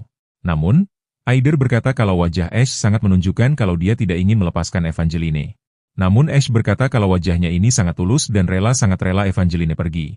Dan Aider menegaskan, setidaknya, jangan biarkan Evangeline pergi terlalu jauh, karena jika itu terjadi, akan sangat sulit untuk menemukan Evangeline ke depannya. Namun, Ash berkata tidak ingin mengorbankan moral hanya demi menyelesaikan sebuah stage. Dan Aider bingung dengan pernyataan dari Ash. Aider berkata kalau Ash tidak memiliki moral, sampai mengorbankan ribuan nyawa, dan akhirnya dapat menyelesaikan tower defense tingkat neraka. Namun, Ash berkata, kalau kali ini, dia akan menyelesaikan dengan cara yang berbeda. Dan itu adalah bukti bahwa dirinya sudah berkembang. Namun, Aider berkata kalau Ash naif, dan keinginan dari Ash tersebut akan mencekiknya di suatu hari nanti. Ash berkata dirinya tidak peduli. Dirinya memang bukan manusia suci. Namun, ada kalanya seseorang tidak ingin terlalu kejam bahkan menjadi monster. Memaksa orang bekerja, dan menyuruh orang mati adalah dua hal yang jauh berbeda. Ash berkata pada Aider agar dirinya merawat Evangeline sebaik mungkin. Karena, Evangeline yang masih remaja, namun sudah kehilangan kedua orang tua, pasti memiliki banyak pikiran terpendam, dan mungkin masih labil. Aider setuju dan berkata akan melakukan sesuai permintaan pangeran. Namun sebelum itu, dia ingin bertanya mengenai tombak dan tameng milik Evangeline. Ash berkata kalau dirinya berniat untuk membuat tombak dan perisai baru. Namun semua inti sihir sudah dia ubah menjadi managan untuk Demian. Aider bertanya mengapa Ash memakai inti sihir untuk hal tidak berguna. Namun, Ash berkata kalau Aider bodoh. Bisa-bisanya dia berkata kalau managan tidak berguna.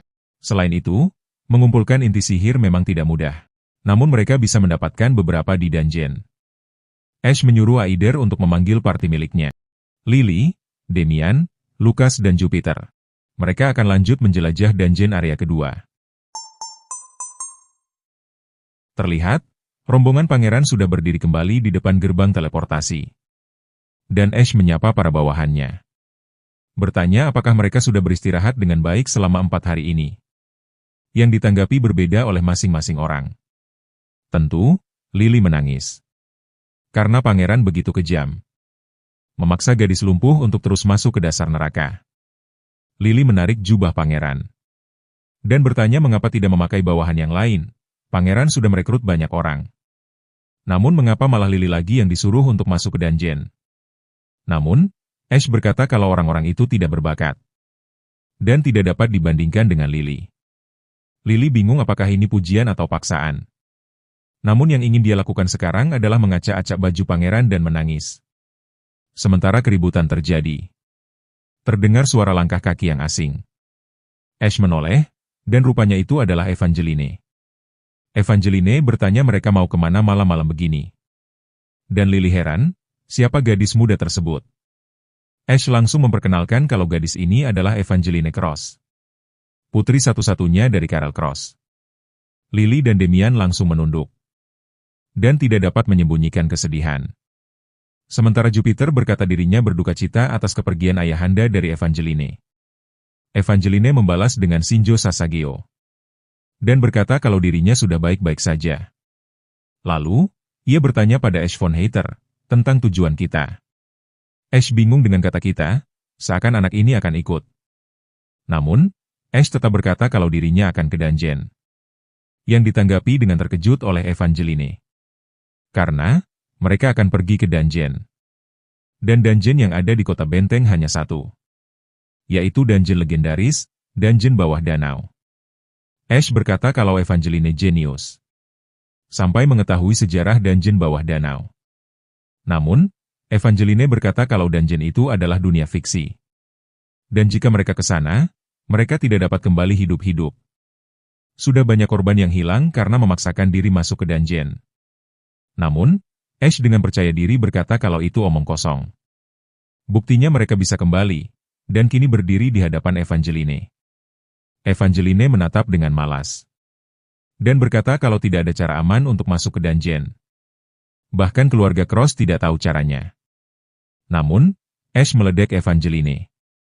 Berkata kalau keluarganya sudah tahu cara aman tersebut. Namun Evangeline tidak diberitahu. Itu sengaja, mengingat Evangeline adalah seorang gadis kecil. Faktanya, memang keluarga Cross sudah tahu tentang dungeon bawah danau ini. Namun, kalian perlu ingat. Bahkan Karel Cross yang melawan musuh random tanpa otak saja. Butuh waktu berjam-jam untuk berperang. Dan jika mereka menyerbu ke dungeon bawah danau, maka dipastikan Crossroad tidak akan ada saat ini, karena populasinya punah. Ash berbalik badan, dan berkata akan pergi sekarang. Namun, Evangeline berkata kalau dirinya ingin ikut. Evangeline berkata kalau dirinya adalah seorang juara satu dari semua murid yang ada. Jadi dirinya pasti akan amat berguna di dungeon nantinya. Evangeline merayu, dan memanggil Ash senior. Namun, Ash ingin menolak. Tapi dihentikan oleh Evangeline. Evangeline berkata kalau dirinya sudah kehilangan ayah dan ibunya karena monster. Setidaknya, dia berhak mencari tahu alasan monster menyerang. Dan berhak juga untuk mengikuti rombongan sang pangeran. Ash terdiam, dan sekali lagi mengingat mendiang Karel. Namun, pada akhirnya dia menanyakan kondisi dari Evangeline. Bagaimana kondisi tubuh Evangeline? Yang dijawab sehat. Bagaimana dengan mental Evangeline? Dan Evangeline menjelaskan, kalau hanya diam. Dia malah berpikiran buruk dan tidak dapat menghilangkan bayang-bayang kedua orang tuanya. Oleh sebab itu, Evangeline kembali merengek dan ingin diajak ke dungeon oleh Ash von Hater. Akhirnya, karena Ash melihat keteguhan hati Evangeline. Dan dari tadi juga Lily menatapnya dengan mata berbinar. Ash menerima usulan dari Evangeline yang ingin ikut untuk menggantikan Lily. Setelahnya, pangeran berkata kalau Lily boleh tinggal di kota. Sementara Evangeline akan ikut sebagai parti barunya. Terlihat, susunan parti baru sudah terbentuk. Yang dimana, meskipun Evangeline masih muda dan loli, dirinya memiliki level kedua tertinggi setelah Jupiter. Dan Ash menyuruh Aider untuk memberikan tombak dan perisai. Aider meminta maaf karena hanya memiliki satu set benda jelek. Namun, Evangeline berkata kalau itu tidak apa-apa. Karena ini mengingatkan dirinya pada saat masih menjadi murid akademi. Akhirnya Ash mengajak semuanya untuk berangkat. Sementara parti barunya sudah amat siap. Ash mulai mengangkat bebatuan dan membentuk gerbang teleportasi. Yang ditanggapi terkejut oleh Evangeline. Evangeline menganga namun kagum. Ash berkata untuk mereka semua mengikutinya, dan mengajak sang junior menuju sebuah landasan pacu baru. Rumah para monster. Terlihat loading screen yang terbentuk. Tip, semua NPC yang Anda temui bisa menjadi teman atau musuh. Tergantung dari pilihan yang Anda buat. Gunakan strategi efektif untuk memanfaatkan NPC musuh sebaik mungkin. Sementara itu, parti pangeran sudah sampai di area pertama. Saluran air Lake Kingdom. Lucas bertanya, mengapa mereka kembali ke area ini? Padahal sudah pernah menyelesaikannya. Ash menjelaskan kalau mereka memiliki anggota baru. Jadi akan menjelajah di area 1 terlebih dahulu, untuk membuat Evangeline terbiasa dengan dungeon. Selain itu, musuh di area ini amat mudah jadi cocok untuk latihan. Lucas bertanya apakah monster akan muncul lagi? Padahal mereka sudah pernah mengalahkan mereka. Dan Ash berkata benar, namun monster kali ini pastinya bukan lagi tikus. Melainkan monster baru yang nanti akan menyerang mereka di stage 3. Pada pertengahan game nanti. Mereka bisa terus-menerus mengirim parti ke area ini. Pada dasarnya, parti pangeran akan ada banyak. Dan parti utama yang beranggotakan karakter-karakter kuat, akan Ash pakai untuk menjelajah area baru. Sementara parti pemula yang levelnya juga belum tinggi. Akan menjelajah area yang lebih mudah yang pernah diselesaikan. Mereka juga pastinya akan mendapatkan banyak item dari dungeon. Baik itu core, maupun uang. Namun, yang paling penting adalah, jika parti yang masih rendah levelnya tersebut fokus menjelajah, maka level mereka akan terus naik. Di sisi lain, Evangeline mual dan akhirnya muntah. Ash bertanya memangnya ada ya orang yang mabuk karena gerbang teleportasi. Dan Lucas berkata kalau dirinya juga baru pertama kali melihat hal seperti ini. Namun, Evangeline tidak terima disebut mabuk. Dan berkata kalau dirinya baik-baik saja. Menyebut Lucas sebagai bapak tua. Lucas membalas dengan nona muda ini sedang memiliki masalah pencernaan. Dan mereka saling menatap dengan kedengkian. Evangeline kagum dengan betapa besar dan luasnya area ini, dan bertanya kenapa Ash bisa tahu mengenai hal-hal detail seperti ini. Dan Ash menjawab kalau dirinya dikirim secara khusus oleh sang kaisar kemari. Yang membuat Lucas dan Evangeline kagum.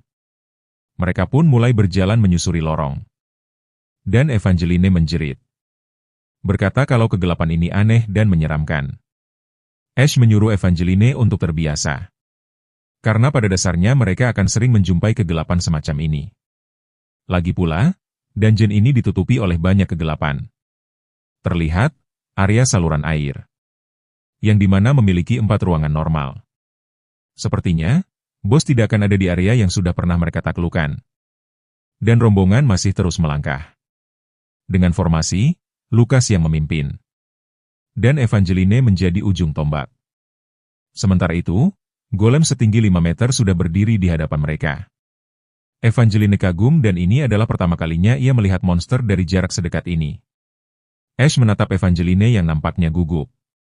Evangeline belum memiliki pengalaman yang cukup untuk bertempur di dunia nyata. Tentu, itu jugalah alasan Ash memilih area ini. Agar menjadi ladang pengalaman bagi juniornya yang imut-imut ini.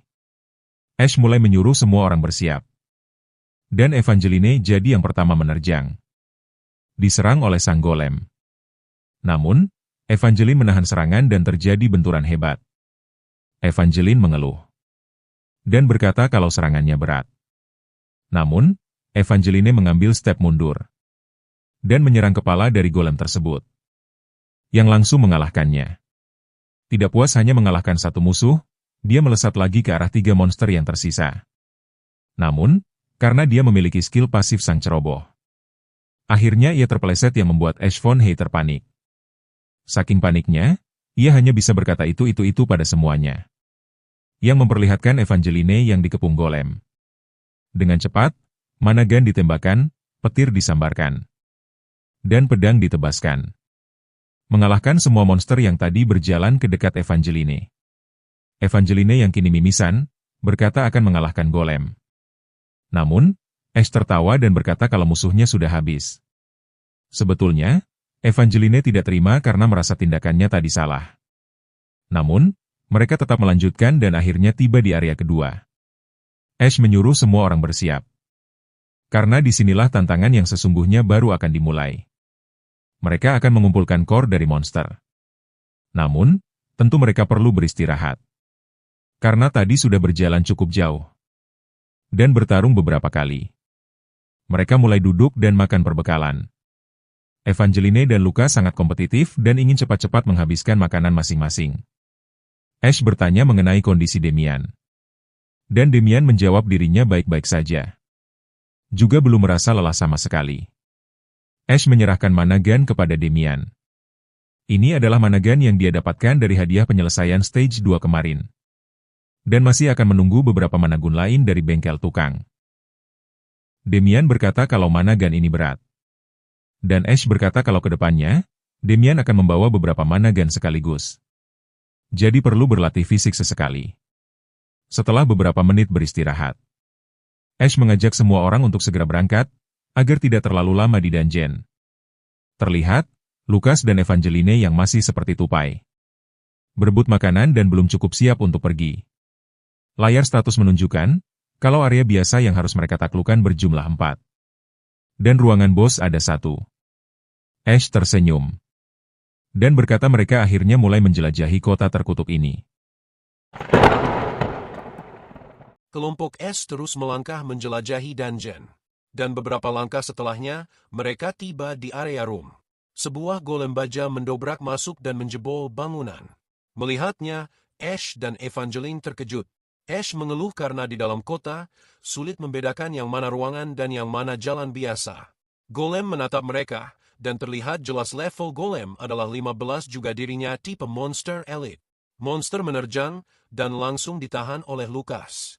Ash berkata untuk berhati-hati, karena monster ada 2. Dan 1 monster yang tersisa menjebol tembok di sebelah Lukas. Evangeline berkata tenang saja, karena dirinya juga akan maju untuk melawan golem. Seketika, benturan dari tameng manian Evangeline beradu dengan tangan raksasa golem baja. Ash tidak diam, dan memerintahkan Jupiter bersama Demian untuk mulai menyerang. Selagi golem masih ditahan oleh para knight, Ash meminta agar Evangeline dan Lukas terus berjuang menahan golem, yang ditanggapi afirmatif oleh Evangeline. Di sisi lain, golem yang melawan Lukas mulai terus menerjang. Lukas adalah tipikal petarung dengan kecepatan tinggi. Jadi dia tidak menahan, melainkan menghindari setiap serangan dari sang golem. Di saat yang sama Ash menyuruh Lukas untuk menyerang dan membalas sang golem. Lukas mengerti dan menyerang kaki golem, yang disusul serangan petir oleh Jupiter dan diakhiri oleh tembakan mana gun oleh Demian. Terlihat, recoil dari mana gun amat berat membuat Demian terpental ke arah pangeran. Namun, golem sudah menjadi donat. Lukas berkata melawan musuh ini amat sulit, dan Ash menjawab kalau itu tentu saja. Karena musuh yang mereka lawan adalah panglima dari monster. Di tempatnya, Evangeline memarahi kelompok karena asik mengobrol. Sementara dirinya masih terus dihantam oleh golem baja. Dengan cepat Ash menyuruh semua orang melawan musuh yang tengah dihadapi oleh Evangeline, yang ditanggapi marah oleh Evangeline karena pangeran tidak cepat membantunya. Singkat cerita mereka berhasil menghadapi banyak monster. Dan sampai di suatu titik, sang pangeran pemberani kita ditangkap oleh seekor mimik, yang membuat semua orang menahan tawa, berpikir kalau pangeran sengaja untuk ditangkap dan menghibur mereka. Setelahnya, Lukas memanjat bangunan dan berkata kalau dirinya entah bagaimana tidak dapat memanjat lebih lanjut. Dirinya ditarik mundur oleh kegelapan dan tidak diperbolehkan untuk menjelajah dengan cara ini. Ash berkata kalau mungkin ini adalah sistem dari kota danau. Damian juga berkata kalau jalur yang ada di sini terblokir. Juga, entah mengapa rumah-rumah di lingkungan ini diblokade memakai kayu. Jupiter menambahkan, jika ini bukan kayu biasa, namun kayu yang dilapisi oleh sihir dan tidak bisa dibuka secara paksa. Ash berkata untuk tidak tergesa-gesa. Pintu itu dikunci dari luar, yang artinya penduduk kota danau tidak ingin jika orang yang ada di dalam rumah tersebut keluar. Ash berkata jika suatu hari mereka akan tahu, hanya saja waktunya bukan hari ini. Dan mengajak party untuk kembali melanjutkan perjalanan. Setelahnya mereka menuju pusat kota. Evangeline berkata kalau dirinya melihat sebuah air mancur yang airnya sudah mengering. Dan terdapat sosok 3 raja. Namun, terlihat jelas raja yang lain sudah hancur. Di saat yang bersamaan, Damian menunjuk ke arah cahaya biru yang datang mendekati mereka secara perlahan. Ash menyuruh semua orang untuk bersiaga. Seperti yang dikatakan oleh narator, jika NPC di dunia ini terbagi 2, yaitu NPC baik dan NPC jahat, dan yang mendekati mereka masih menjadi tanda tanya. Namun, gadis itu menampakkan dirinya. Dan Ash berkata kalau itu adalah No Name. Terlihat, kini No Name memiliki perawakan gadis dewasa, namun dengan wajah loli yang imut. Matanya memancarkan rasa iba. Entah apa yang dipikirkan oleh gadis ini. Ash bertanya mengapa No Name berada di sini, dan berpikir. Di 700 permainannya, dia sama sekali tidak pernah melihat No Name. Dan gadis itu menjawab kalau dirinya tengah istirahat. Hidup di Lake Kingdom sangatlah keep karena harus bertarung setiap hari. Lalu dia merogoh ke dalam jubahnya dan berkata menghormati Ash yang terus menjelajah amat dalam kekedalaman kota danau. Parti pangeran langsung bersiaga. Karena mereka merasa No Name amatlah kuat. No Name membentangkan tikar dan menunjukkan banyak benda berharga. No Name berkata silakan, lihatlah barang dagangannya. Ash terkejut dan bertanya kenapa barang sebanyak ini muat di pakaian No Name. Tidak yang lebih penting rupanya No Name adalah seorang NPC penjual. Dan No Name menjawab kalau dia tidak mengerti apa itu NPC. Namun benar, dirinya memang penjual. Ash terdiam 1000 kata, sementara No Name menjelaskan kalau sedang ada promo beli 1 gratis 1. Juga diskon 30% karena ini adalah pembelian pertama Ash Von Hater. Dengan wajah datar, No Name berkata silakan dipilih. Ash sangat tertarik dan akhirnya menanyakan mengenai dagangan No Name. No Name menunjukkan banyak sekali barang yang paling rendah saja berlevel langka. Membuat semua orang sangat tertarik pada dagangan dari No Name. Ash bertanya mengenai cara pembayaran. Dan No Name menjelaskan kalau uang dari dunia atas tidak bermanfaat di sini. Mereka hanya bisa menerima inti sihir. Yang membuat Ash mengutuk dirinya, karena setiap inti sihir selalu dia pakai untuk ditukar dengan uang. Dan dia tidak menyangka akan bertemu dengan NPC di awal permainan seperti ini. Namun, Ash tetap melemparkan beberapa inti sihir yang baru ia dapatkan tadi. No Name memeriksa dengan hati-hati dan berkata kalau benda ini nilainya rendah. Tapi, karena Ash terlihat berniat menjelajahi dungeon, maka No Name akan memberikan kesempatan emas, yaitu pilih saja barang apapun yang dia inginkan.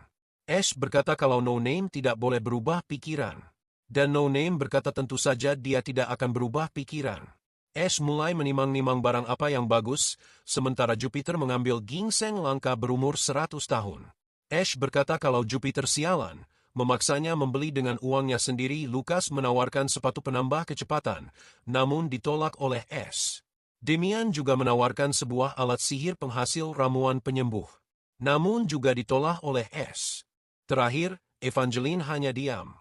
Ash bertanya kenapa Evangeline tidak memilih apapun.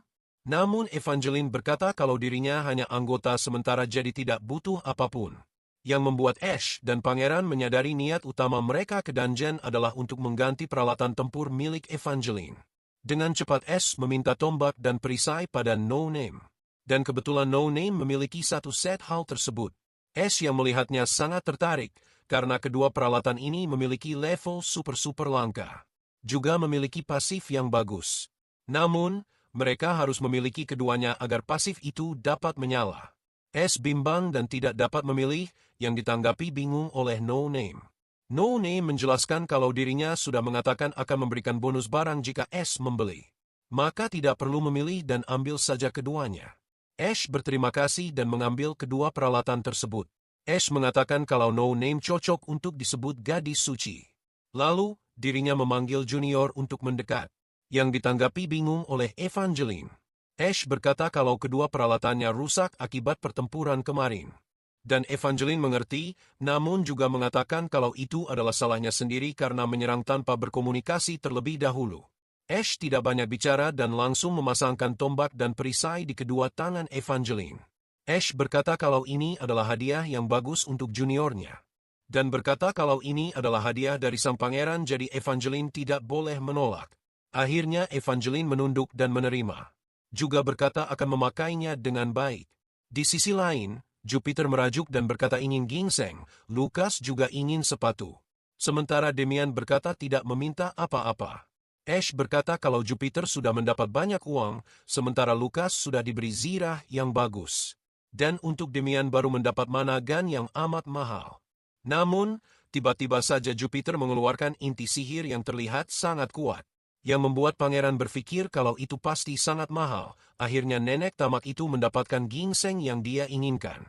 Di sisi lain, Ash bertanya tentang Pied Piper yang ditanggapi bingung oleh No Name. Di tempat ini, orang itu bernama Jester dan tentu No Name mengetahui orang itu. Karena Jester adalah orang nyentrik yang juga menjadi pemimpin para preman. Setelahnya No Name memberitahu jika ada safe zone di depan, dan jika sampai di sana kemungkinan besar Ash akan bertemu dengan Jester. Ash mengerti dan berterima kasih.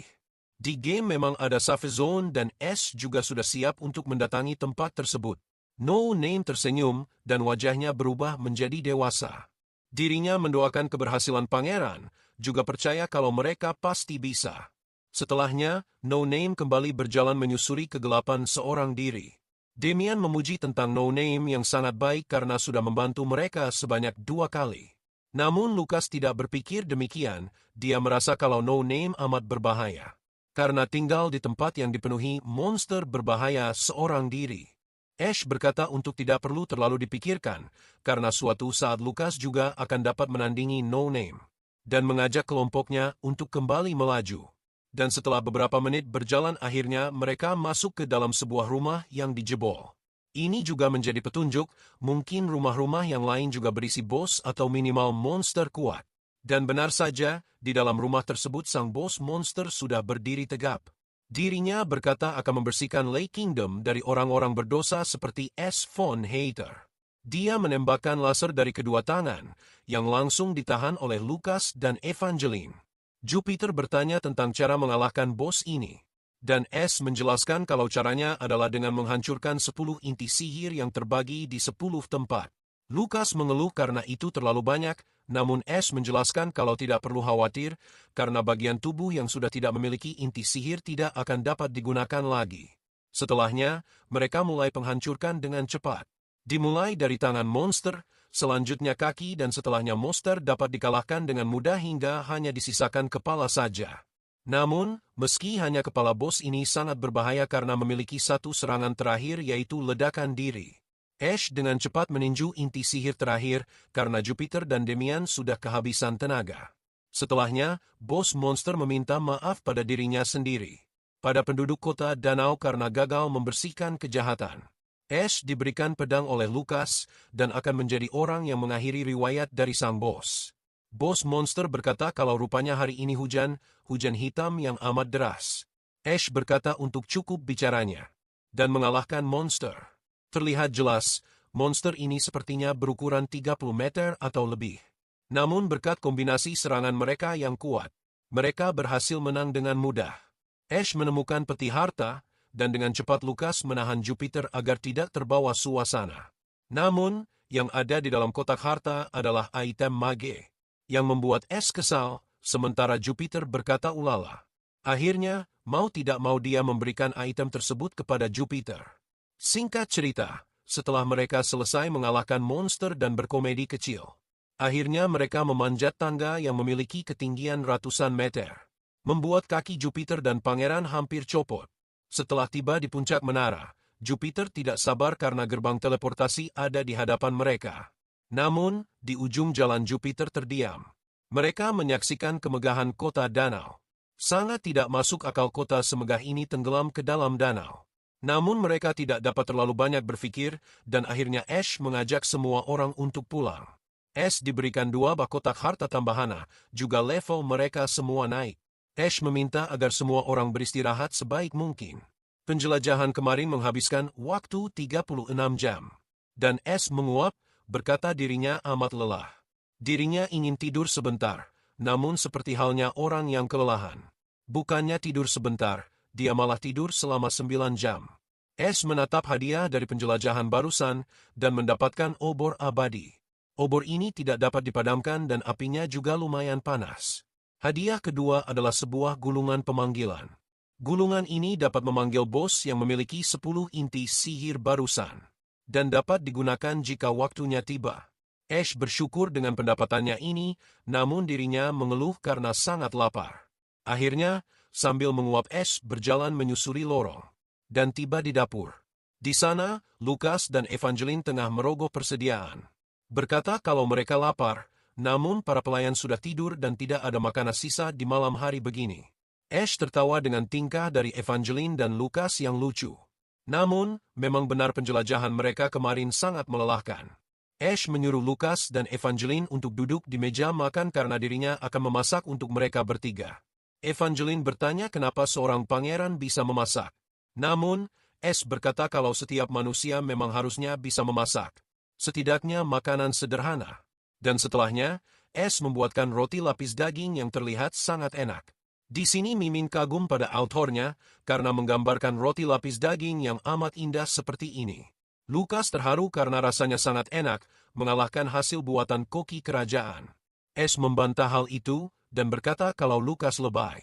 Namun, Evangeline berkata untuk Ash untuk tidak merendahkan diri. Karena memang benar seperti yang dikatakan Om Lucas. Roti ini amat enak dan rasanya mirip seperti roti tahunan yang ada di festival. Namun, makan malam seperti ini membuatnya teringat kenangan saat dirinya masih kecil. Ayahnya selalu makan tengah malam. Karena monster tidak tahu waktu, menyerang tanpa memperdulikan jam. Dan saat ayahnya makan, dia menawarkan juga agar Evangeline ikut makan. Setelahnya, ibunya memarahi Karel. Namun, kenangan ini terlalu bahagia. Saking bahagianya, Evangeline merasa sangat sedih karena mengingat hal ini kembali. Ash berkata kalau pemakaman Karel akan diadakan besok sore. Kota ini tidak memiliki budaya untuk menghormati kematian seseorang. Namun, karena Ash yang memimpin, untuk saat ini dia akan terus membuat semua orang menghormati setiap nyawa yang gugur. Ash bertanya apakah Evangeline ingin memimpin pemakaman. Evangeline menolak dan meminta Ash saja yang memimpin.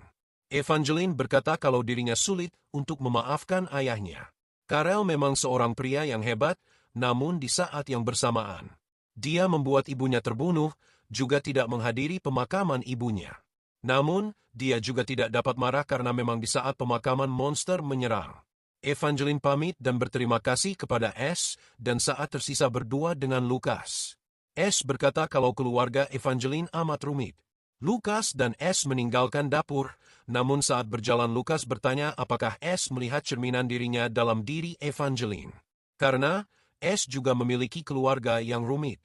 Namun Ash hanya terdiam, yang membuat Lucas meminta maaf karena merasa menyinggung ranah privasi dan pribadi seorang Ash von Hater.